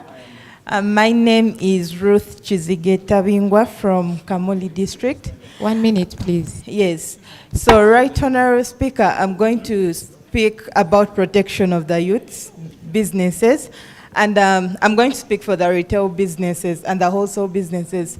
This House needs to come up with a law that protects those businesses from investors. We need a market strategy that coexists with the investors. I tried starting a business, but the issue is investors are coming into this country on tax holiday. They're to provide goods to the wholesalers and the retailers, and then the retailers should bring them to the market. But these investors who on tax holiday are going behind the retailers to bring those goods to the market at lower prices. So youth businesses end up dying. As a house, we need to set up a proper chain of production. If we don't have that, then we are not going anywhere with these businesses, because however much we have finances, those guys are not paying taxes and we cannot outcompete them. So until we make laws that protect youth businesses and make laws that have investors and youth businesses coexisting in the market, we cannot go anywhere with anything. Thank you so much. Okay, I was consulting and I came to understand that in the legislative agenda there is a startup finance bill that probably we pray it succeeds and and is tabled on the floor of Parliament, I think it's still in the level of consultation. So unfortunately, our Honorable Okot Boniface and Honorable Doyle have left the House, but it would be prudent that members of this August House really are given opportunity to engage in the consultation. Don't you think they need to come and consult us also? Yes, they need to consult us. We need, I don't know how best we can be able to push to be able to be given space in this consultative forum so that we can be able to continue that conversation beyond just this space, because this is a law that is going to come in space, but where are we into this? The adults will decide for us than we decide for ourselves. Yes, I had already chosen that the other two people. We need to conclude because there are other motions. Yes, Honorable Victor. Order. Okay, order. Yes, let's first take this point of order. We may be sitting in jeopardy. Thank you very much, Right Honorable Speaker. Yes. By name, Amatalo Simon Peter from Wakisokira Municipality. My point of order is, Right Honorable Speaker, is it proper for this honorable House to proceed a debate for more than an hour? If so, we are acting out bias following rule number 63 of the procedures of this House. So, by the powers delegated to you, I call upon Right Honorable Speaker to close the debate. Thank you. So, I want to respond to that order. I know we are stamping off, it's probably it's hunger that is on us, but it is important also to note that in the beginning of a session, I laid guidance that we are not going to talk more. Actually, yours is not even a point of order, it's a procedural rule. You misdirected it, so I'm going to overrule it because it was misdirected on a certain point. You said point of order and you brought a rule. But just for democratic purposes, this is what I'm going to have to state, is that we the youth, we do not have opportunities. Have you ever appeared on Frontline? We don't have those spaces. So this is the only opportunity we have for people to express themselves. And as I said, we need this space to carry on a resolution. So should we go for lunch and forget our importance? I just need someone to in just 1 minute, because now, you see? So I'm giving you 1 minute. 1 minute. Thank you so much, Right Honorable Speaker. My name is Kada Akansasira Junior Victor. I want to make this clear, Right Honorable Speaker, that basing on the Auditor General's report of January 2023, he clearly tells us that Uganda loses 53 billions each year just because of a few ministers and leaders who pocket our money that is supposed to be helping the young people. Right Honorable Speaker, I want to state that as this Parliament should recommend that we have a rule on nomenclature, because the word corruption is basically small and as if it is sweet for everyone, and I would state that maybe we call it theft than corruption. And I also want to ask the August House that these young people recommend that whoever is caught stealing the funds, that person gets hanged, right? I want to recommend that. Number two, Right Honorable Speaker, on the point of data, young people want to innovate. Young people want to create. Young people want to do research. But, Right Honorable Speaker, Parliament passed 12% tax on internet and data. Where does this leave the young people? It means you are stopping young people from doing research. That means, if, for example, want to innovate and have, startups and the other things, young people will not have to. This is a burden for them to think and then have businesses on board. Yes, thank you so much. Those points have been captured, and I like the fact on the point of data, because we have content creators in this space. Yes, I had already chosen people. I had already chosen. Yes, yes. No, we are choosing the next line. Yes, Honorable. The kingdom of God is taken by the vigilant. Now, it was your opportunity. Thank you so much, the Right Honorable Please give him Speaker. the chance. Let him first speak. Thank you, Honorable Madam Speaker, for giving me this chance. I will go direct to the point. Very many people have deliberated on this motion, but they have forgotten that we have received a lot of finances from Muhindo Ali Kisuki from Kabarole. Government has released a lot of funds. That is a Myoga, Operation Wealth Coalition, PDM, YLP, among others. But there have not been clear procedures of recovering this money. Sincerely speaking, for those who took PDM last year up to now, you have not yet started recovering. Even most of you don't know how you will recover that money. In Myoga, the government is still recovering that money, but you may find like 60% of that money is still in the people. Then we have issues of YLP. Youth Livelihood Fund, still, they are still recovering that money. So for me, my prayer is government should employ those NGOs with capacities of bringing mindset change to the youth and actually the adults on the ways of recovering the money. Then lastly, on the issue of corruption, I take the idea of my friend that corruption should not be called corruption, should be called theft. Lastly, going to repeat the points that have already been said. Thank you. Yeah, thank you so much. So members, I think the motion has been adequately debated upon. Allow us to proceed. So honorable members, I want to put the question that the motion for a resolution of the Youth Parliament urging government to facilitate access to startup financing. I go again. Honorable members, I put the question that the motion for a resolution of the Youth Parliament urging government to facilitate access to startup financing be adopted. Those in favor say aye, and those against say nay. No. Those in favor say aye, and those against say nay. The ayes have it.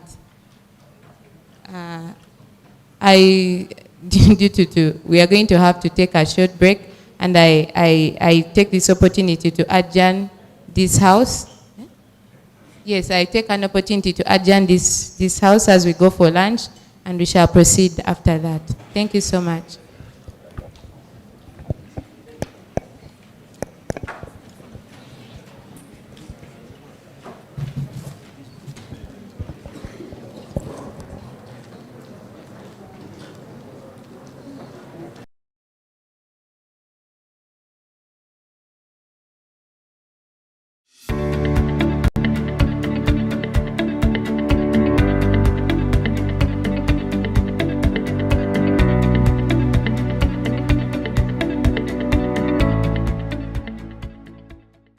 Faraja Africa Foundation and her partners organized the East African Youth Parliament in 2018 following the establishment of the East African Community, which comprises of 7 member states, that is Burundi, Rwanda, Kenya, South Sudan, Tanzania, Uganda, and the recently added Democratic Republic of Congo.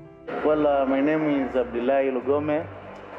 I'm first speaker of East African Youth Legislative Assembly. When you talk about the East Africa Youth Parliament, and since I was the first speaker, I traveled all the 6 countries by bus. I met a lot of young people.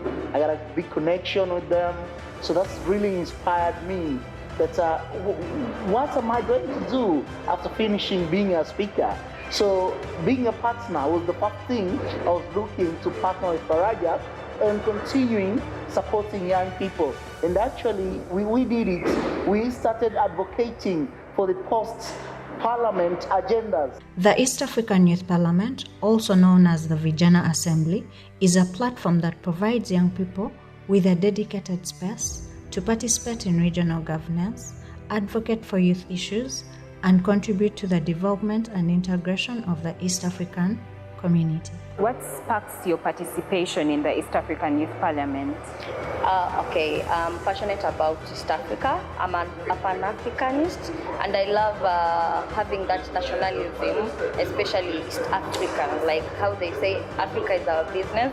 To me, East Africa is my business. An important thing to note about this year is that for the first time we have DRC on board, and Chris is not only the representative from DRC, but also the clerk for the 5th East African Youth Parliament. I've learned so much from them, and one thing is for sure, the future of East Africa, is one of the Honorable said, is in safe hands. Learning about integration and how we as youth could benefit, on some of the things going on in the YALA as an institution, but also how do we get more, Congolese youth mostly to join this movement and help advance the region of East Africa community as a whole. The sexual reproductive health bill is pertinent to major issues concerning sexual education, issues concerning reproductive health, issues concerning the rights of people generally, inherently rights such as abortion, rights on segregative mothers, and all those, without forgetting menstrual health and hygiene. When we look at East Africa in general, we are really blessed with the abundant resources, especially agricultural resources. But the agricultural resources are not utilized economically and sustainably in East Africa. And that's why I raised that motion to urge the young people to really engage in the agricultural business. So we need to understand, especially the young people, they need to know that agriculture is the backbone of Africa in general. We started advocating for African Charter on Democracy, Election and Governance, but also we were also advocating for South Sudanese to enter to Tanzania without paying visa. In that time, it was just like recently they were entering to the community, and still the young people from South Sudan, when they came to Tanzania, were entering by paying visa. So also we advocated for it, and that was the best practices. In a nutshell, the EAYP aims to have young men's and women's voices in the critical decision-making processes from national to regional legislative processes, inspiring a coordinated regional governance framework while being the key enablers of change.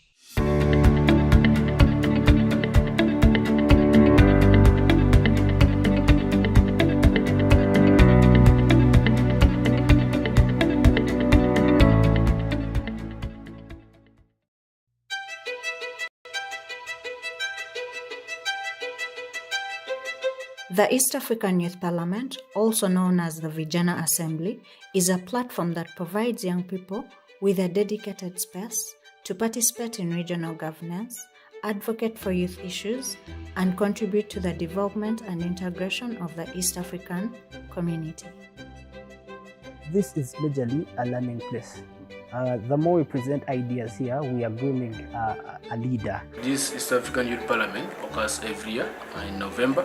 It brings members, youth from member states, the 7 member states of East Africa, that is South Sudan, Uganda, Kenya, Tanzania, DRC, Rwanda, and Burundi. I see myself as at the place that I feel I can speak for my people. Like our country is among of the country that is in the integration of East African community. So as I'm here, I see myself as a representative for others who didn't make it here. The East African Youth Parliament being diverse, being a body that, or a platform that gathers different youth from different countries, 7 of them from the 7 member countries. Then when we talk about inclusivity, on my own side, I just look at how do we bring everyone together? How do we get to harmonize their voices? Faraja has been doing this for the past 6 years, and we can see that there have been some improvement in each and every year that we come for the sitting. First of all, it's the choice of the motion. Second of all, it's the choice of the people who participate in this youth parliament. You can see that the youth are eagerly and are very much willing to air out their views, and they have researched what they are saying. They are not just here for propaganda or just speaking out of nowhere. This is my first time actually attending the 6th East African Youth Parliament. I got to learn a lot, getting together as youth, discussing what we're facing and being able to navigate and being able to discuss our problems and how to go about them. During the proceedings of the 6th East African Youth Parliament in 2023, young people engaged in substantive discussions encompassing a spectrum of motions aimed at fortifying governance structures within the East African community. The motions included fostering the economic integration of youth, advancing initiatives related to sexual reproductive health, promoting regional peace and security, and advocating for heightened environmental sustainability within the EAC. Motion number 1 was about implementing the East African integration and its governance. Now that, for me, it has been delayed a lot. I feel like it should have been done yesterday, and the fact that we had opportunity to discuss it here, I think maybe we shall be able to steer it. We were speaking about how the governance of East African community can take place very quickly. Now I feel if at all this region is governing itself as a region and not just like countries, we would save lots of monies in administration.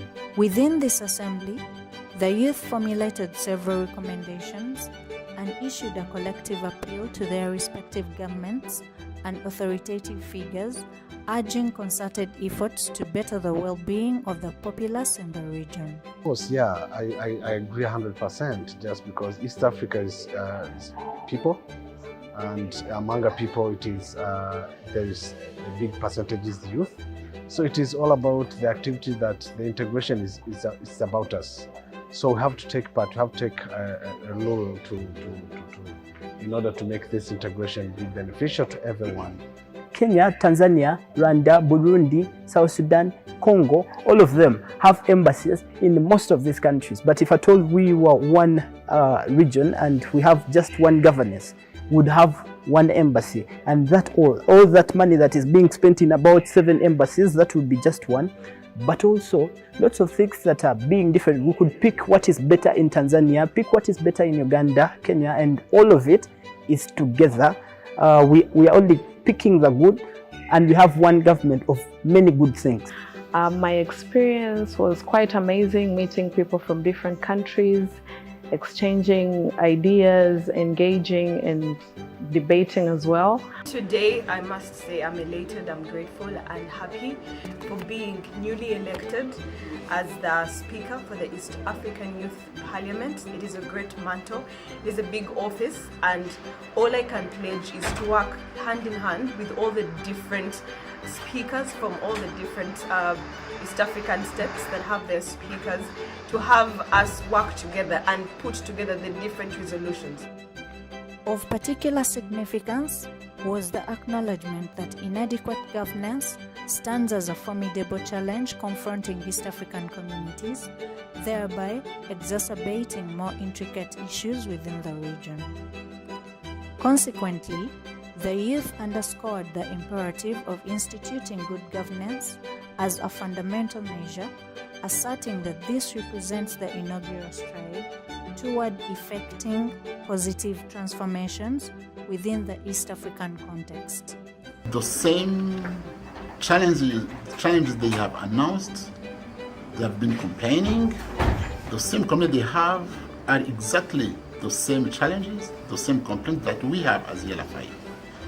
So it's a pleasure for me to really to announce it officially that we'll have to find a way to work more closely than this youth parliament.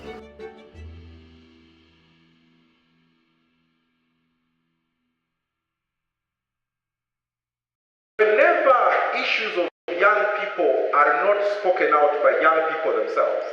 They don't necessarily get audience.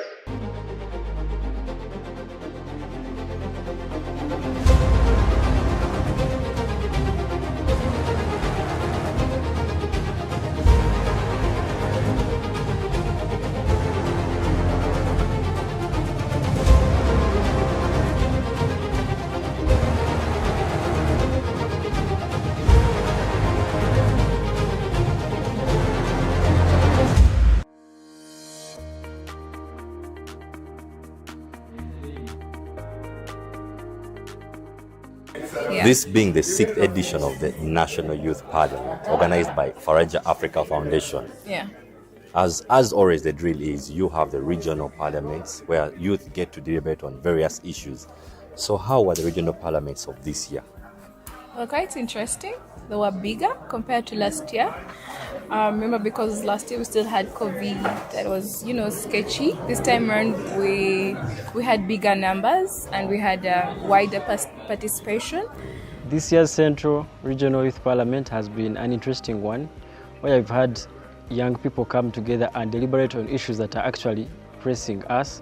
We are giving those spaces to exercise and also give out our views to those local governments. We will try until Jesus comes back. So far, this is the first youth parliament I've attended. Physically, I had attended the virtual one in 2021, but it has been a beautiful experience. A lot of brilliant people to meet, seeing the youth passionate about the matters of the country. I think each year that gets by, the youth parliament becomes more interesting and it gets better. It's a very enriching experience to see young people debate on pertinent issues that affect them in society. It's a blessing to tap into their cups of wisdom because, they give us a fresh feel of what is going on at the grassroots, where we might not be able as leaders to reach on a daily. So young people's advocacy, strengthening the youth voice, is a platform that we really need to fully utilize, and the youth parliament offers it on a silver platter. The question the youth are asking out there, how do you choose this member of parliament to come on the floor of parliament? Okay, for starters, it is always a competitive process, that is for a fact. But in the competition, we look at leaders, young emerging leaders, who have hands-on skills, who have done something, and we also give a lot of consideration to the leaders from the grassroots, because given our development approach, we're using a bottom-top approach. I don't want to lie to you that I'm going to go and pick someone that has been in power for some time, that is exposed already. No, we want that person who has not been here one time, or that person who is able to talk, who is able to speak. And of course, while we're doing that, we consider special groups, I'm talking about the PWDs, yeah. I'm talking about the special groups. We're looking at the women, the young mothers out there, and that person who maybe didn't finish school, but I tried to make it out there. So it's not like we don't want everyone to participate. I also have to have regional balances. We want each and every region. I was so inspired by the sessions. When I was cheering, at some point I got lost in my head. I said, imagine this was the real parliament, because the people were really respectful.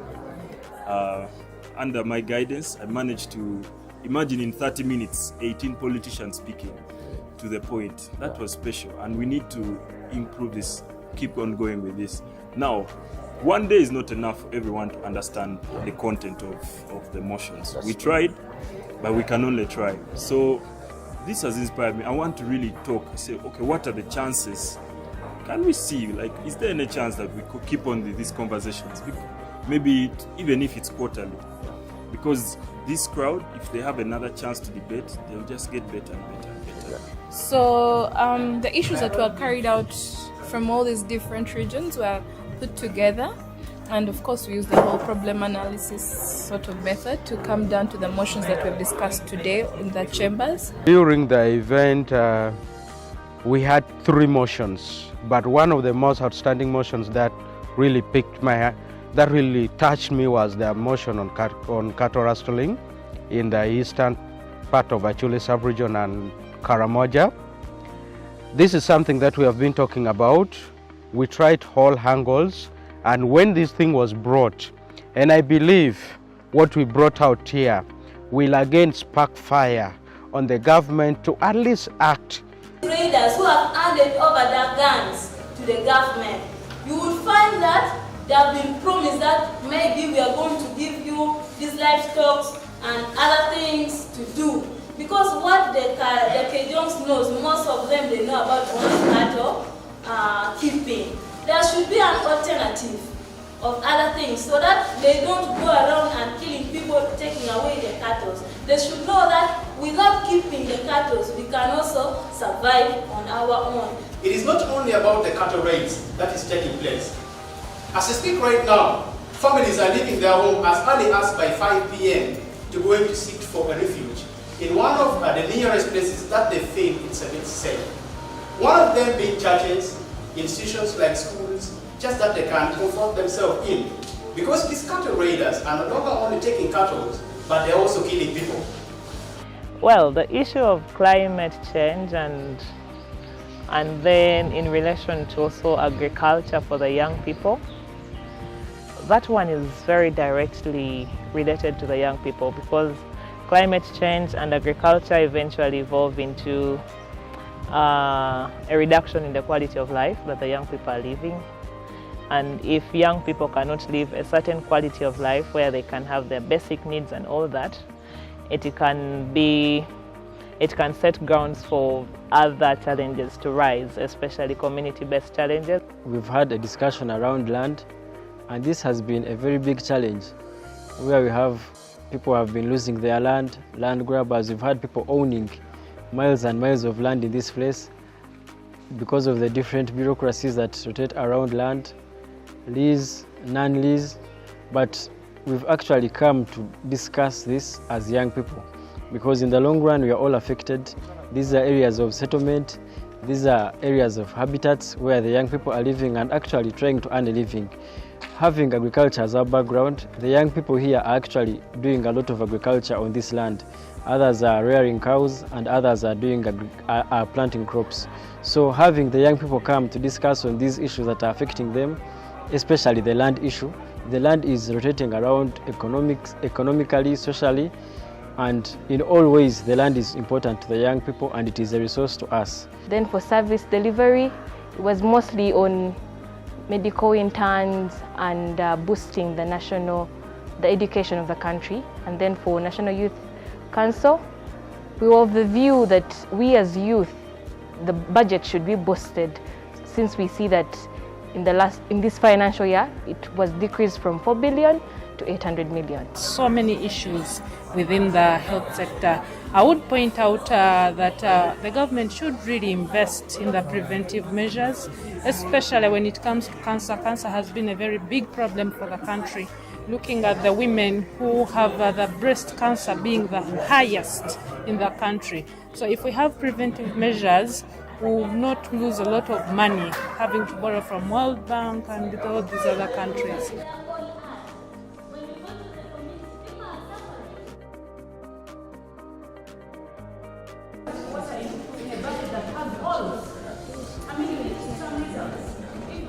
The greatest challenge that I identified is research. You see, when you are invited for the National Youth Parliament like this, you should come well equipped with knowledge, with information on what you are going to debate about. You notice during the debates in the House, there were a lot of challenges. People were challenging each other on information, on falsehoods of speaking this and that. So it is very important that moving forward for the future, young people should always invest their time to research about the issues that they come to speak about. It only does not distinguish them as prominent leaders in the future, but it also substantiates debate better for policy shaping. The theme is in line with our International Youth Theme Day. It's about green skills. So we are trying to advocate for climate change. We also incorporated better livelihood. You know, climate affects us in every sort of way. Green skilling is one thing that we need to push across the divide. Not only young people, but young people are the center of it because we are the drive to sustainability. If we have the young people of today each acquire a green skill, then you can transcend it to another young person. And a green skill does not require a budget. It could be the basics of just protecting your environment, being cautious about environmental degradation, seeing how best we can have as many young climate change agents as possible. For the two motions, the first one was on climate change. That is something very urgent. I'm personally going to take it to the Ministry of Water and Environment. I already have a meeting with the Commission of Climate Change. Wow, you're already working. Yes, we already. I have a meet, not in my office, but as an individual. Wow. So with the guidance of Faraja, I should be able maybe to try and table some of these things. There are opportunities to train young negotiators on climate change. Personally, I negotiate for government on climate change. I was in Germany last month doing that work. There's COP. So all these are training opportunities. We must table them, especially the climate change thing, and continue with the conversation. We are not implementers, but we have to push, learn how to lobby our agenda. The issue of climate change and then in relation to also agriculture for the young people, that one is very directly related to the young people because climate change and agriculture eventually evolve into a reduction in the quality of life that the young people are living. And if young people cannot live a certain quality of life where they can have their basic needs and all that, it can set grounds for other challenges to rise. The best solution to child burning is a subsidization of the alternatives. If government sees fit, then they should subsidize electricity. With the big theme of green skilling of the youth, this addresses the core issue of my generation.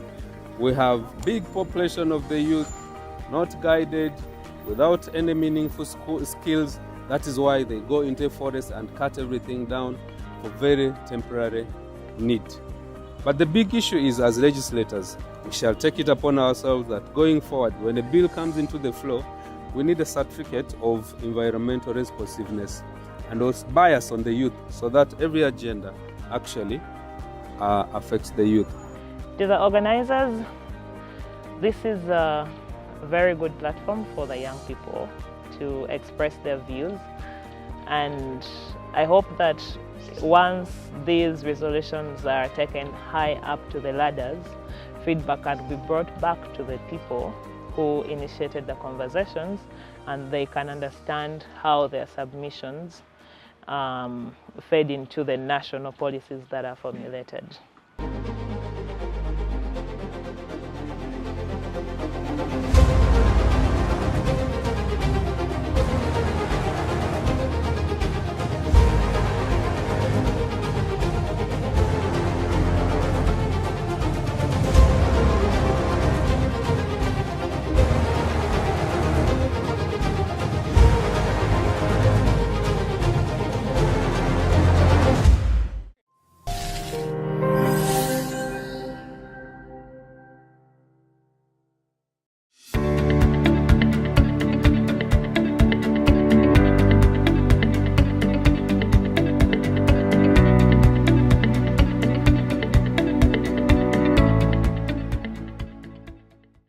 Faraja Africa Foundation and her partners organized the East African Youth Parliament in 2018 following the establishment of the East African Community, which comprises of 7 member states, that is Burundi, Rwanda, Kenya, South Sudan, Tanzania, Uganda, and the recently added Democratic Republic of Congo. Well, my name is Abdullahi Lugome. I'm first speaker of East African Youth Legislative Assembly. When you talk about the East African Youth Parliament, and since I was the first speaker, I traveled all the 6 countries by bus. I met a lot of young people. I got a big connection with them. So that's really inspired me that what am I going to do after finishing being a speaker? So being a partner was the first thing I was looking to partner with Faraja and continuing supporting young people. And actually, we did it. We started advocating for the post-parliament agendas. The East African Youth Parliament, also known as the Vijana Assembly, is a platform that provides young people with a dedicated space to participate in regional governance, advocate for youth issues, and contribute to the development and integration of the East African community. What sparks your participation in the East African Youth Parliament? Okay, I'm passionate about East Africa. I'm a Pan-Africanist, and I love having that nationalism, especially East Africa. Like how they say Africa is our business. To me, East Africa is my business. An important thing to note about this year is that for the first time we have DRC on board, and Chris is not only the representative from DRC, but also the clerk for the 5th East African Youth Parliament. I've learned so much from them, and one thing is for sure, the future of East Africa, as one of the honorable said, is in safe hands. Learning about integration and how we as youth could benefit, on some of the things going on in the YALA as an institution, but also how do we get more, Congolese youth mostly to join this movement and help advance the region of East Africa community as a whole. The sexual reproductive health bill is pertinent to major issues concerning sexual education, issues concerning reproductive health, issues concerning the rights of people generally, inherently rights such as abortion, rights on segregative mothers, and all those, without forgetting menstrual health and hygiene. When we look at East Africa in general, we are really blessed with abundant resources, especially agricultural resources. But the agricultural resources are not utilized economically and sustainably in East Africa. And that's why I raised that motion to urge the young people to really engage in the agricultural business. So we need to understand, especially the young people, they need to know that agriculture is the backbone of Africa in general. We started advocating for African Charter on Democracy, Election and Governance, but also we were also advocating for South Sudanese to enter to Tanzania without paying visa. In that time, it was just like recently they were entering to the community, and still the young people from South Sudan, when they came to Tanzania, were entering by paying visa. So also we advocated for it, and that was the best practices. In a nutshell, the EAYP aims to have young men's and women's voices in the critical decision-making processes from national to regional legislative processes, inspiring a coordinated regional governance framework while being the key enablers of change.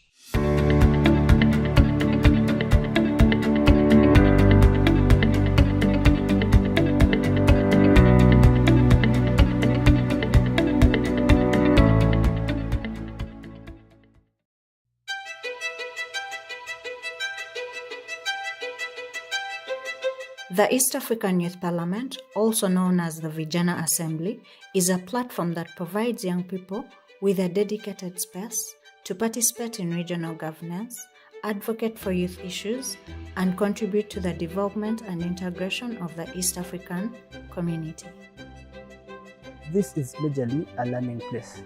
The more we present ideas here, we are grooming a leader. This East African Youth Parliament occurs every year in November. It brings members, youth from member states, the 7 member states of East Africa, that is South Sudan, Uganda, Kenya, Tanzania, DRC, Rwanda, and Burundi. I see myself as at the place that I feel I can speak for my people. Like our country is among of the country that is in the integration of East African community.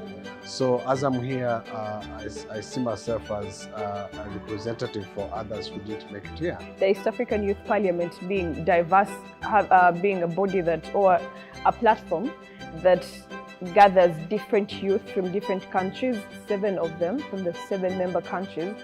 Then when we talk about inclusivity on my own side, I just look at how do we bring everyone together? How do we get to harmonize their voices? Faraja has been doing this for the past 6 years, and we can see that there have been some improvement in each and every year that we come for the sitting. First of all, it's the choice of the motion. Second of all, it's the choice of the people who participate in this youth parliament. You can see that the youth are eagerly and are very much willing to air out their views, and they have researched what they are saying. They are not just here for propaganda or just speaking out of nowhere. This is my first time actually attending the 6th East African Youth Parliament. I got to learn a lot, getting together as youth, discussing what we're facing and being able to navigate and being able to discuss our problems and how to go about them. During the proceedings of the 6th East African Youth Parliament in 2023, young people engaged in substantive discussions encompassing a spectrum of motions aimed at fortifying governance structures within the East African community. The motions included fostering the economic integration of youth, advancing initiatives related to sexual reproductive health, promoting regional peace and security, and advocating for heightened environmental sustainability within the EAC. Motion number 1 was about implementing the East African integration and its governance. Now that, for me, it has been delayed a lot. I feel like it should have been done yesterday, and the fact that we had opportunity to discuss it here, I think maybe we shall be able to steer it. We were speaking about how the governance of East African community can take place very quickly. Now, I feel if at all this region is governing itself as a region and not just like countries, we would save lots of money in administration. Within this assembly, the youth formulated several recommendations and issued a collective appeal to their respective governments and authoritative figures, urging concerted efforts to better the well-being of the populace in the region. Of course, yeah, I agree 100%, just because East Africa is people, and among the people it is the youth. So it is all about the activity that the integration is about us. So we have to take part, we have to take a role in order to make this integration be beneficial to everyone. Kenya, Tanzania, Rwanda, Burundi, South Sudan, Congo, all of them have embassies in most of these countries. But if at all we were one region and we have just one governance, we would have one embassy, and that all that money that is being spent in about 7 embassies, that would be just one. But also lots of things that are being different. We could pick what is better in Tanzania, pick what is better in Uganda, Kenya, and all of it is together. We are only picking the good, and we have one government of many good things.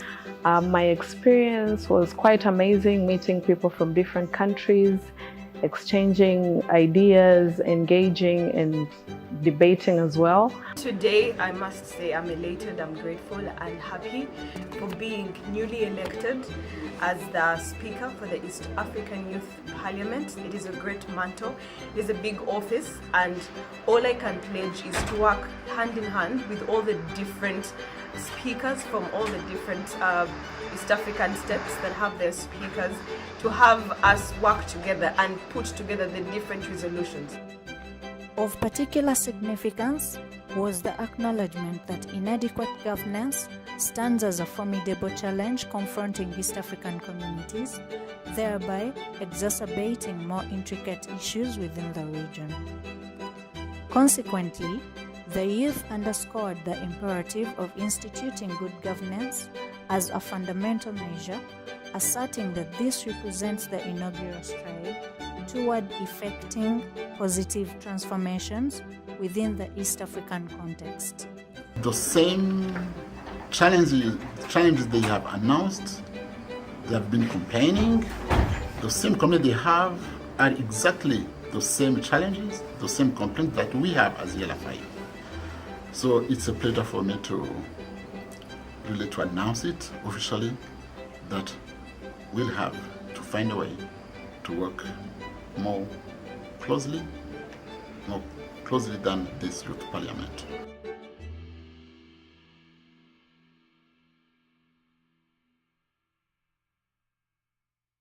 Whenever issues of young people are not spoken out by young people themselves, they don't necessarily get audience.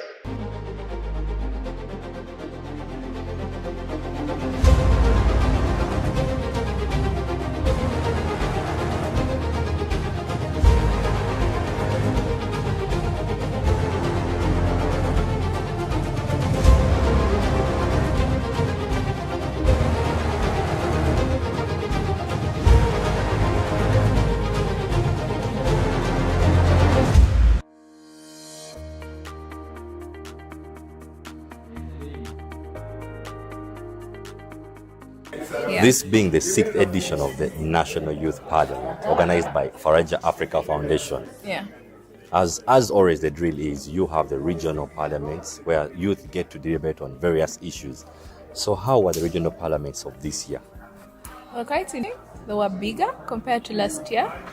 Remember, because last year we still had COVID, that was, sketchy. This time around, we had bigger numbers and we had wider participation. This year's Central Regional Youth Parliament has been an interesting one, where I've had young people come together and deliberate on issues that are actually pressing us. We are giving those spaces to exercise and also give out our views to those local governments. We will cry and cry and cry until Jesus comes back. So far, this is the first youth parliament I've attended.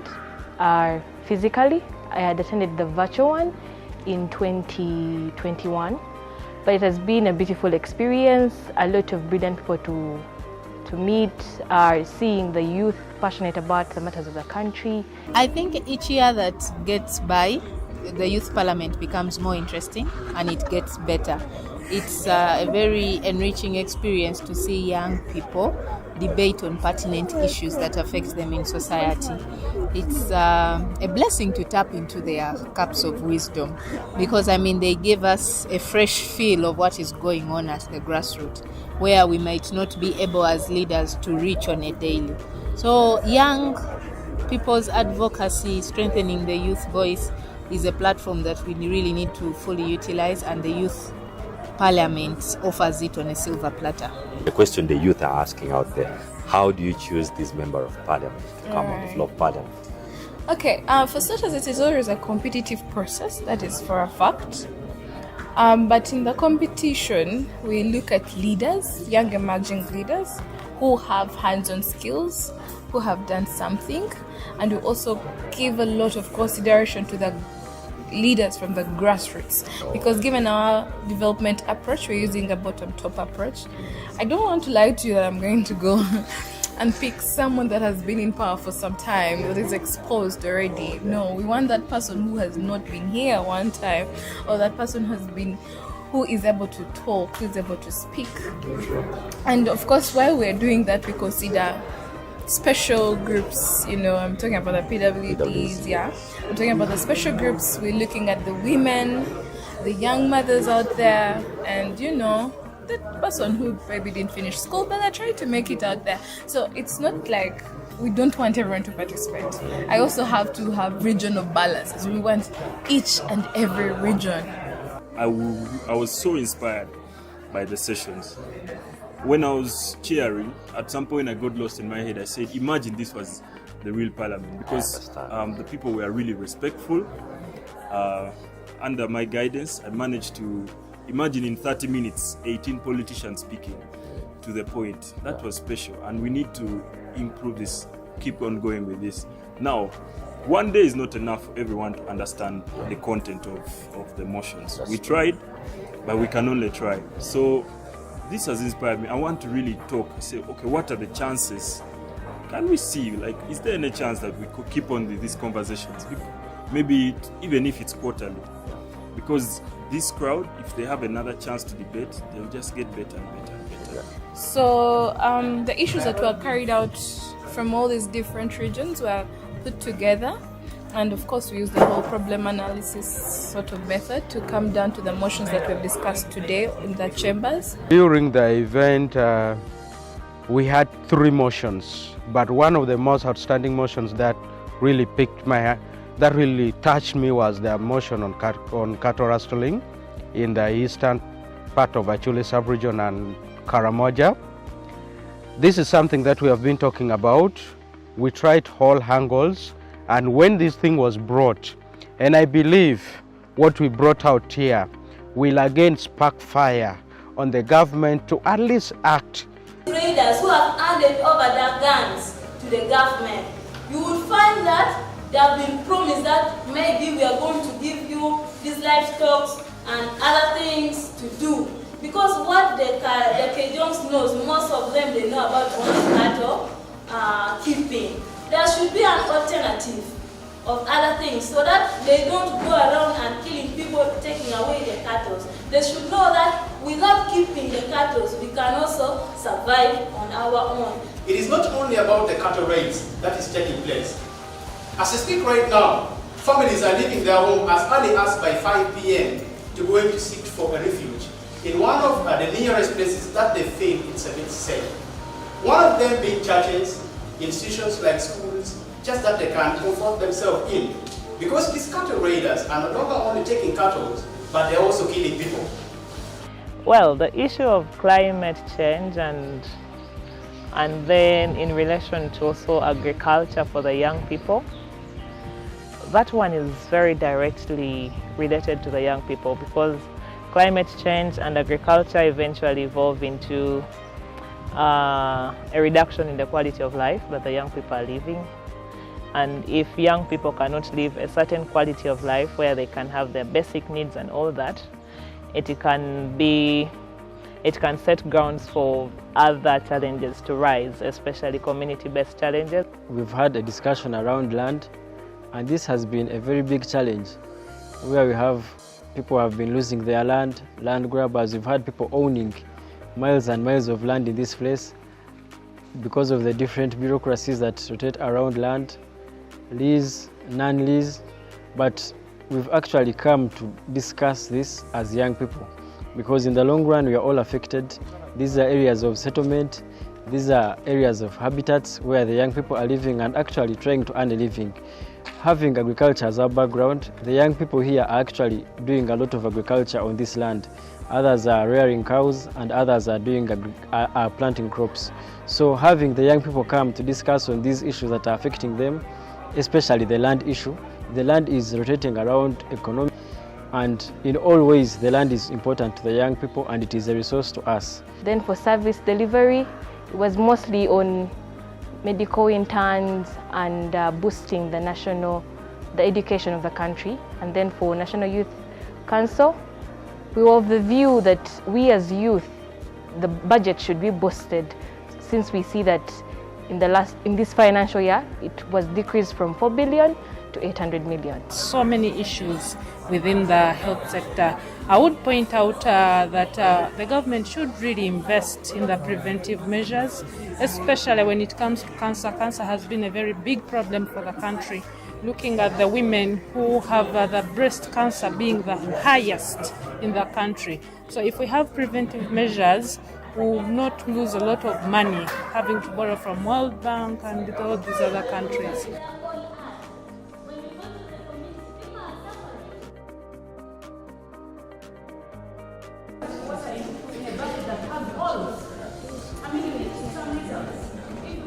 The greatest challenge that I identified is research. You see, when you are invited for the National Youth Parliament like this, you should come well equipped with knowledge, with information on what you are going to debate about. You notice during the debates in the House, there were a lot of challenges. People were challenging each other on information, on falsehoods of speaking this and that. So it is very important that moving forward for the future, young people should always invest their time to research about the issues that they come to speak about. It only does not distinguish them as prominent leaders in the future, but it also substantiates debate better for policy shaping. The theme is in line with our International Youth Theme Day. It's about green skills. So we are trying to advocate for climate change. We also incorporated better livelihood. You know, climate affects us in every sort of way. Green skilling is one thing that we need to push across the divide. Not only young people, but young people are the center of it, because we are the drive to sustainability. If we have the young people of today each acquire a green skill, then you can transcend it to another young person. And a green skill does not require a budget. It could be the basics of just protecting your environment, being cautious about environmental degradation, seeing how best we can have as many young climate change agents as possible. For the two motions, the first one was on climate change. That is something very urgent. I'm personally going to take it to the Ministry of Water and Environment. I already have a meeting with the Commissioner of Climate Change. Wow, you're already working. Yes, we already. I have a meet, not in my office, but as an individual. So with the guidance of Faraja, I should be able maybe to try and table some of these things. There are opportunities to train young negotiators on climate change. Personally, I negotiate for government on climate change. I was in Germany last month doing that work. There's COP. So all these are training opportunities. We must table them, especially the climate change thing, and continue with the conversation. We are not implementers, but we have to push, learn how to lobby our agenda. The issue of climate change and in relation to also agriculture for the young people, that one is very directly related to the young people, because climate change and agriculture eventually evolve into a reduction in the quality of life that the young people are living. And if young people cannot live where they can have their basic needs and all that, it can set grounds for other challenges to rise. The best solution to jungle burning is a subsidization of the alternatives. If the government sees fit, then they should subsidize electricity. With the big theme of green skilling of the youth, this addresses the core issue of my generation. We have big population of the youth, not guided, without any meaningful skills. That is why they go into forest and cut everything down for very temporary need. But the big issue is, as legislators, we shall take it upon ourselves that going forward, when a bill comes into the floor, we need a certificate of environmental responsiveness and also bias on the youth, so that every agenda actually affects the youth. To the organizers, this is a very good platform for the young people to express their views, and I hope that once these resolutions are taken high up to the ladders, feedback can be brought back to the people who initiated the conversations, and they can understand how their submissions fed into the national policies that are formulated.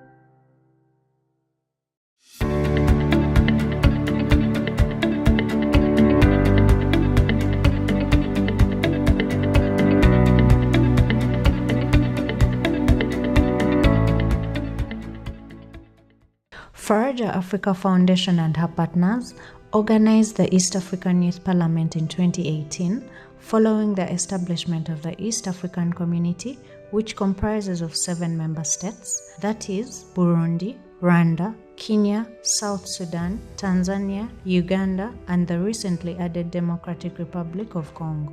Well, my name is Abdullahi Lugome. I'm first speaker of East African Youth Legislative Assembly. When you talk about the East Africa Youth Parliament, and since I was the first speaker, I traveled to all the 6 countries by bus. I met a lot of young people. I got a big connection with them. So that's really inspired me that what am I going to do after finishing being a speaker? So being a partner was the first thing I was looking to partner with Faraja and continuing supporting young people. And actually, we did it. We started advocating for the post-parliament agendas. The East African Youth Parliament, also known as the Vijana Assembly, is a platform that provides young people with a dedicated space to participate in regional governance, advocate for youth issues, and contribute to the development and integration of the East African community. What sparks your participation in the East African Youth Parliament? I'm passionate about East Africa. I'm a Pan-Africanist, and I love nationalism, especially East African, like how they say Africa is our business. To me, East Africa is my business. An important thing to note about this year is that for the first time we have DRC on board, and Chris is not only the representative from DRC, but also the clerk for the 5th East African Youth Parliament. I've learned so much from them, and one thing is for sure, the future of East Africa, is one of the honorable said, is in safe hands. Learning about integration and how we as youth could benefit, on some of the things going on in the YALA as an institution, but also how do we get more, Congolese youth mostly to join this movement and help advance the region of East Africa community as a whole. The sexual reproductive health bill is pertinent to major issues concerning sexual education, issues concerning reproductive health, issues concerning the rights of people generally, inherently rights such as abortion, rights on segregative mothers, and all those, without forgetting menstrual health and hygiene. When we look at East Africa in general, we are really blessed with abundant resources, especially agricultural resources. But the agricultural resources are not utilized economically and sustainably in East Africa.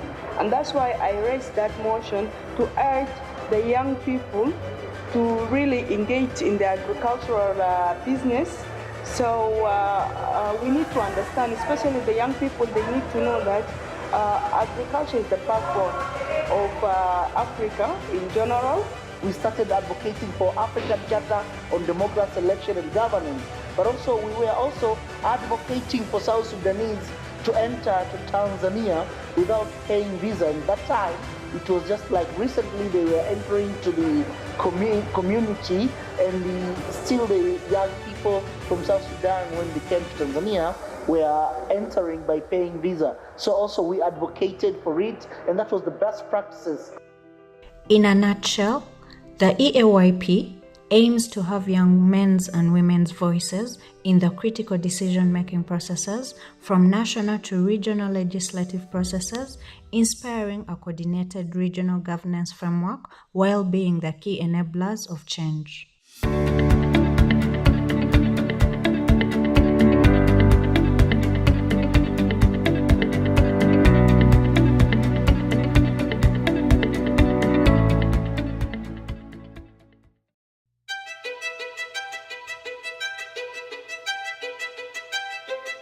The East African Youth Parliament, also known as the Vijana Assembly, is a platform that provides young people with a dedicated space to participate in regional governance, advocate for youth issues, and contribute to the development and integration of the East African community. this is majorly a learning place. The more we present ideas here, we are grooming a leader. This East African Youth Parliament occurs every year in November. It brings members, youth from member states, the 7 member states of East Africa, that is South Sudan, Uganda, Kenya, Tanzania, DRC, Rwanda, and Burundi. I see myself as at the place that I feel I can speak for my people. Like our country is among of the country that is in the integration of East African community. So as I'm here, I see myself as a representative for others who didn't make it here. The East African Youth Parliament being diverse, being a body that, or a platform that gathers different youth from different countries, 7 of them from the 7 member countries. Then when we talk about inclusivity on my own side, I just look at how do we bring everyone together? How do we get to harmonize their voices? Faraja has been doing this for the past 6 years, and we can see that there have been some improvement in each and every year that we come for the sitting. First of all, it's the choice of the motion. Second of all, it's the choice of the people who participate in this youth parliament. You can see that the youth are eagerly and are very much willing to air out their views, and they have researched what they are saying. They are not just here for propaganda or just speaking out of nowhere. This is my first time actually attending the 6th East African Youth Parliament. I got to learn a lot, getting together as youth, discussing what we're facing and being able to navigate and being able to discuss our problems and how to go about them. During the proceedings of the 6th East African Youth Parliament in 2023, young people engaged in substantive discussions encompassing a spectrum of motions aimed at fortifying governance structures within the East African community.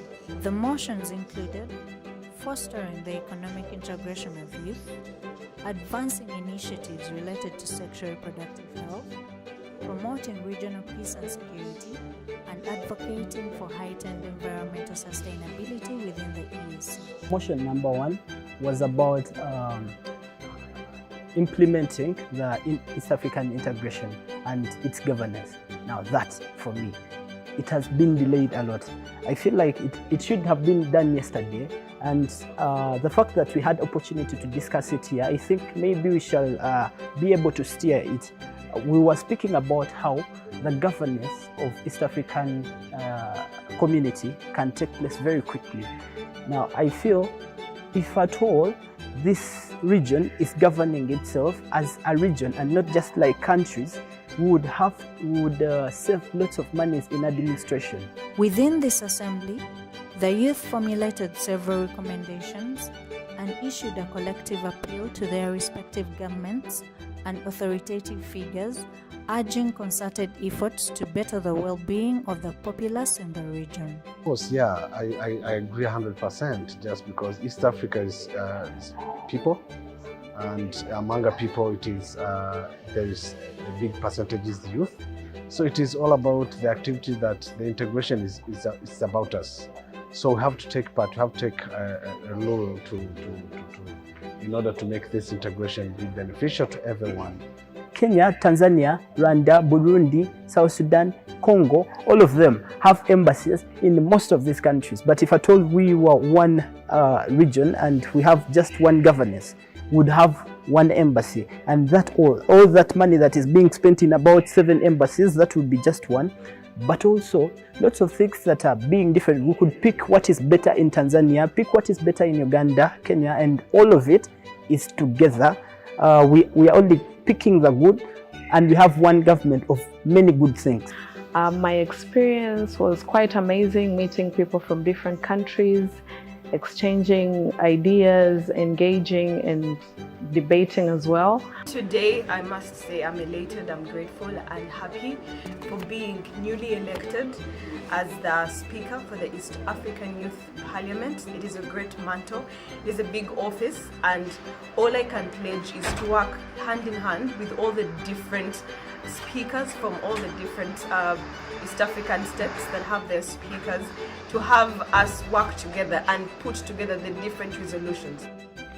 Of particular significance was the acknowledgement that inadequate governance stands as a formidable challenge confronting East African communities, thereby exacerbating more intricate issues within the region. Consequently, the youth underscored the imperative of instituting good governance as a fundamental measure, asserting that this represents the inaugural stride toward effecting positive transformations within the East African context. The same challenges they have announced, they have been campaigning, the same complaints they have are exactly the same challenges, the same complaints that we have as ELFI. So it's a pleasure for me to announce it officially that we'll have to find a way to work more closely than this youth parliament.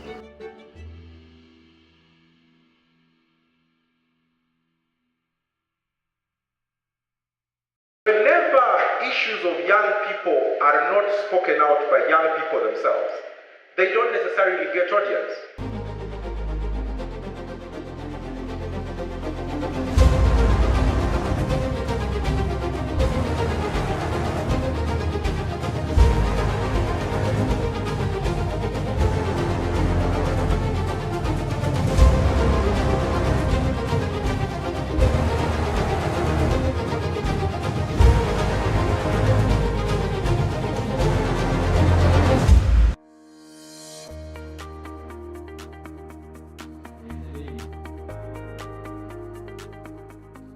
This being the 6th edition of the National Youth Parliament, organized by Faraja Africa Foundation. Yeah. As always, the drill is you have the regional parliaments where youth get to debate on various issues. So how were the regional parliaments of this year? Well, quite interesting. They were bigger compared to last year. Remember, because last year we still had COVID, that was, sketchy. This time around, we had bigger numbers and we had wider participation. This year's Central Regional Youth Parliament has been an interesting one, where I've had young people come together and deliberate on issues that are actually pressing us. We are giving those spaces to exercise and also give out our views to those local governments. We will cry and cry and cry until Jesus comes back. So far, this is the first youth parliament I've attended. Physically, I had attended the virtual one in 2021, but it has been a beautiful experience. A lot of brilliant people to meet, seeing the youth passionate about the matters of the country. I think each year that gets by, the youth parliament becomes more interesting and it gets better. It's a very enriching experience to see young people debate on pertinent issues that affect them in society. It's a blessing to tap into their cups of wisdom because, they give us a fresh feel of what is going on at the grassroots, where we might not be able as leaders to reach on a daily. So young people's advocacy, strengthening the youth voice, is a platform that we really need to fully utilize, and the youth parliament offers it on a silver platter. The question the youth are asking out there, how do you choose this member of parliament to come on the floor of parliament? Okay, for starters, it is always a competitive process, that is for a fact. But in the competition, we look at leaders, young emerging leaders, who have hands-on skills, who have done something, and we also give a lot of consideration to the leaders from the grassroots, because given our development approach, we're using a bottom-top approach. I don't want to lie to you that I'm going to go and pick someone that has been in power for some time, that is exposed already. No, we want that person who has not been here one time, or that person who is able to talk, who is able to speak. And of course, while we're doing that, we consider special groups, I'm talking about the PWDs, yeah. I'm talking about the special groups. We're looking at the women, the young mothers out there, and the person who maybe didn't finish school, but I tried to make it out there. So it's not like we don't want everyone to participate. I also have to have regional balances. We want each and every region. I was so inspired by the sessions. When I was cheering, at some point I got lost in my head. I said, imagine this was the real parliament, because the people were really respectful. Under my guidance, I managed to imagine in 30 minutes, 18 politicians speaking to the point. That was special, and we need to improve this, keep on going with this. Now, one day is not enough for everyone to understand the content of the motions. We tried, but we can only try. So this has inspired me. I want to really talk, say, okay, what are the chances? Can we see, like, is there any chance that we could keep on these conversations? Maybe even if it's quarterly. Because this crowd, if they have another chance to debate, they'll just get better and better and better. So the issues that were carried out from all these different regions were put together, and of course we used the whole problem analysis sort of method to come down to the motions that we've discussed today in the chambers. During the event, we had 3 motions, but one of the most outstanding motions that really really touched me was the motion on cattle rustling in the eastern part of Achule sub-region and Karamoja. This is something that we have been talking about. We tried all angles, and when this thing was brought, and I believe what we brought out here will again spark fire on the government to at least act. Traders who have handed over their guns to the government, you would find that they have been promised that maybe we are going to give you these livestock and other things to do. Because what the Kejongs knows, most of them, they know about only cattle keeping. There should be an alternative of other things so that they don't go around and killing people, taking away their cattle. They should know that without keeping the cattle, we can also survive on our own. It is not only about the cattle raids that is taking place. As I speak right now, families are leaving their home as early as by 5 p.m. to go to seek for a refuge in one of the nearest places that they think it's a bit safe. One of them being churches, institutions like schools, just that they can comfort themselves in. Because these cattle raiders are no longer only taking cattle, but they're also killing people. Well, the issue of climate change and then in relation to also agriculture for the young people, that one is very directly related to the young people, because climate change and agriculture eventually evolve into a reduction in the quality of life that the young people are living.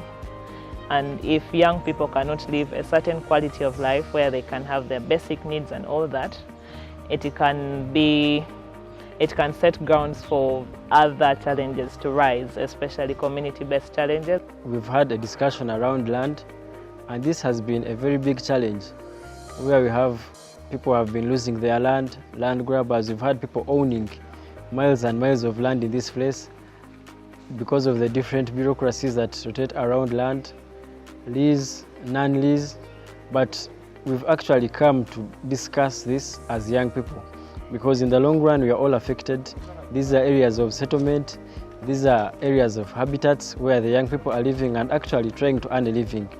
Having agriculture as our background, the young people here are actually doing a lot of agriculture on this land. Others are rearing cows and others are planting crops. So having the young people come to discuss on these issues that are affecting them, especially the land issue. The land is rotating around economically, socially, and in all ways the land is important to the young people and it is a resource to us. Then for service delivery, it was mostly on medical interns and boosting the education of the country. And then for National Youth Council, we were of the view that we as youth, the budget should be boosted, since we see that in this financial year, it was decreased from 4 billion to 800 million. So many issues within the health sector. I would point out that the government should really invest in the preventive measures, especially when it comes to cancer. Cancer has been a very big problem for the country. Looking at the women who have the breast cancer being the highest in the country. So if we have preventive measures, we will not lose a lot of money having to borrow from World Bank and all these other countries.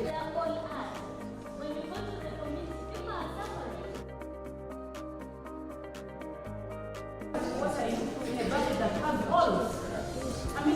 Some results. The greatest challenge that I identified is research. You see, when you are invited for the National Youth Parliament like this, you should come well equipped with knowledge, with information on what you are going to debate about. You notice during the debates in the House, there were a lot of challenges. People were challenging each other on information, on falsehoods of speaking this and that. So it is very important that moving forward for the future, young people should always invest their time to research about the issues that they come to speak about. It only does not distinguish them as prominent leaders in the future, but it also substantiates debate better for policy shaping. The theme is in line with our International Youth Theme Day. It's about green skills. So we are trying to advocate for climate change. We also incorporated better livelihood. You know, climate affects us in every sort of way. Green skilling is one thing that we need to push across the divide. Not only young people, but young people are the center of it because we are the drive to sustainability. If we have the young people of today each acquire a green skill, then you can transcend it to another young person. And a green skill does not require a budget. It could be the basics of just protecting your environment, being cautious about environmental degradation, seeing how best we can have as many young climate change agents as possible. For the two motions, the first one was on climate change. That is something very urgent. I'm personally going to take it to the Ministry of Water and Environment. I already have a meeting with the Commission of Climate Change. Wow, you're already working. Yes, we already. I have a meet, not in my office, but as an individual. Wow. So with the guidance of Faraja, I should be able maybe to try and table some of these things. There are opportunities to train young negotiators on climate change. Personally, I negotiate for government on climate change. I was in Germany last month doing that work. There's COP.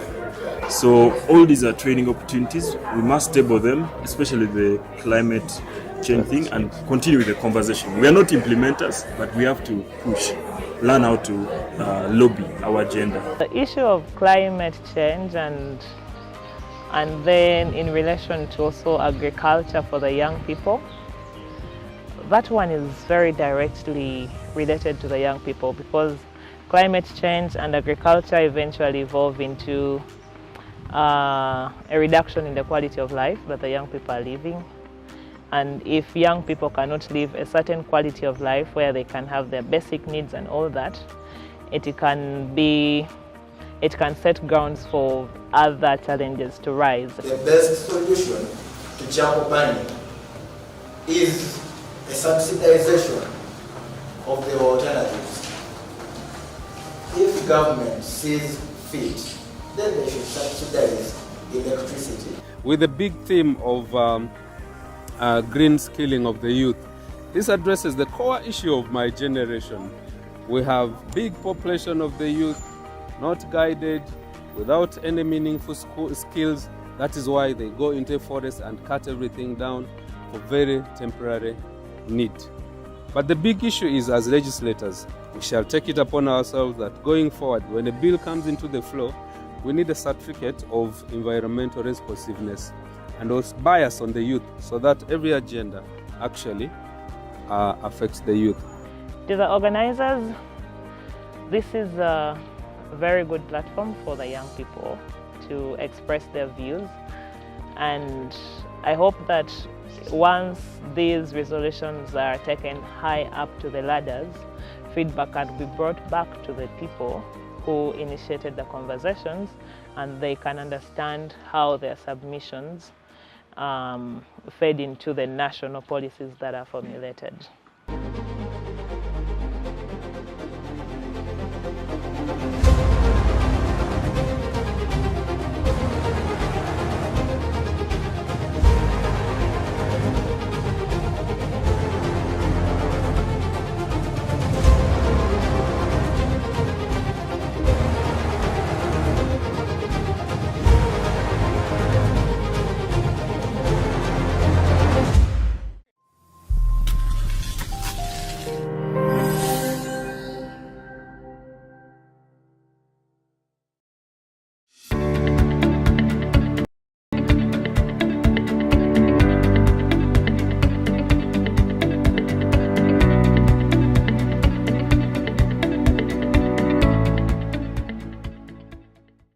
Faraja Africa Foundation and her partners organized the East African Youth Parliament in 2018 following the establishment of the East African Community, which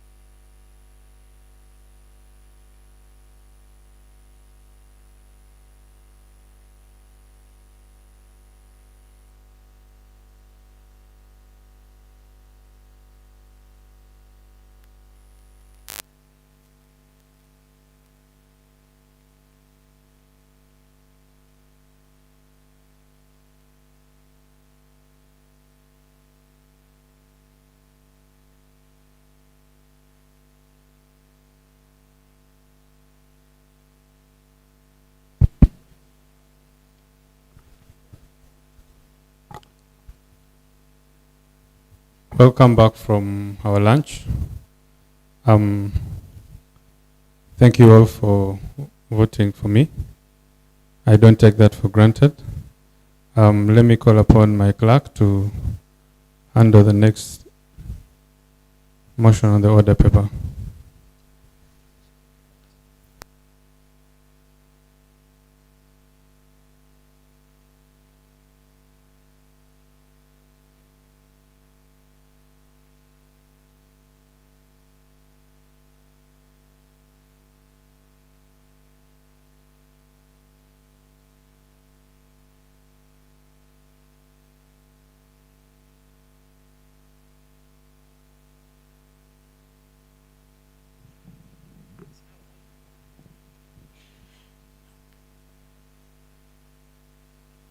Motion 2.2.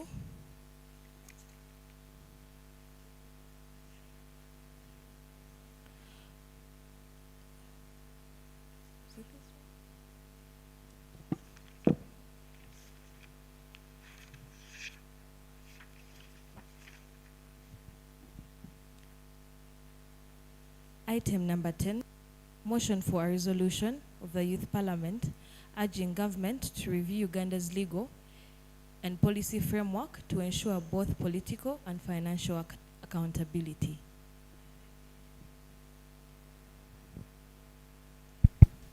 I call upon the mover to come forward.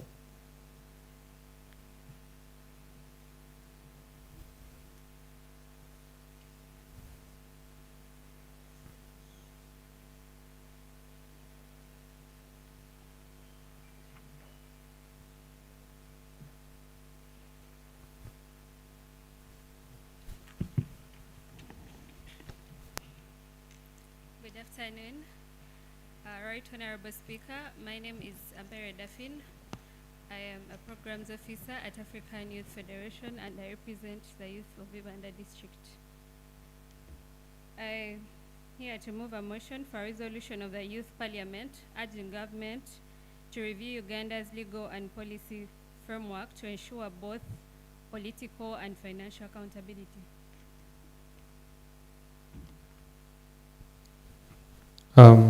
Thank you. Can we have seconders? Yes, Honorable.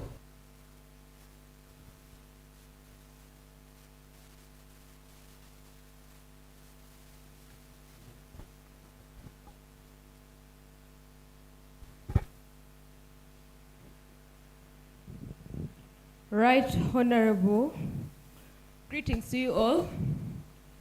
I second the motion and which is saying that the motion for the resolution of the Youth Parliament urging government to review Uganda's legal and policy framework to ensure both political and financial accountability. Your name, please. My name is Jovi Aksima, presenting the youth from Hoima. Thank you, Honorable. Can we have a second? Yes, Honorable.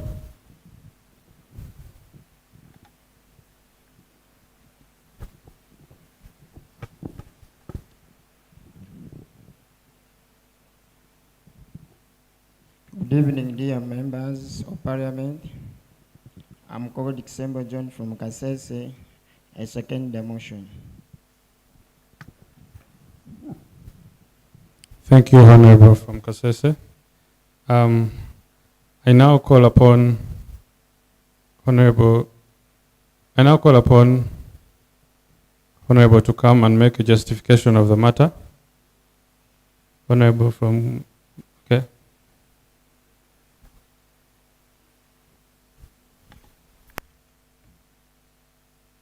Thank you, Right Honorable Speaker.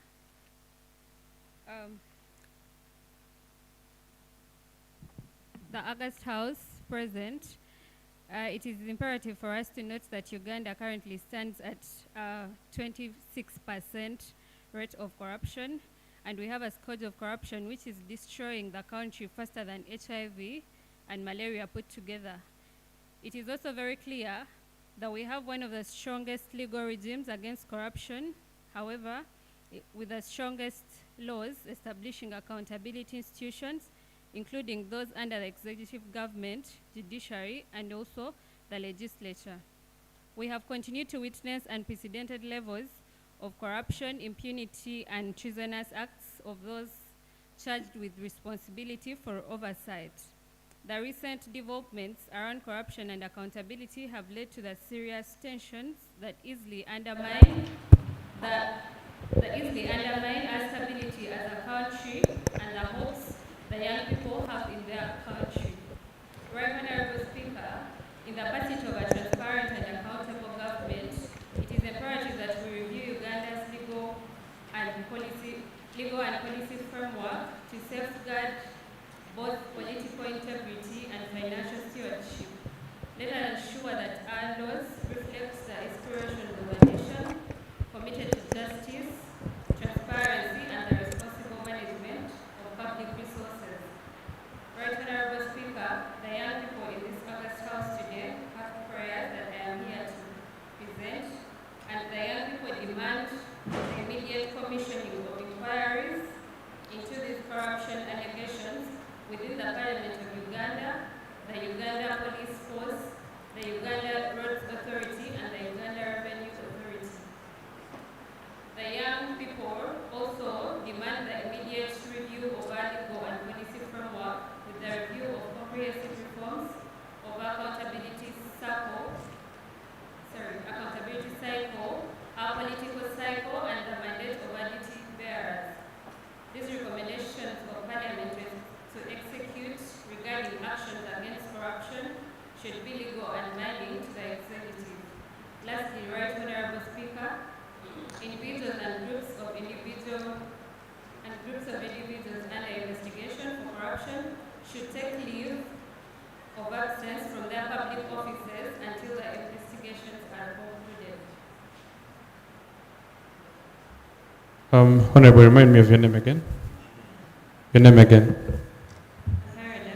Well, thank you, Honorable Daffin. Honorable members, I now open the floor for debate. So feel free to come forward and say a word or two. Yes, Honorable Khalid.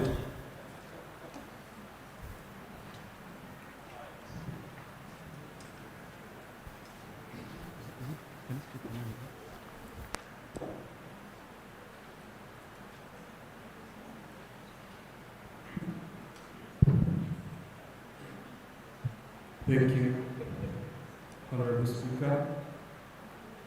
My name is Khalid Nawaf, and I'm from Kampala. Mr. Speaker, I'm not entirely in agreement or in support of the motion would rather have replaced the word review with implement. Because the legal policy in Uganda, we already have laws that lead towards financial accountability. We already have the Anti-Corruption Act, we already have the Money Laundering Act, we already have the Penal Code Act that make these financial crimes or offenses punishable. So the question then becomes not reviewing these legal policies, but rather implement. So it's a question of implementation of the already existing legal framework. And how do we implement? By upholding the notions of constitutionalism and rule of law. Because if we don't, I've said it before and I'll say it again, if we don't, the country will become, or will continue becoming, a joke. So we need to uphold the notions of constitutionalism and rule of law to implement the already existing legal framework. Thank you, Mr. Speaker. Thank you, Honorable Khalid. Yes, Honorable.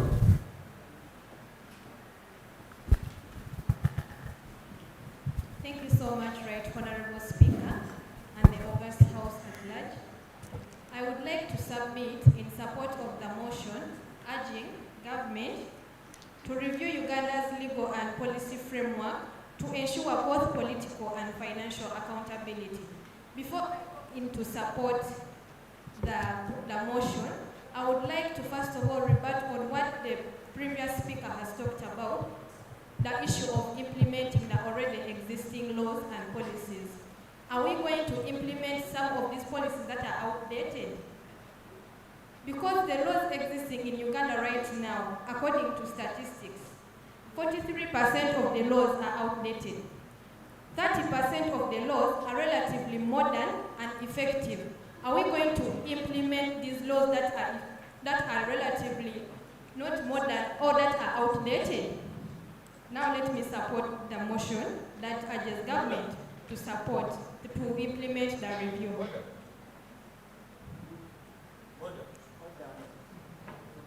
Not allowed.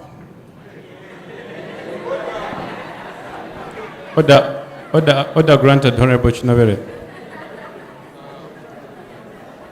Members, if in case you're next to the podium, kindly come, but if you're far from it, you can raise your hand for like... Thank you very much, Right Honorable Speaker. My name is Chinovere Andrew Marvin. I'm from Chibuku District. Now, I rise on a point of order. One, Right Honorable Speaker, is it in order for the lady to deliberately, Honorable Member to deliberately misinform this House? Right Honorable Speaker, the motion before us today is one that pertains things such as corruption, and the laws she keeps on emphasizing. I have studied these laws, and I don't know what she's talking about them being outdated, because these laws are there. They have been reviewed, and they are up to standards. They are actually sending people to prison because of these laws. So if it is not in order for her to keep on misinforming this House, I beg that she withdraws her submission and submits later on when she's more prepared. Thank you very much. Thank you, Honorable Chinabere. Honorable, I would suggest you give us a source of the statistics you gave, starters. Thank you so much. I would like to support what I earlier on said. For example, the Sexual Offence Act of 2015 has inadequate penalties for sexual offences against teenage mothers. Isn't that being outdated? Honorable. Honorable, please expound on that. I also want to get it very well. What I'm trying to say is that if for you know that these laws are reviewed and they're up to date, not everyone knows this. How many people know? So we need the government to review the laws and policies. So the government needs to conduct a thorough analysis. Honorable, allow me chip in right there. You need to inform this Honorable House with the facts. could you please help us state what law that talks about the accountability? Wait a second, because I want you to be very clear about what you say. Because you're saying political and financial accountability. I want you to make this August House understand you and me as well, because I feel like you're confusing this whole house. As I am trying to bring my point to relate it to financial and political accountability, you people are interrupting with orders and because I want to drive my point home. My point has not really reached home. Honorable, please proceed.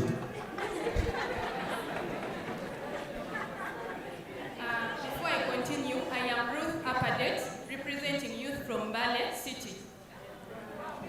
As I was still, some of these policies are not clear or do not have clear objectives. If they do so, not everyone is aware of these policies, how their objectives, how clear are they.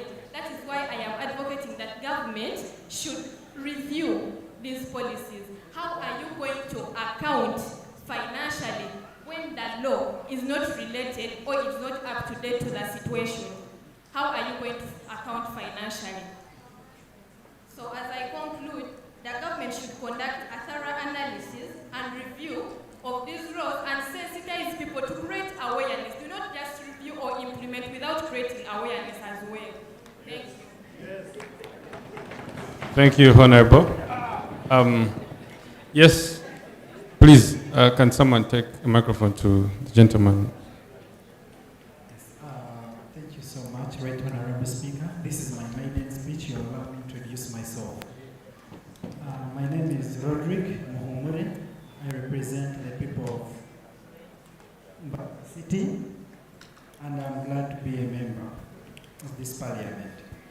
So, Right Honorable Speaker, allow me start by identifying the first challenge from right here. The people of Uganda do not know well the law, whereas we have law interpreters, law learners within the country. So when an honorable member is misguided on how to maybe deliver or maybe explain about the law, I wouldn't wish us to blame her about such an issue, but rather guide her so that she can be able to quote the law very well. So that takes us to the need for actually these reviews, the legal and policy reviews. But stick to the motion that has been raised. We have a challenge in our country, whereby personally I've been affected by the overlapping government responsibilities or institutions coming up. We have URA set in place, and then we shall have another unit set in place by the president. Yes, he's the fountain of honor, and we respect that. But the fact that we have a lot of authorities put in place, it makes the laws that which are passed by the August House, which represents the entire country, a bit useless or baseless. This means that if we have anti-corruption unit, we have anti-corruption board, the office of the IGG, and then there comes the State House Investors Protection Unit, State House Anti-Corruption Unit. So what are all those bodies doing? So this leaves the taxpayers' money being put to waste over time, because these people are literally doing the same thing. So that's why we need to review these laws to reduce on, maybe to increase on the level of accountability and also saving the taxpayers' money. Should we limit the powers of the president? That's the question. Especially when it comes to such an area, we are the parliament and we have the authority to do that. So should we also maybe regulate the powers of these institutions? For example, I'm an environmentalist by practice, profession, and passion. I'm going to give an example of the recent activity, rather calamity that happened in Chitezi landfill. So in Chitezi, we have come to a point whereby all the entities are neglecting or maybe stepping aside from the claims of who is responsible for waste management in Kampala. Honorable, please sum up. You have 30 seconds. All right, thank you. So in the next 30 seconds, allow me to say there is need for these reforms, and especially let us focus them on the environment and also on human rights. Thank you so much. Thank you, Honorable. Honorable Roderick, I want to take this opportunity to give chance to the refugees to have a word or two. Do we have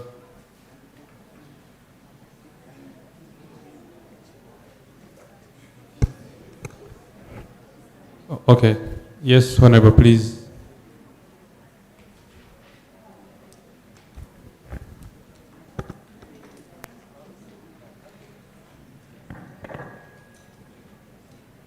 Good evening, ladies and gentlemen. Excuse me? You have 2 minutes. Kindly utilize the time. So I'm here to support this motion. My name is Bati Matonde. I'm from Chaka Refugee Settlement in River District. So I'm going to support this motion in the refugee context. And I'm going to give, because of short of time, I'm going to give the argument and the prayer also. So the first argument is about protection of refugee rights. So Uganda hosts over 1.5 million refugees, which make it one of the largest refugee hosting countries in the world. However, without a robust legal and police framework ensuring political and financial accountability, the rights and needs of refugees may be neglected. Reviewing the framework can help ensuring that resources allocated to refugees are used effectively and in transparency, preventing refugees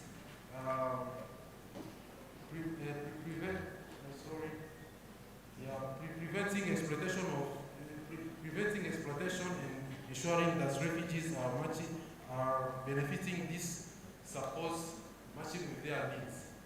So the second point is enhancing refugees' participation in government.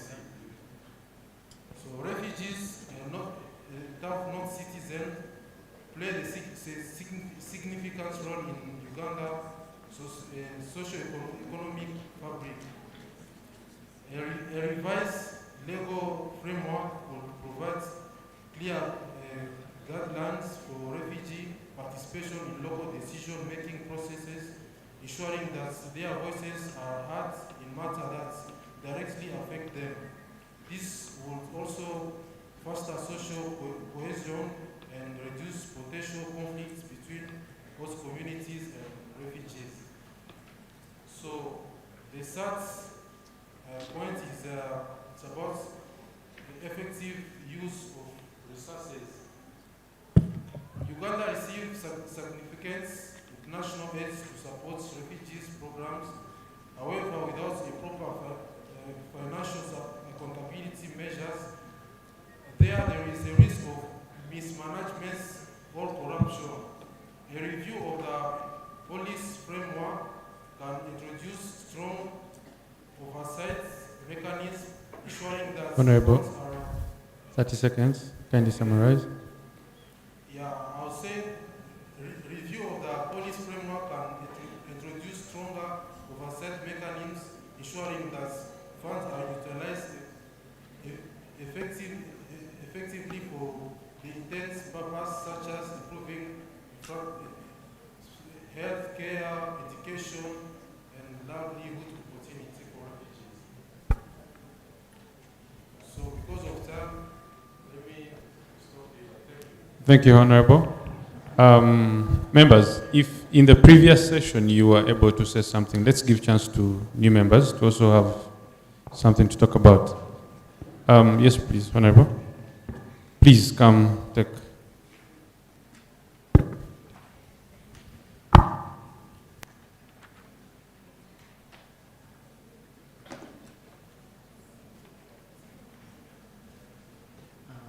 Thank you, Honorable.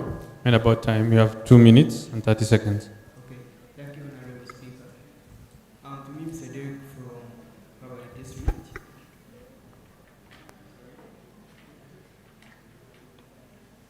To me, Mr. Derek from Faraja District. Right, Honorable Speaker, let's try to be realistic when you try to say legal review of Uganda policy framework. This cannot happen when we still have a judiciary which is not independent. Yes, bodies like the Audit House, IGG, have tried their level best. But after, in the process, what comes next? You get a call, Oyumuleke. Order.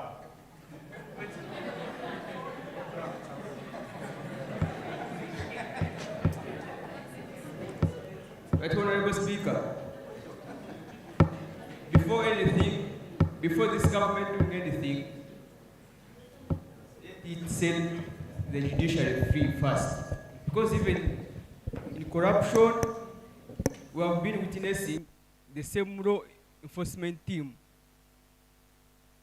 trying to breach the investigations. You just get a call. Good enough, I have a friend here. Sam, I've been arguing with you about our judiciary, that we will never get what we want until we get an independent judiciary. So I don't see any sense in this motion.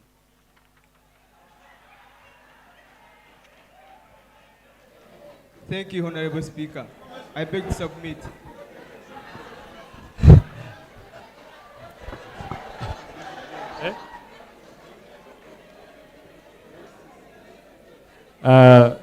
Thank you, Honorable Derek from Kabale.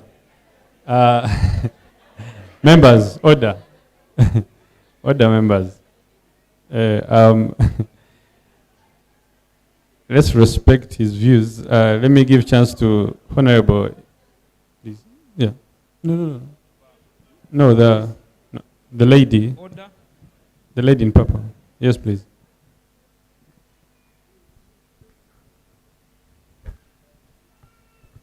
Thank you, Right Honorable Speaker. My name is Nanchinga Jalia, representing the youths from Luwelo District. According to me, I negate the motion.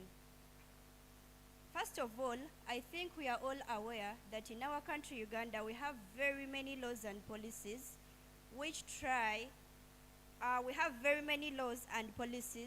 ensures both political and financial accountability. To mention a few, we have the Constitution of the Republic of Uganda, we have the Anti-Corruption Act, we have the Public Finance Management Act, we have the Inspectorate of Government Act, we have the Public Procurement and Disposal of Public Assets Act, and so many other laws. However, the mere fact that we have these laws, then there comes a question as to why we are still seeing very many high-profile cases of embezzlement, abuse of office, bribery, and all those are left when they are not punished.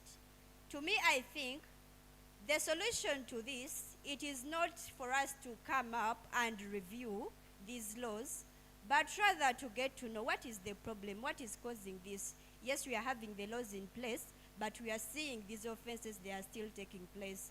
To me, I think the reasons as to why we are seeing this one, we have inadequate or proper enforcement mechanisms.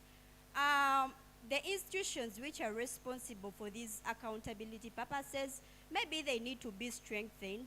So according to me, I think we should not review these laws and policies, but rather we should try to enhance or even to improve or even to implement these laws so that one commits an offense, commits corruption, bribery of that nature, at least the person is not left unpunished, but rather the person is punished. We should try to strengthen the institutions which are responsible for this and also to enhance transparency. Thank you, Right Honorable Speaker. Thank you, Honorable Jalia from Ruero. I think she has a point. I want to give chance to people who haven't said anything. Oh yes, Honorable.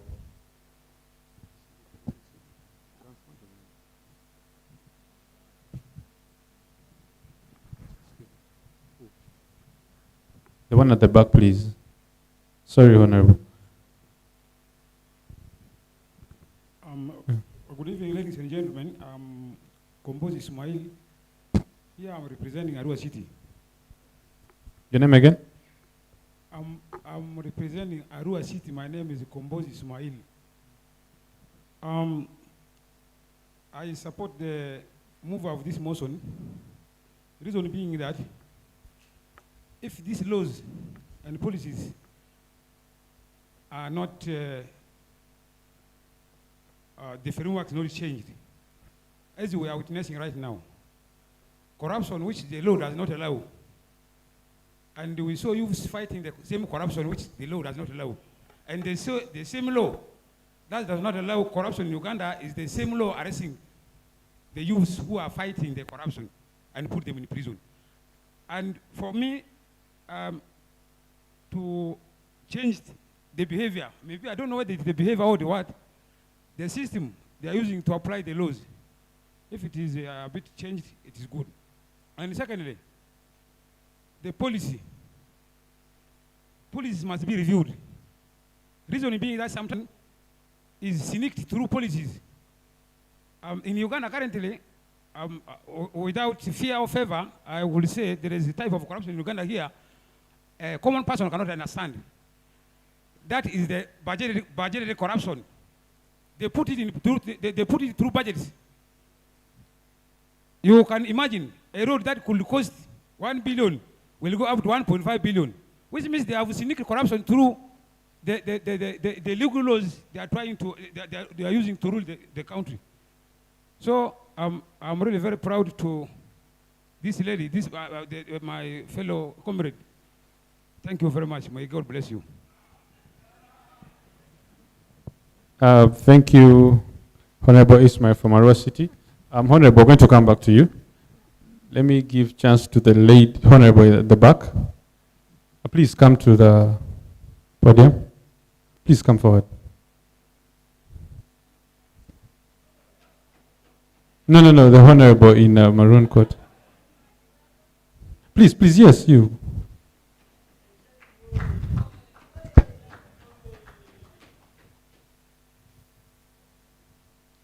Honorable Charity, please, you have 2 minutes. Speaker, thanks for the opportunity. My name is Agava Charity. It's unfortunate that even when I'm going to speak, the prayers have already been said, but then I have to continue and speak.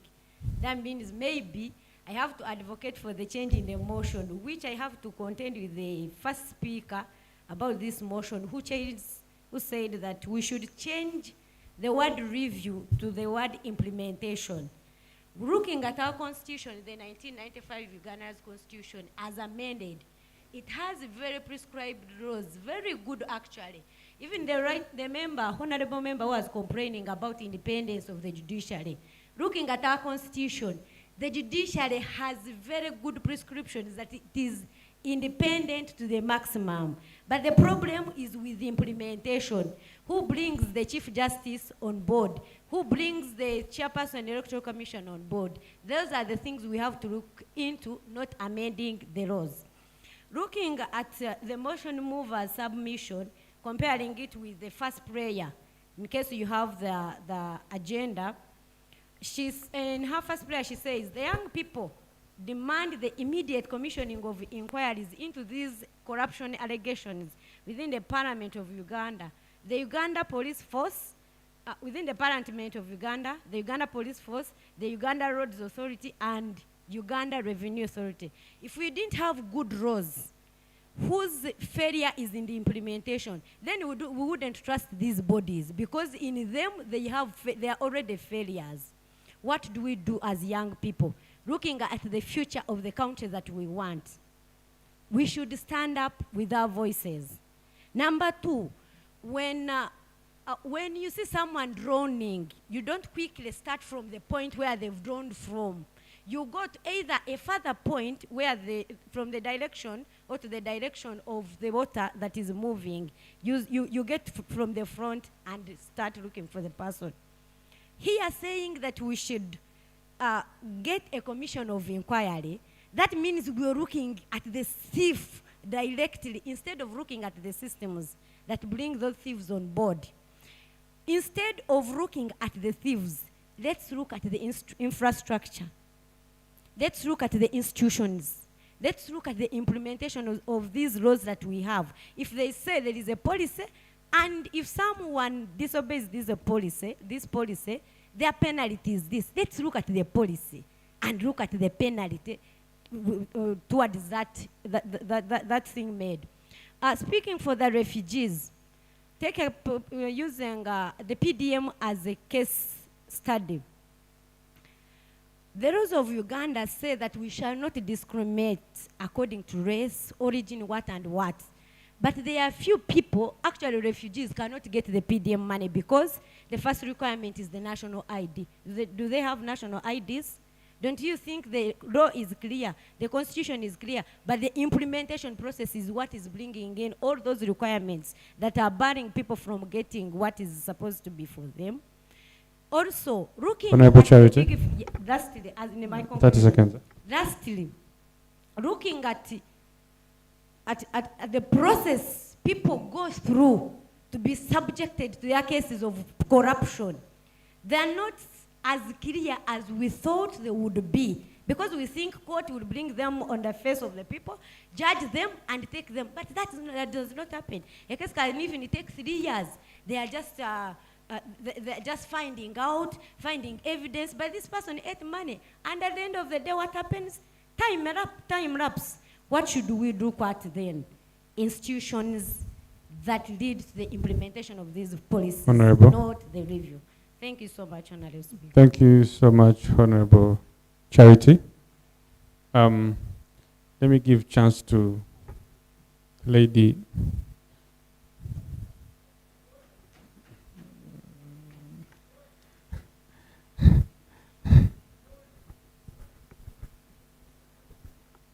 Order allowed.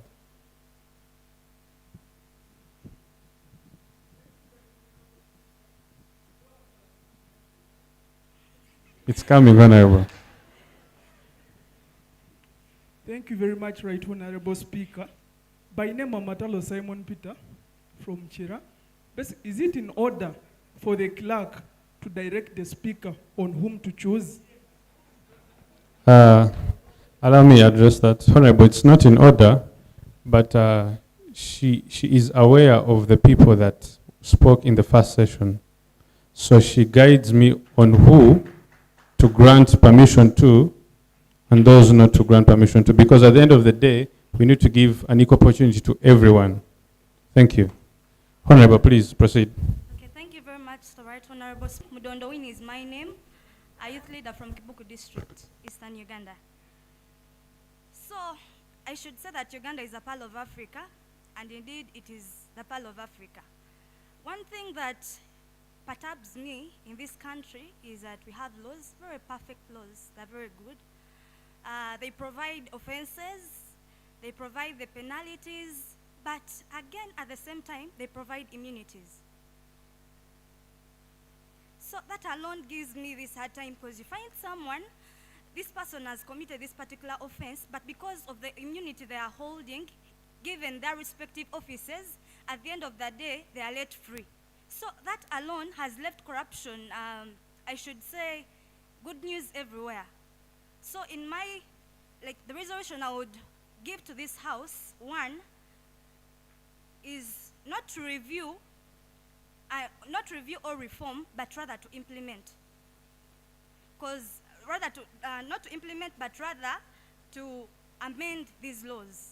Amending means, in this particular aspect, I would request the government, actually the Parliament of Uganda, as they're making the laws, they should reduce on the immunities that they give to these officials that are in these big offices.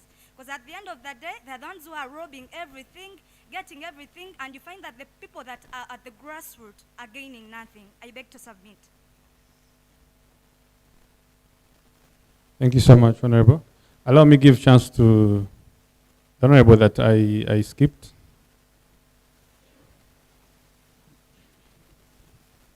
Order. Order, please. Honorable, you have 2 minutes and 30 seconds. Thank you, Right Honorable Speaker. Order. Thank you, Right Honorable Speaker. May your seat reign. Excuse, just a minute. Members, I try to balance both sides. If I give a chance to someone from this side, I also give someone from the other side. Okay, Honorable. I promise to give chance to someone from the corner. Thank you. Please, Honorable, proceed. To proceed, my name is Masiga Victor Enoch Wanyama, representing the gold-rich city of Busia. Basically, to answer today's question, I believe that there has been a misconstruction. Order, members. So basically, what I want to address to the House, I want to first of all try to bring clarity. I believe there's kind of misconstruing in as regards to the interpretation of the word review. Review does not really mean to totally do away or to change, but basically we want to go back and see what exactly is missing or what exactly is consistent. Now, when we look at this, now let's address the legal framework or the legal framework of that's pertaining Uganda. Now, I want to basically focus on, in regards to accountability, I want to focus on the right to information, which is envisaged in the Article 41 of the Constitution of the Republic of Uganda, 1995 as amended. Now, we also have SDG 16 that basically looks at inclusive assets and also sustainable development for accountable institutions at all levels. So basically at the end of the day we realize that we are looking at accountability and the law is providing for its accountability. Now we also have the Access to Information Act 2005, which I'm going to hereafter refer to as the ATIA. Now pursuant to section 43 of the ATIA, it requires there's supposed to be submission of an annual report to the Parliament defining the access to information requests and also responses that are given. Now, it is from here that I'm basically going to show you where exactly the problems are. Now, I'm going to address with a three-part test. That will basically be the problem test, the solution test, and then the benefit test. Now, when we come to the problem at hand, basically the problem is corruption. Now, when we come to corruption, we want to look at the solution. Now, the solution is basically by addressing the bottlenecks. There are very many bottlenecks that are enshrined by violations of the Access to Information Act. Now, those bottlenecks that I'm going to discuss is the wide scope of exceptions. We have very many exceptions with this act, and the solution that I'm going to advance is to do away with some of these exceptions. These exceptions include Section 27, Section 29, 30, 32, and 33 of the ATIA, which basically are numerous and they're also ambiguous. Now, this ambiguity Honorable, basically... Yes, please. Kindly summarize. I'm actually in the last part. I can see, but please try. Okay, the good thing about the solution test, now this ambiguity basically causes that, invokes the test to use the excuse of a secrecy and probably confidentiality. Now, it is from this that we realize that these loopholes is why we're having this corruption. Now, when we do away with this, what is the benefit? The benefit is that we are solving corruption and we're having access to information that promotes accountability. I beg to relinquish the floor. Thank you. Thank you, Honorable. I think I agree with you. Access to information is very key. Now, allow me give chance to people from the corner were complaining.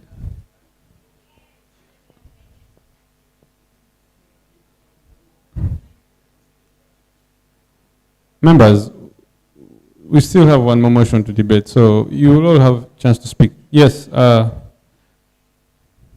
let's give a chance to the lady.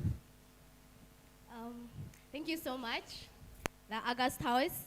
My name is Nampija Vanessa Lynette, and I'm representing the Central Region. I'm the clerk. So, as our motion states that a resolution for the Youth Parliament urging government to review Uganda's legal and policy framework to ensure both political and financial accountability. So, my take on this is that we need to review. Review simply means we go back to what is already there. So we have the legal framework in Uganda. Yes, it is there, but then there are things that are not done right.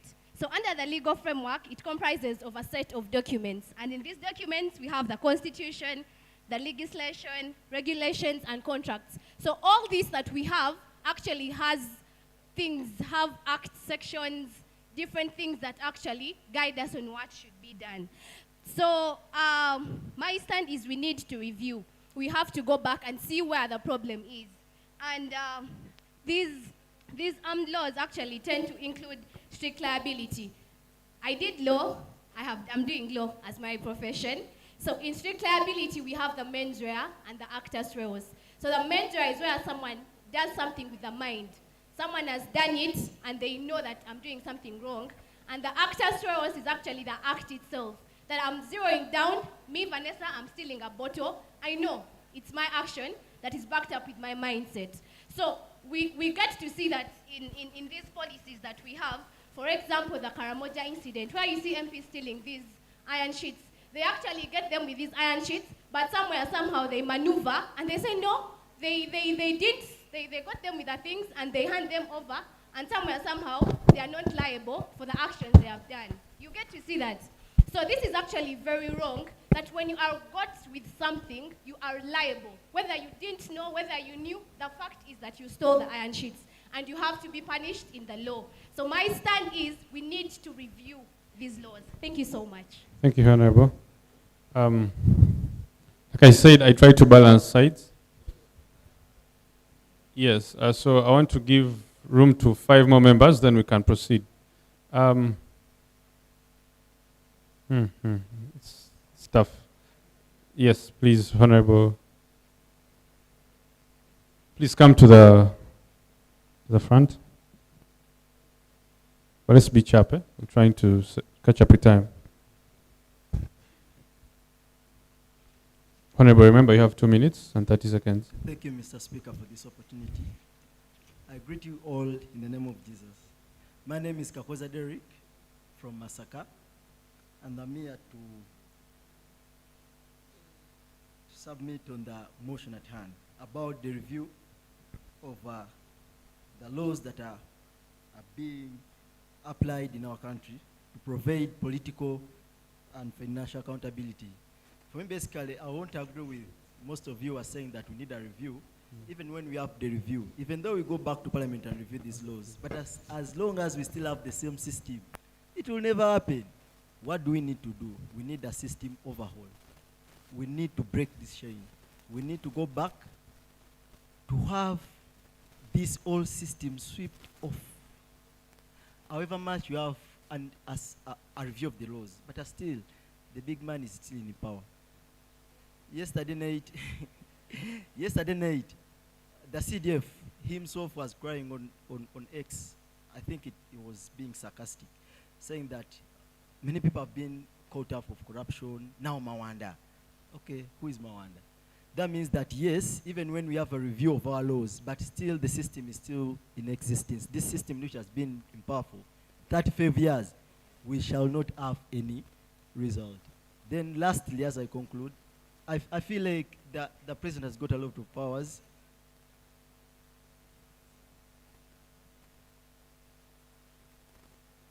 Not granted. Lastly, as I conclude, I'm sorry. As I conclude,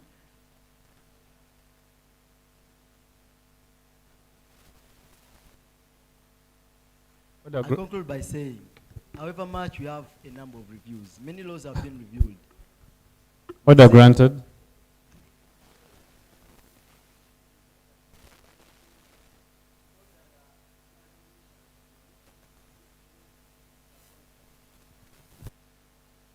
No, for as long as you're on the podium, yes, you can either grant it or... Thank please, you, Mr. Speaker. I conclude by saying that as long as we still have the same system, even when we review the laws, you also go back in the system will eat you up, and you change and be the past. You be the opposite of your past. Thank you, Honorable. I want to give a chance to...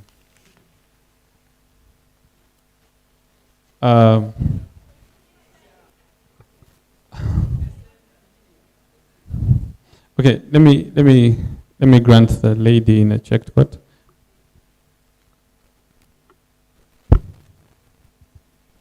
Honorable, you have 2 minutes.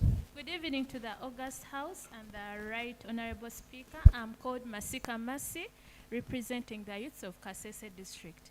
So I'm in the support of the motion, reason being, if you look at the meaning of review, review actually means evaluation, looking back, making assessment, and giving updates. So it involves a lot of processes. If we say review, we want to check the system, to check who is there and what are they doing and what can we do for them.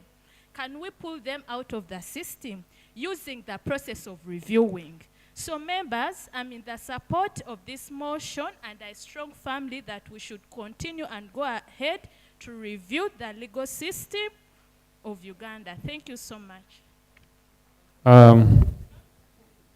Thank you, Honorable. Please, yeah. No, no, the one that has held the microphone. Honorable, we have 2 minutes. We need to... Thank you, Right Honorable Speaker. For matters of record and for matters of knowing whom am I, Matalo, I knew you are attentive, I knew it. So Matalo Simon Peter, representing the people of Wakiso Chira. Basically on the issue, I concur with the motion to review the legal policy and the framework. Basically those that are saying to implement this legal framework and policy, it is already there. You get, realize that each quarter of the year, basically the Uganda Law Society, together under its rule of law department, they make a report. And once they are launching the report, realize that various stakeholders in the government, or the legislator, the IGG, the DPP, they are invited. You understand? The only thing that we can do in the review is to change the system of the legislators. Realize that Article 79 of the Constitution grants the Parliament power to legislate laws, of which sometimes I think it is mistaking the law. Realize that the legislator in Parliament, 3% are the ones that started law. The only thing that we can push forward is that the implementers of the law, at least the minimum qualification, let it be a diploma in law. Because you can't legislate what you don't understand. Realize, for example, let me give an example. For example, realize that they brought the Computer Misuse Act in Parliament. Whom was it? Actually, what were the repercussions of it?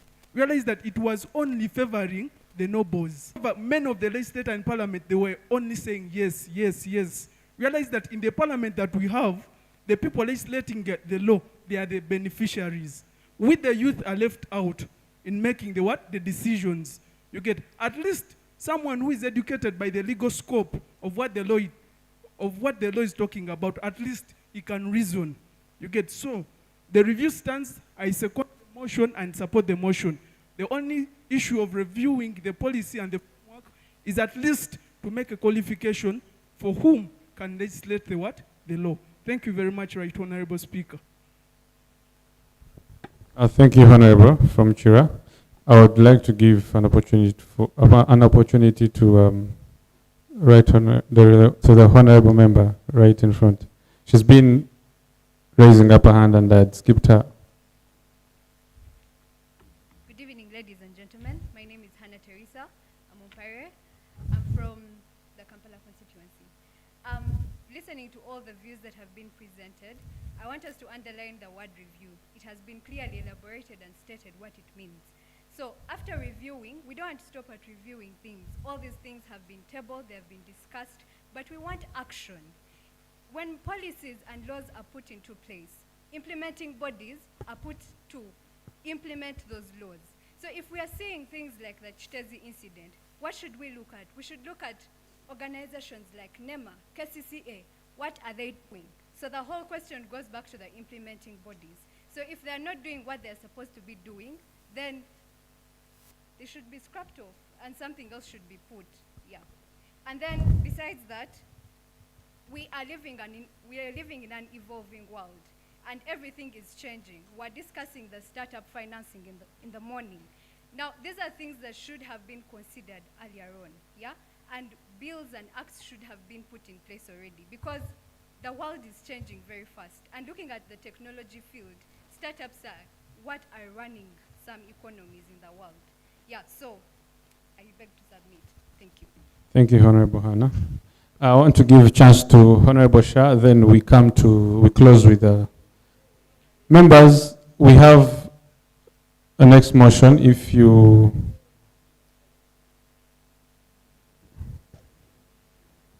order. Right, Honorable Speaker, sir, members of the August House, it's a big pleasure to be here. I was a Speaker of the Parliament House, the 5th Parliament, as the Deputy Speaker. It is amazing to see the number growing and how deeper the conversation of the National Youth Parliament is getting. And I want to ask that you give yourselves a round of applause. before I begin on this topic. You can clap for yourselves. Order granted, Honorable Court. Mr. Speaker, sir, as a Honorable Shah. humble, Honorable Shah. I would request to be protected from some funny points. Honorable Shah. Please, order granted.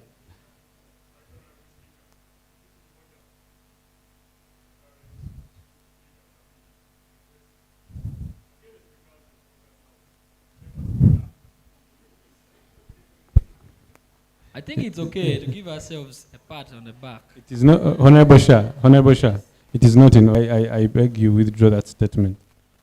It's okay to Withdraw it. To give ourselves a round of applause, just to be okay. But still, Honorable Shah, please withdraw that statement. On the recommendation of the sitting Honorable Shah, kindly withdraw that statement. On the if you do not allow me, Mr. Speaker, sir, I cannot do it. Honorable Shah, withdraw the statement. Statement has been withdrawn. It's okay. Kaka. Yes, on the matter at hand, Mr. Speaker, sir. You have 2 minutes, Honorable. Yes, those are enough. On the matters at hand, generations and history of Uganda has given us a better picture of how corruption has been a serious factor in the underdevelopment of Uganda. For example, during the Obote government, there was a director of Uganda Airlines who, when the plane was leaving, he was left behind because he was late. 30 minutes in the air, while people were going to Dubai, he made a call and said, "Come back and pick me." So the plane had to turn airborne, come back to Entebbe and pick him. Now that was the extent of corruption then. Then we moved towards to the Museveni government, where now corruption has also become extreme. We have seen in terms of embezzlement of funds, in terms of people leaving their work and not doing it to the full potential, and normal processes are supposed to be constitutional. Now, the problem Uganda has had since then has not been our laws, except during the Obote government, where he abolished the constitution and gave us a new constitution. It has never been our laws. It has never been our policies. Maybe the policies need a few panel beating here and there, but the biggest problem has been in the implementation of our laws and policies. How? You find that the mere fight of corruption is very selective, that others are in prison while others are driving government cars, that others have been abducted in front of the court while others are being let to go. Honorable Shah. That in itself shows us that the fight against Honorable Shah, corruption is you're running not out of just mere paperwork. Honorable Shah. Mr. Speaker, sir, 30 seconds to conclude. Thank you. It's not a mere paperwork, but rather the will of the government or the power to be interested in the actual fight against corruption. And sometimes as young people, it's our duty to speak truth to power and put them in a position where they back out. And if Uganda National Youth Parliament can, in fact, pass this motion that it should not only be reviewed, but when presented before the National Parliament, government is asked and tasked to fight corruption with impartiality, with fairness, and without any sort of fear. Then we shall see a better Uganda. I still remain Rubankene Francis Shah, a proud member of the Northern Uganda Youth, and a very proud associate of Uganda National Youth Parliament. Thank you very much. Thank you, Honorable Shah. Members, yes.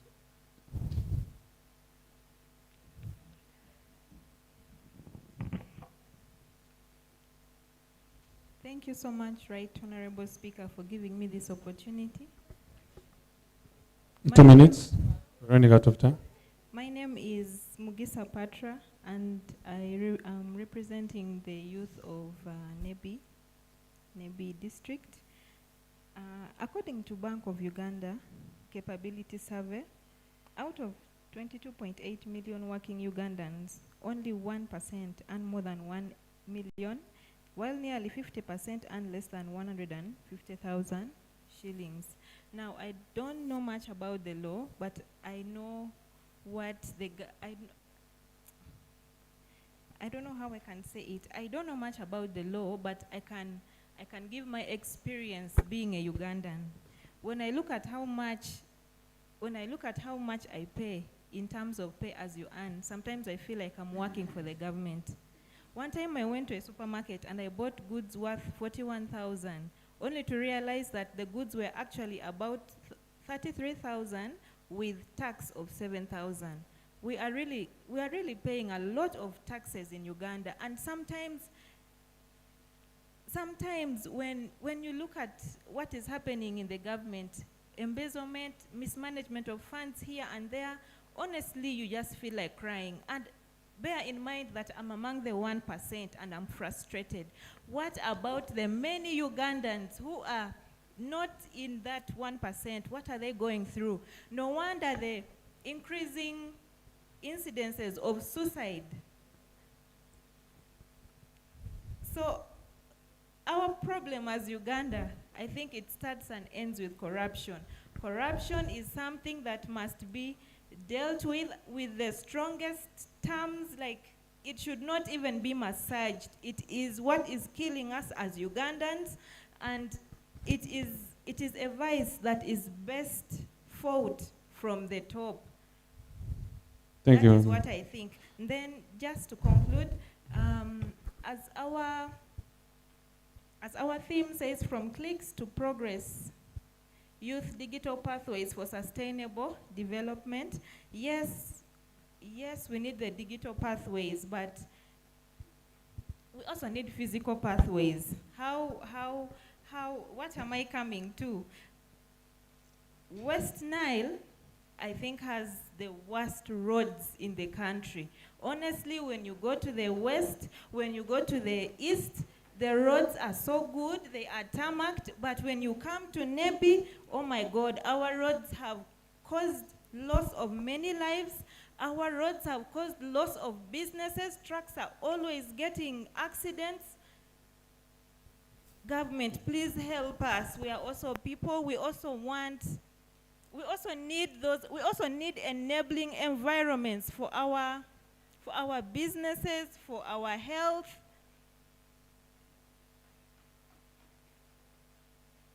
Yes.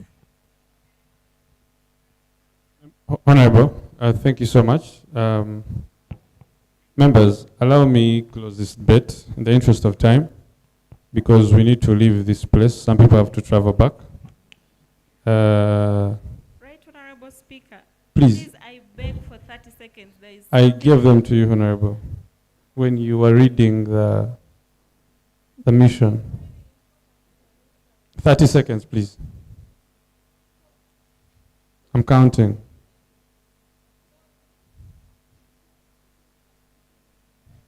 Eight gone. So with me here is an envelope. Madam Namugobe Victoria said when we are speaking, it's good to come with evidence. So I came with evidence of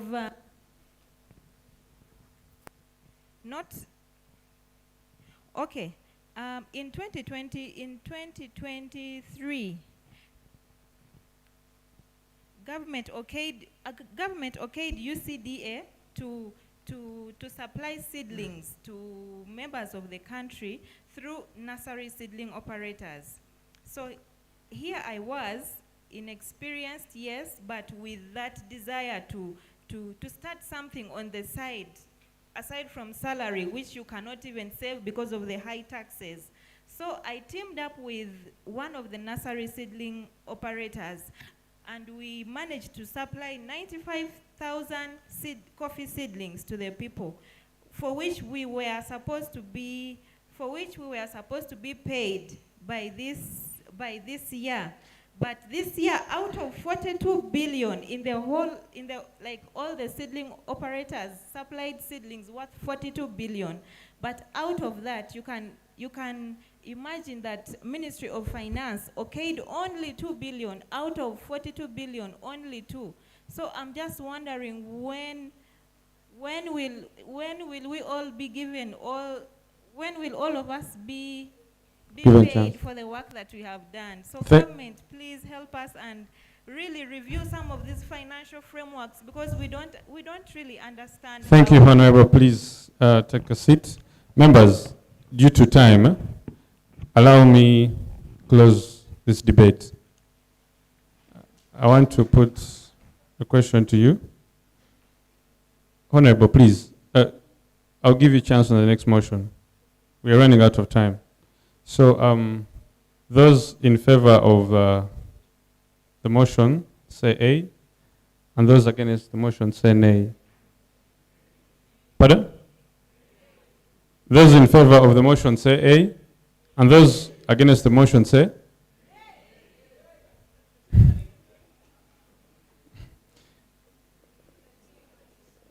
Members, I think we all know what to do. So let's do it the right way. Those in favor say A, and those against say nay. The A's have it.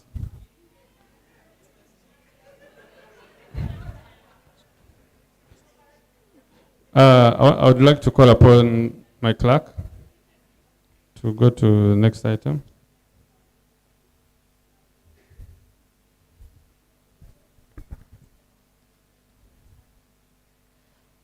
The next item on the order paper, motion for a resolution of the Youth Parliament urging government to prioritize electoral reforms to create a more conducive and fairer environment for youth meaningful participation in democratic elections.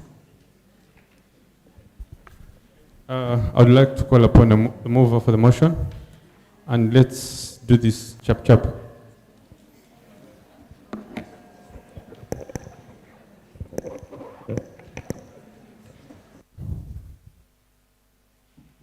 Thank you very much, Right Honorable, and congratulations upon the win. Thank you. Honorable members in the House, my name is Loki Willisam, and I am here to move a motion for a resolution of the Youth Parliament urging government to prioritize electoral reforms to create a more conducive and fair environment for youth meaningful participation in democratic elections. Thank you, Honorable.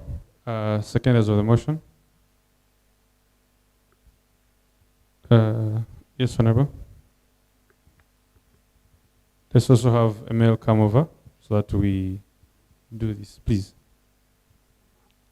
Thank you, Right Honorable Speaker, and the honorable members. I'm here, Lake Gloria Mercy from Omoro District, and here to second the motion seeking government to prioritize electoral reforms to create a more conducive and fair environment for meaningful participation in democratic elections. Thank you, Honorable. Please. Thank you, Right Honorable Speaker. Mayanji Abdul from the Kampala constituency. I'm here to second the motion for a resolution of the Youth Parliament urging the government to prioritize electoral reforms to create a more conducive and fair environment for the youth, meaningful participation in democratic elections. Thank you. Thank you, Honorable. Let me call upon Honorable Member, please. Thank you for sitting close. We need to move very fast. I'm sorry, I'm not going to give chance to many people. We have about 15 minutes to debate this motion so that we close. We have people who are coming from up country that need to travel back. Thank you, Honorable. Thank you very much, Mr. Speaker.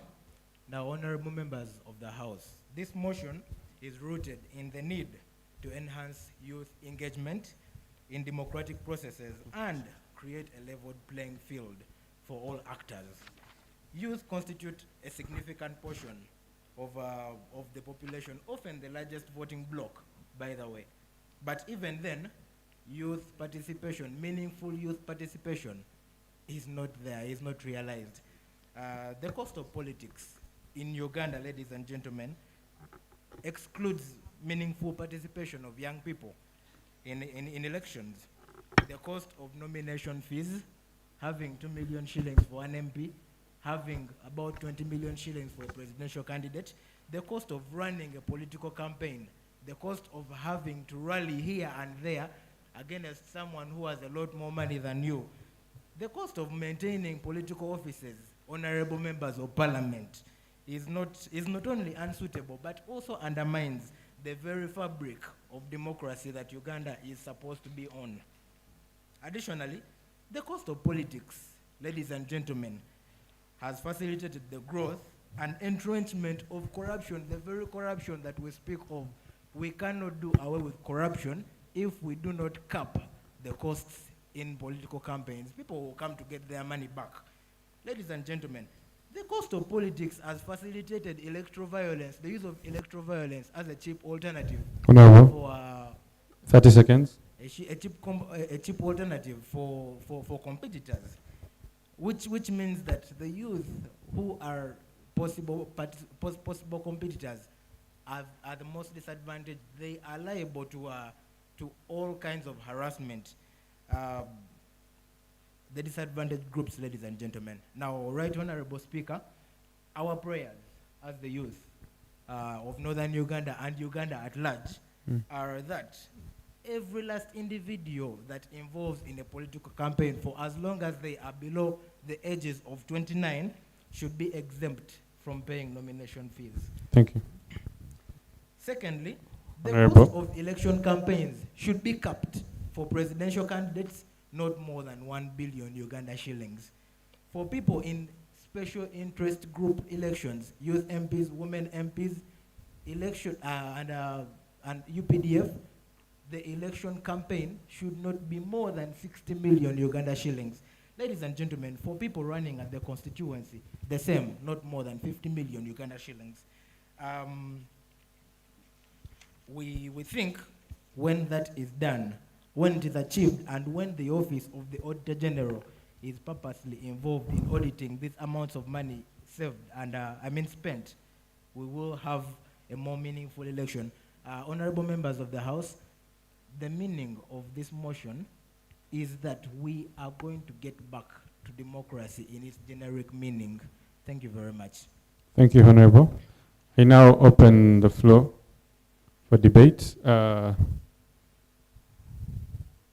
Yes, Honorable. Please stay there, let them bring the microphone to you. Here. Thank you very much, Honorable Speaker, for allowing me. For sure. Honorable, you have 2 minutes. Please, I'm Mohindo Ali, representing the people of Kavarole. I strongly support this motion because really this has been an opportunity for us, the youth, to raise it, and it is raised in a true time. For instance, the government has tried to give us a platform to engage in politics. But it is unfortunate, even currently the youth MPs, most of them are above 35 years. So I wonder, if they have given us a few posts like 4 in the parliament, and they are engaged by people who are above 35, they are in the 40s. For example, Honorable Balam. That Honorable Balam is not in 35 years, he's above. So, how should we work upon this? My prayer is, let the Electoral Commission be independent. Because this Electoral Commission has been dominated by the President. So we have to make it independent, such that it can do its role accordingly. Thank you, Honorable Muhindo. Just maybe to clarify on something, Honorable Balam is not a youth MP. He's a minister. For the youth. Yes, so you talked. No, but that the age thing it only comes into play when we are talking about youth MPs. So a minister can be whether 50 or any age. Let me give chance to Honorable. The fact that I'm closest, I'll come close. Good afternoon, honorable members. My name is 2 minutes. Yeah, my name is Sharona Tuhare. Now, meaningful, youthful participation in the electoral processes means a lot of reforms. First, in information and sensitization, that we need to do a lot to motivate the youth to move away from the standards of wanting to have money for every little thing that they do. That if you're going to be Speaker of the Youth Parliament, if you don't give me money, you will not get my vote. I think it's a good gesture that here in the Youth Parliament, we don't have any kind of monetarization of this campaign, and I pray that it continues in that same manner, and that we can be able to spend to cascade it to the rest of the villages, the rest of the constituents where we come from. Now, the monetarization of politics, that if you don't have money, starting with the nomination fees, I don't even see why it should be above 1 million for any other post. I mean, people are paying taxes. Can we have these taxes be able to take care of the electoral processes? I mean, this budget can be financed by other ways. Even then, it helps to curb what we are having currently as corruption, that in as much as someone puts in so much money in the electoral process, they are going to be able to do everything they can in their powers to have it back and even more. So until then, first our prayer, like the current speaker said, that these nomination fees should be reduced to the minimum. That I don't think they should go above 1 million for any post, including the president. But also, there should be regulation in what amount of money the person spends in election. Giving out money in hand should be abolished, and people should be able to pay for giving out money in any election all over this country. Yeah. Thank you so much. Thank you, Honorable. I'm only going to give chance to 4 people so that we can please, the Honorable in pink, sorry.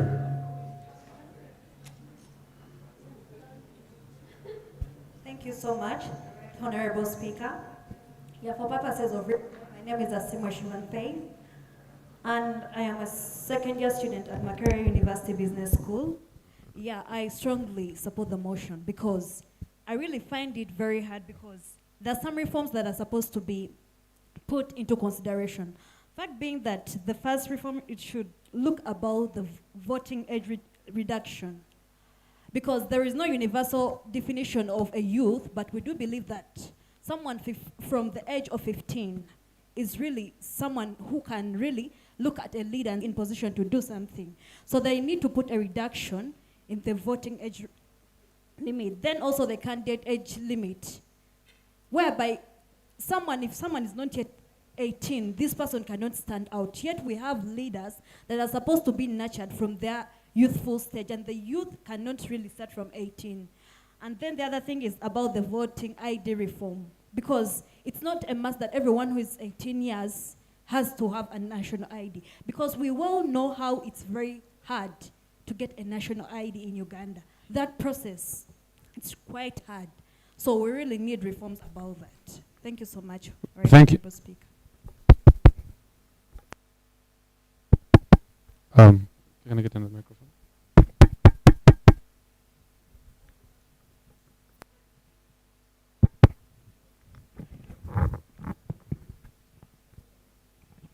Thank you, Honorable. I want to give chance to members of the PWDs, if we have a representative.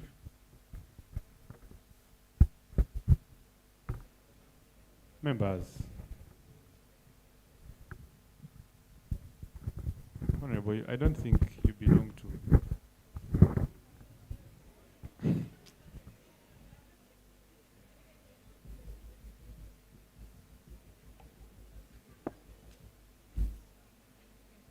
If we do not have, oh, okay, please. Good afternoon. Thank you so much. My name is Apio Esther, representing Katakwi District. I know most of you are thinking, where is the disability? Impairment. Visual. Thank you. I want to agree Honorable, with... we have 2 minutes. Thank you. I want to agree with what most of the honorables have mentioned, but when we look at this motion, I want us to think, before the youth get to the conducive and fair environment, let's look at the status quo. I'm very sure most of us here are vibrant youth, whereby by now you've already started campaigning for 2026 aspirants. Do you want to tell me that when they bring in the aspect of money, you're going to say no? Look at the status quo. I am quoting this. Politics has derived from its original path. Everything, because when you go for voting, the Electoral Commission sets its laws. Do not receive money from any candidate. I want us to be honest. Has someone ever come to you and you refused that money? So, yes, I want us to be honest. So, if the youth, yes, the youth have the ambitions, they really want to go for this, but there is a lot that is limiting them. The status quo, the age bracket, the financial abilities. So these are all things that we have to put in place in order for youth to get the conducive environments that they need. Thank you so much. Thank you. Members, two more. Yes, Honorable. My youth leader from, I don't want to mistake the district. Thank you so much, honorable members of parliament. I'm going to be very, very brief. For purposes of records, my name is Apio Monica Prudence, and I'm representing the young people of Gulu. When you are talking about inclusive or conducive environment, or fair environment for the young people, it is diverse. We are not going to only talk about money, but we are also going to talk about the number of young people representing us in parliament.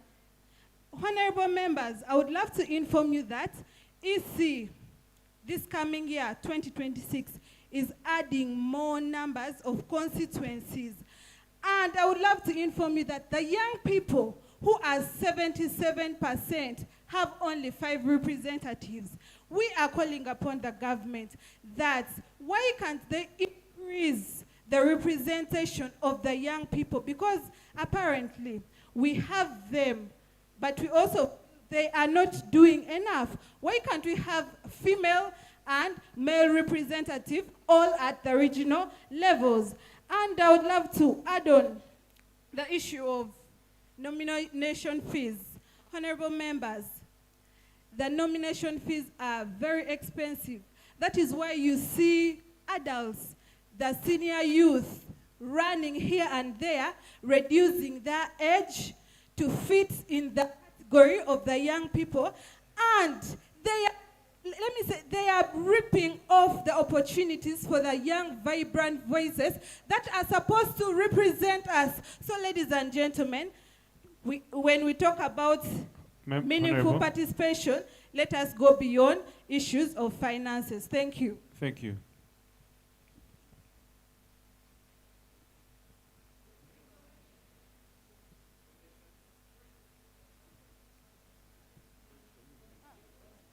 Hey, granted. No. For me.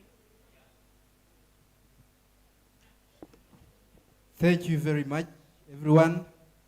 The Right Honorable Speaker, though you have been declining my arm for several times, it has been an insult to me to miss other intended points that I wanted to utter out.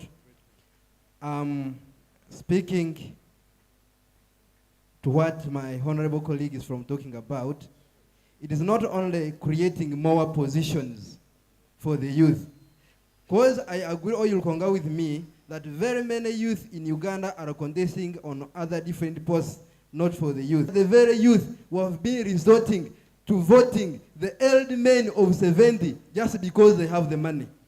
So I would say that let us all focus on electing our own youth to the positions of leadership than those oldie wazee. Thank you very much. Thank you, Honorable. Thank you, Honorable. I want to give two more people to speak, then we can move. Honorable Philmon, please, you have 2 minutes. Then we can move to one last person, then we... Thank you so much, Right Honorable Speaker. I'm Ahereza Philmon from Rukunjiri District, and I want to divide my 2 minutes. My first minute, I'm going to talk about the motion. My second minute is slightly away from the motion. Direct to the motion. Direct to the motion. I do not support the motion just because I believe even the few leaders, even the few youth leaders you've sent to parliament have not delivered. So let us focus on tasking these few youth leaders to deliver. Then when we start believing in our youth leaders delivering, then we can focus on sending more youth leaders to parliament. Otherwise, if we send more youth leaders to parliament, we are literally sending more people to get compromised and sending more people to receive government salary. So that's my stand on the motion. My second minute, please listen. My second minute goes to all student leaders from public universities and the UNSA leadership. I'm humbly begging and crying that when you go back to your universities, please approach your leadership and ask them to review their admission policies for graduates from technical institutions. It's a very big challenge. You can't know it unless you face it. 30 seconds. 30 seconds. I've done my research, and over 90% of graduates from technical institutions are unable to upgrade their education. It's terrible. Help me ask your university leadership, why did they abolish weekend programs? Yet these are programs that used to accommodate upper graders from technical institutions. Please, thank you. Thank you. Honorable Gold, then I'm going to give one exception to this lady she's been raising up her hand. You have 1 minute to summarize everything. Then we can... Honorable members, Right Honorable Speaker, good evening to all.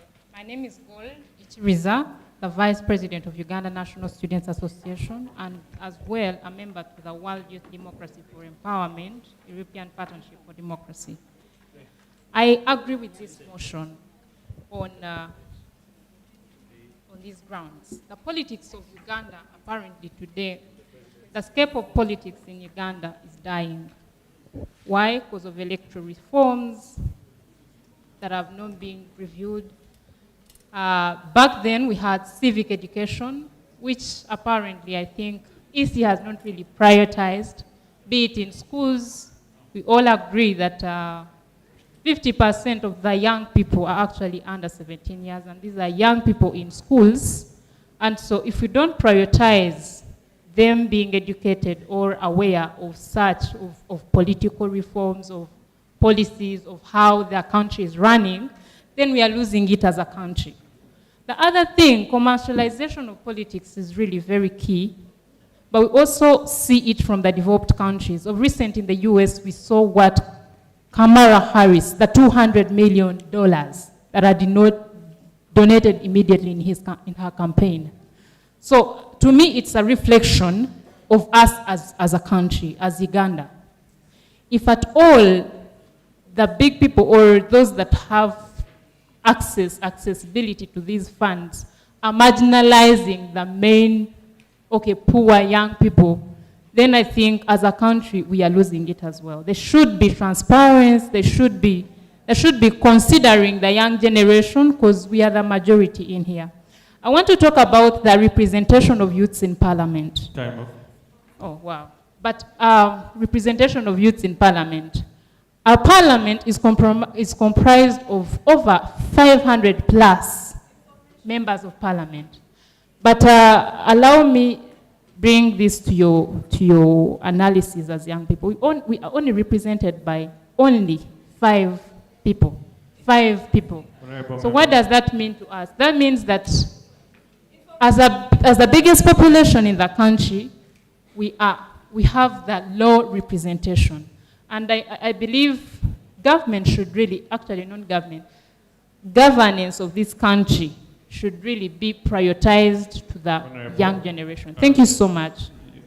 please, a minute and we close this. Thank debate. you, Right Honorable Speaker. And by the names Cheptoyek Saiva from Bukwa, Sabine by tribe. I am here to defend the motion. Indeed, much has been spoken by the honorable members, and I would like to support them, especially mark you, even when we say we don't want to commercialize politics now, it may not end today, but it will take more than 10 years. Because even when someone comes here and says, I want to distribute 10,000 each, I believe all of you will go out to line up for them. So let us keep this process. I would say, if the commercialization gets worse, we set fire to put on fire. Then we request government to support the upcoming youth financially so that they can also beat the old men having money.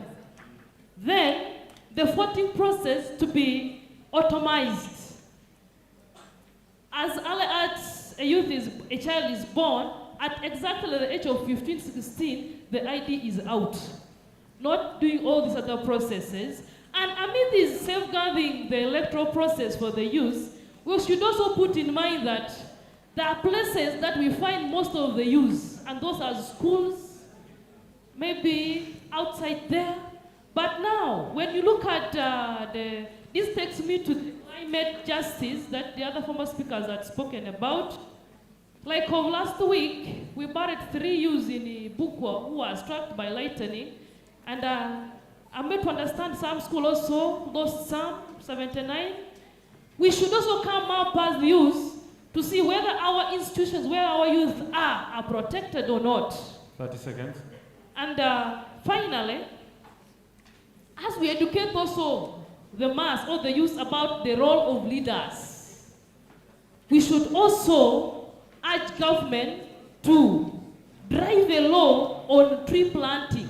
When you go to Kenya, if you don't have a tree, you'll be penalized for it to come all this climate justice. Honorable, your time is up. Thank you so much. I beg to submit. Members, allow me close the debate. Allow me put the question that the motion for resolution for a youth parliament urging government to prioritize electoral reforms to create a more conducive and fairer environment for youth meaningful participation in democratic elections. Those in favor say A, and those against say nay. Those in favor say A, and those against say nay.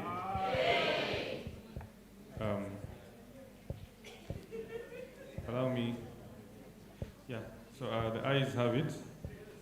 Allow me,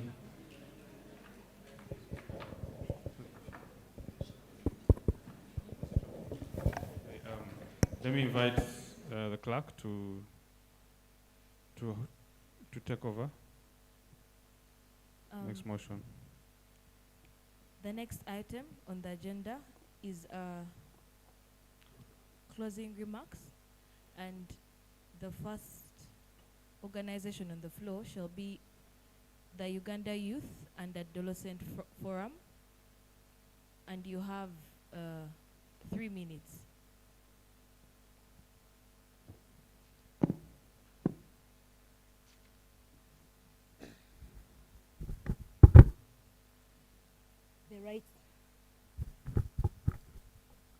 The Right Honorable Speaker, the Honorable Members of Parliament, the partners, ladies and gentlemen, good evening. Joyce Nakato is my name, the team leader of Uganda Youth and Adolescent Health Forum, the chairperson of the country management team for Power to Youth program in Uganda, and the co-chair Girls Not Brides, a national partnership to end child marriage. As we conclude on this distinguished National Youth Parliament, I feel happy because of witnessing the collaborative efforts of the different partners in ensuring creating a safe environment for the young people to express their views and engage in discussions regarding their well-being and necessary for policy reforms. We extend our gratitude to the fellow partners who have facilitated this National Youth Partnership and encourage you to continue supporting such initiatives that ensure meaningful participation of the young people, adolescents, and the youth. We have participated in various discussions. We have exchanged innovative ideas, collectively pledged to foster positive change within communities, including the proposal for policy reviews. Our solidarity and commitment demonstrates the strength of the youth leadership. As we depart from this parliament today, let's remember that our mission is not far from complete. We must persist in advocating for inclusive policies to access education, healthcare, economic empowerment for all the interests of the people. I would also like to highlight that at UAF, the organization that I work for, through the Power to Youth program, we have successfully moved a motion in Eastern Region urging government to create special support projects for reintegration of teenage mothers in community and societies to ensure that they are able to be part of all the processes. We call upon the Ugandan government to implement measures that address the growing disparities as far as sexual reproductive health is concerned, as this will contribute to the country's adolescent health indicators to improve and also mitigate the high rates of teenage pregnancy with all the related effects. I also appreciate the government of Uganda for always coming up with initiatives that we've been talking about today, the Myoga program, Power to the PDM, the Youth Life programs, and not forgetting, of course, the presidential initiative that also encourages empowering of the young people. I appreciate the youth for being here today, the innovative ideas, the energy, the commitment that you have to see that we are able to move forward so that everybody is able to realize a full potential of dignity and respect. Our earnest appeal is to ensure that young women deserve to be given a second opportunity so that they are able to pursue their aspirations, and we must adopt to these strategies that address their needs and foster supportive environments. We also appeal to establish government programs, especially aimed at empowering the young people, the youth, the adolescents, as far as economic empowerment is concerned. We believe and we are sure that supporting a girl child is a benefit for not only their communities, but the nation at large.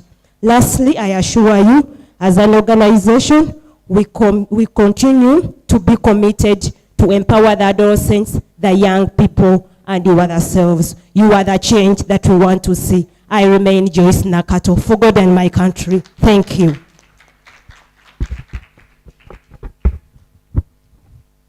Thank you so much, Madam Nora. Let's call upon. The next organization is KRC Uganda. Can we have a representative and kindly use 2 minutes?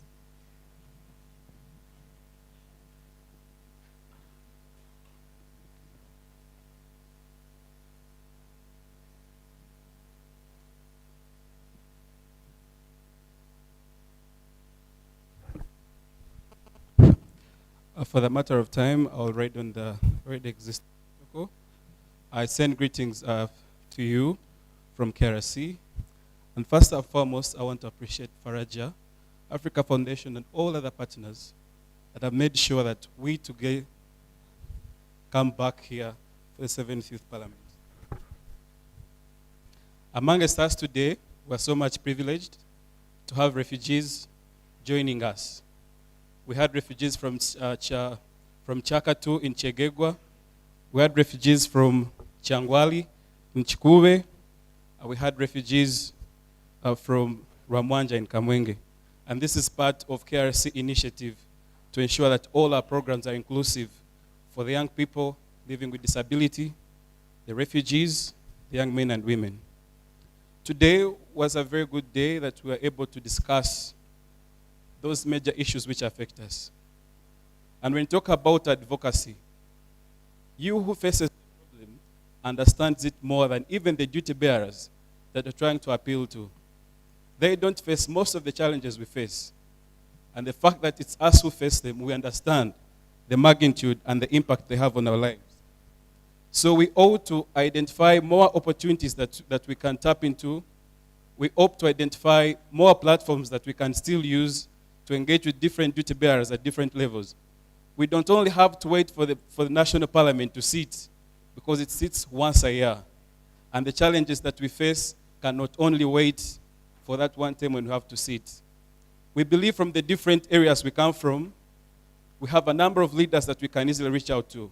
From the area LC1 to the LC3 chairperson, to the leaders at the district, we can always reach out to them to address our issues with them. As the young people, we need to change the status quo of violence. Most times we attack our leaders, we use violence, we use hate speech, which of course affects our level of engagement with these duty bearers. So we ought to opt for peaceful means to continue advancing our advocacy issues to seek response. Like the earlier speaker said, we need to be part of the change that we want to see, because change comes those who are prepared. You cannot only sit in your comfort zone and wait for the change to come. We need to put hands together to see that we create the change that we all desire. The issues that we talked about today are not the only issues that affect us. We have so many more significant issues which affect us. Issues of service delivery, access to education, access to health, access to employment are some of the major issues that still affect us. But the National Youth Parliament just picks out a few of them to be discussed and find clear strategies. So like I earlier said, we need to continue identifying all these issues that affect our fellow young people out there, see that we get response. We need to be agents of change. I can imagine the different actions that we have come up with if tomorrow we are so lucky that even one issue has been responded to by government. How many lives are we going to change?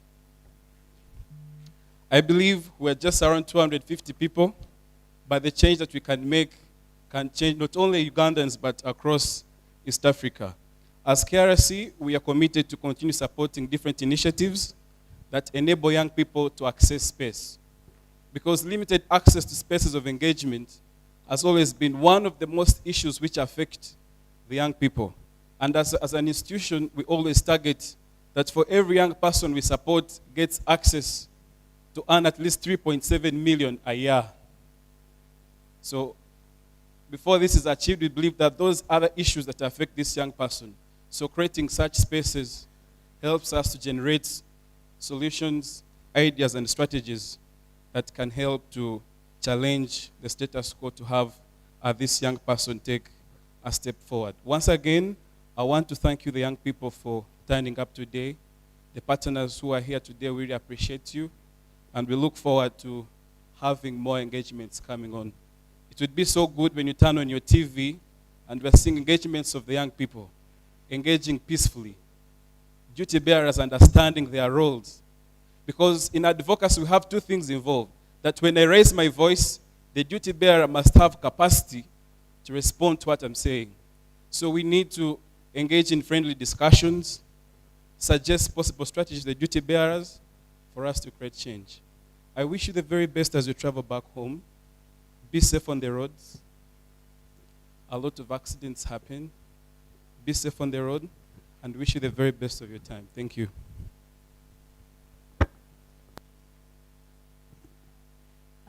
I would like to take this opportunity to finally call a representative from Faraja Africa Foundation to give us the final closing remarks.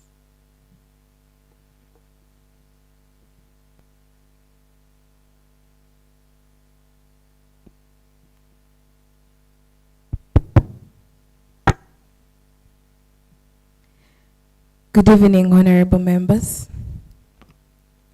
Are we really tired? Good evening, honorable members. How are you? How are you? Hey, that's good. Right Honorable Speaker, I am honored to congratulate you on successfully leading the 7th National Youth Parliament House in the first sitting. As Faraja Africa Foundation, we have great confidence in you. I believe my speech cross-cuts with Honorable Vicky as well. We have great confidence in you and trust that you will guide the 7th National Event towards realizing the vision you and your team hold. This year's 7th sitting, first of all, I'd like to thank our partners and our donors. It is supported by the Civil Society in Uganda Support Program, implemented by GIZ, with funding from the European Union and the German government, alongside our other partners, including Action Aid, KRC, WFD, Hashtag Gulu, Vijana Corps, Genius Generation Agenda, Uganda Youth Adolescent Health Forum, Power to Youth, Advance Africa, among others. To the distinguished honorable members of Parliament, it has been my privilege to coordinate this group. And I'm grateful for your participation in the important engagement. I have a small message for you. Remember the dreams of your parents who worked hard to see you become who you are today. Remember the hopes for a Uganda that works for you and your children. With those dreams in mind, fight. Fight for good governance. Fight for equality. Fight for a Uganda that works for everyone, just as your parents believe in you. Faraja Africa Foundation also believes in you and is cheering you on to achieve your greatest aspirations. We see you as the future MPs, ministers, presidents, leaders of civil society, private sector, captains of industries, and that you dream to be. Remember that why is my microphone doing this? Thank you. Remember that within you lies the power to create the world you envision, not your neighbor, not your parents. You have that power. Embrace it and work to make this world a better place. To achieve this, you need community. Keep the friends you have made here so that you can travel together and reach your destination. Remember, 2 heads are better than one, and one hand washes the other. Now, on that note, there is a community I'd also like to introduce you to. It is called the EU Youth Sounding Board. Follow Faraja Africa Foundation's social platforms to see when the next call is announced, which will be soon, by the way, and let's guide the EU agenda towards the interests of the young people in Uganda. There's also another platform that I'd like to introduce you to. It is called Power to Voices platform. This is a platform for activists to raise their voices, not only in Uganda, but also in East Africa and across the continent. Download the application on Google Play Store and connect with human rights defenders and activists in the global community. Once again, thank you so much for participating. Thank you, and thank you all for honoring my invitation. Even for those that were not on my list and all that, I still thank you for participating. It shows how much, what kind of zeal you have, the love you also have. Nonetheless, next year much better and bigger. Oh, also on that note, we did not have this platform at the parliament like we normally do because of the political space. And nonetheless, next year better. So I need to see how much energy we have. Are we ready to make some noise? Say yes. Aha. National Youth Parliament, oh yeah? Oh yeah. National Youth Parliament, oh yeah? Oh yeah. Safe travels back. Thank you all.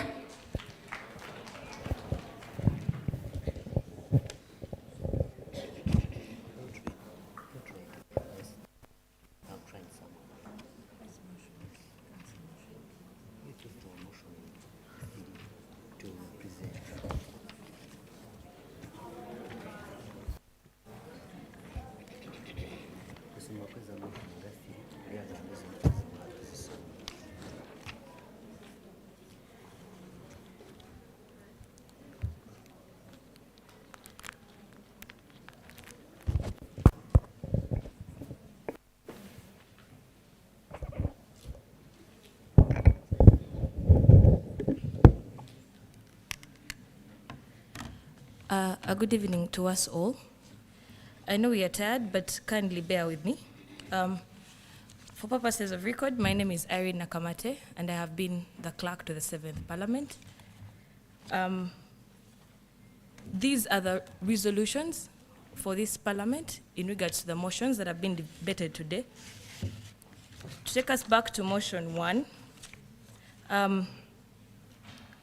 it was a motion seeking government to facilitate youth access to set up financing, and these were some of the resolutions. There should be enhancement of partnerships with the private sector. There should be enhancement of financial literacy. There should be the curbing on the issue of corruption in regards to the money provided or the funds provided for the setup capital. Then also the requirements that are rigid should be revised. And then equally, there should be lowering of the tax burden. In regards to our second motion, which is the motion urging the government to review Uganda's legal and policy framework to ensure both political and financial accountability. The resolutions were there should be enforcement of the existing policies. There should be enhancement of transparency. There should a committee for inquiry should be formed, and then there should be we should address the bottlenecks within the right to access information, and then equally we should change the system and create checks and balances for our legislators. That is in order to enhance us, to drive us to places of speaking truth, to a place of impartiality and fairness. Then for our final motion of the day, which is the motion seeking government to prioritize electoral reforms to create a more conducive and fair environment for youth meaningful participation in democratic elections. There's been advocacy for reduction of the nomination fees. There has been advocacy for revisiting the values of the country and knowing where we ought to head, reduction of the voting age, then the rigidity that comes to the national ID being a fundamental requirement, given the fact that there is hardship in accessing it. And then there should be an increment in the number of persons representing the youth in the government. Those have been our resolutions for our motions and our sitting today. Thank you very much, and have yourselves a good evening.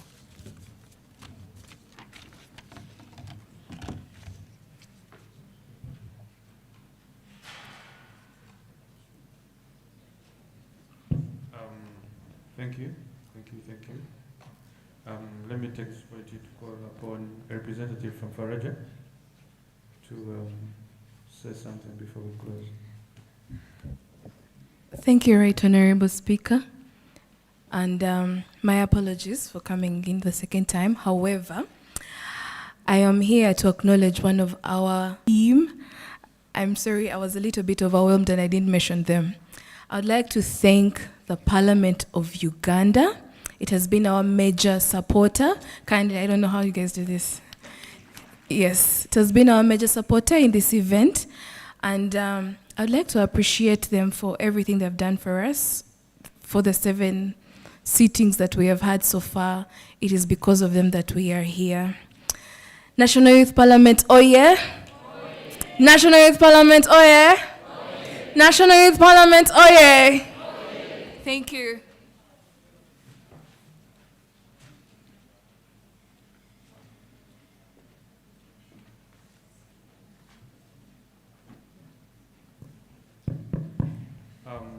Thank you. Thank you, Shalom from Faraja. Honorable members, let me take this opportunity to adjourn the House. Sindai.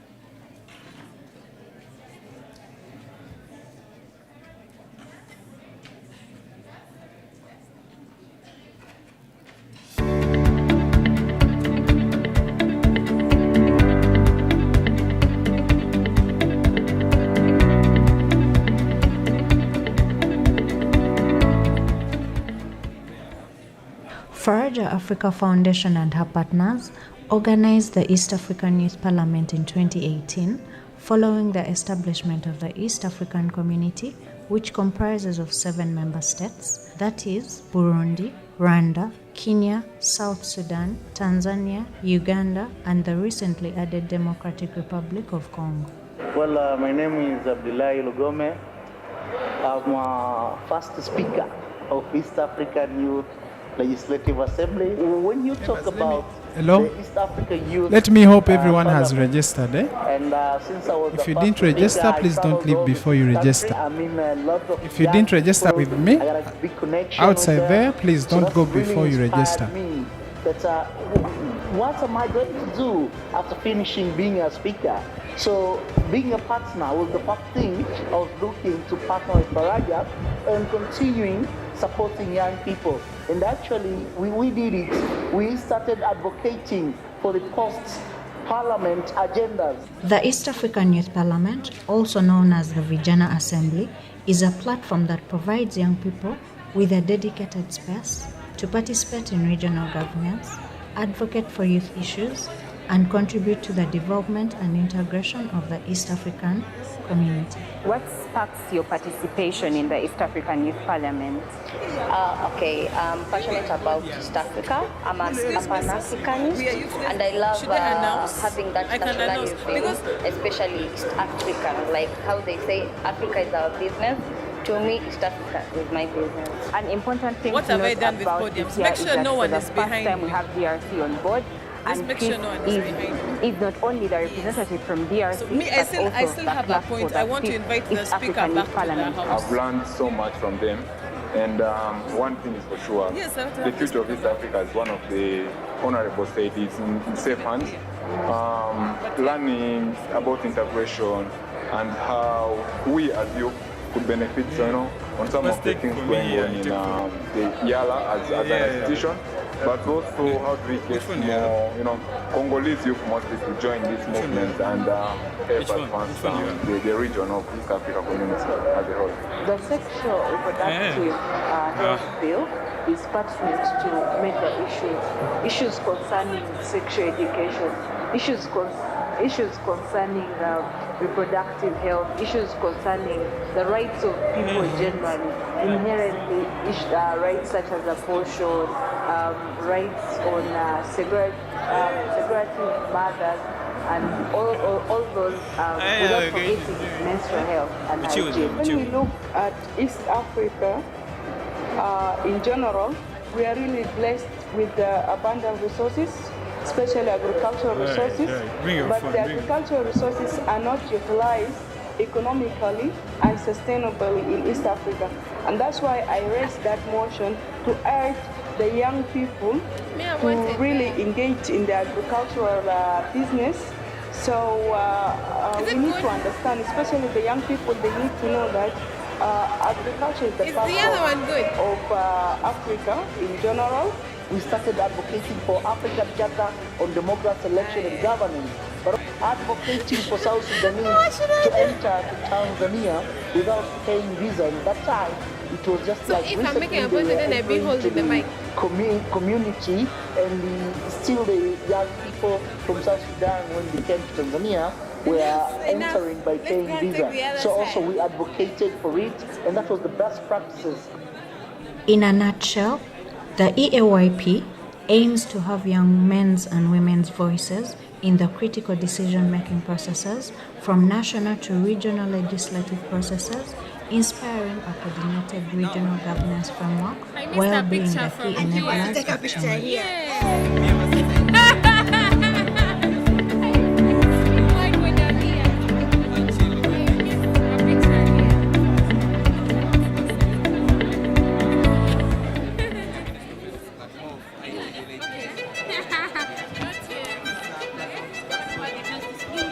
I tell you. The East African Youth Parliament, also known as the Vijana Assembly, is a platform that provides young people with a dedicated space to participate in regional governance, advocate for youth issues, and contribute to the development and integration of the East African community.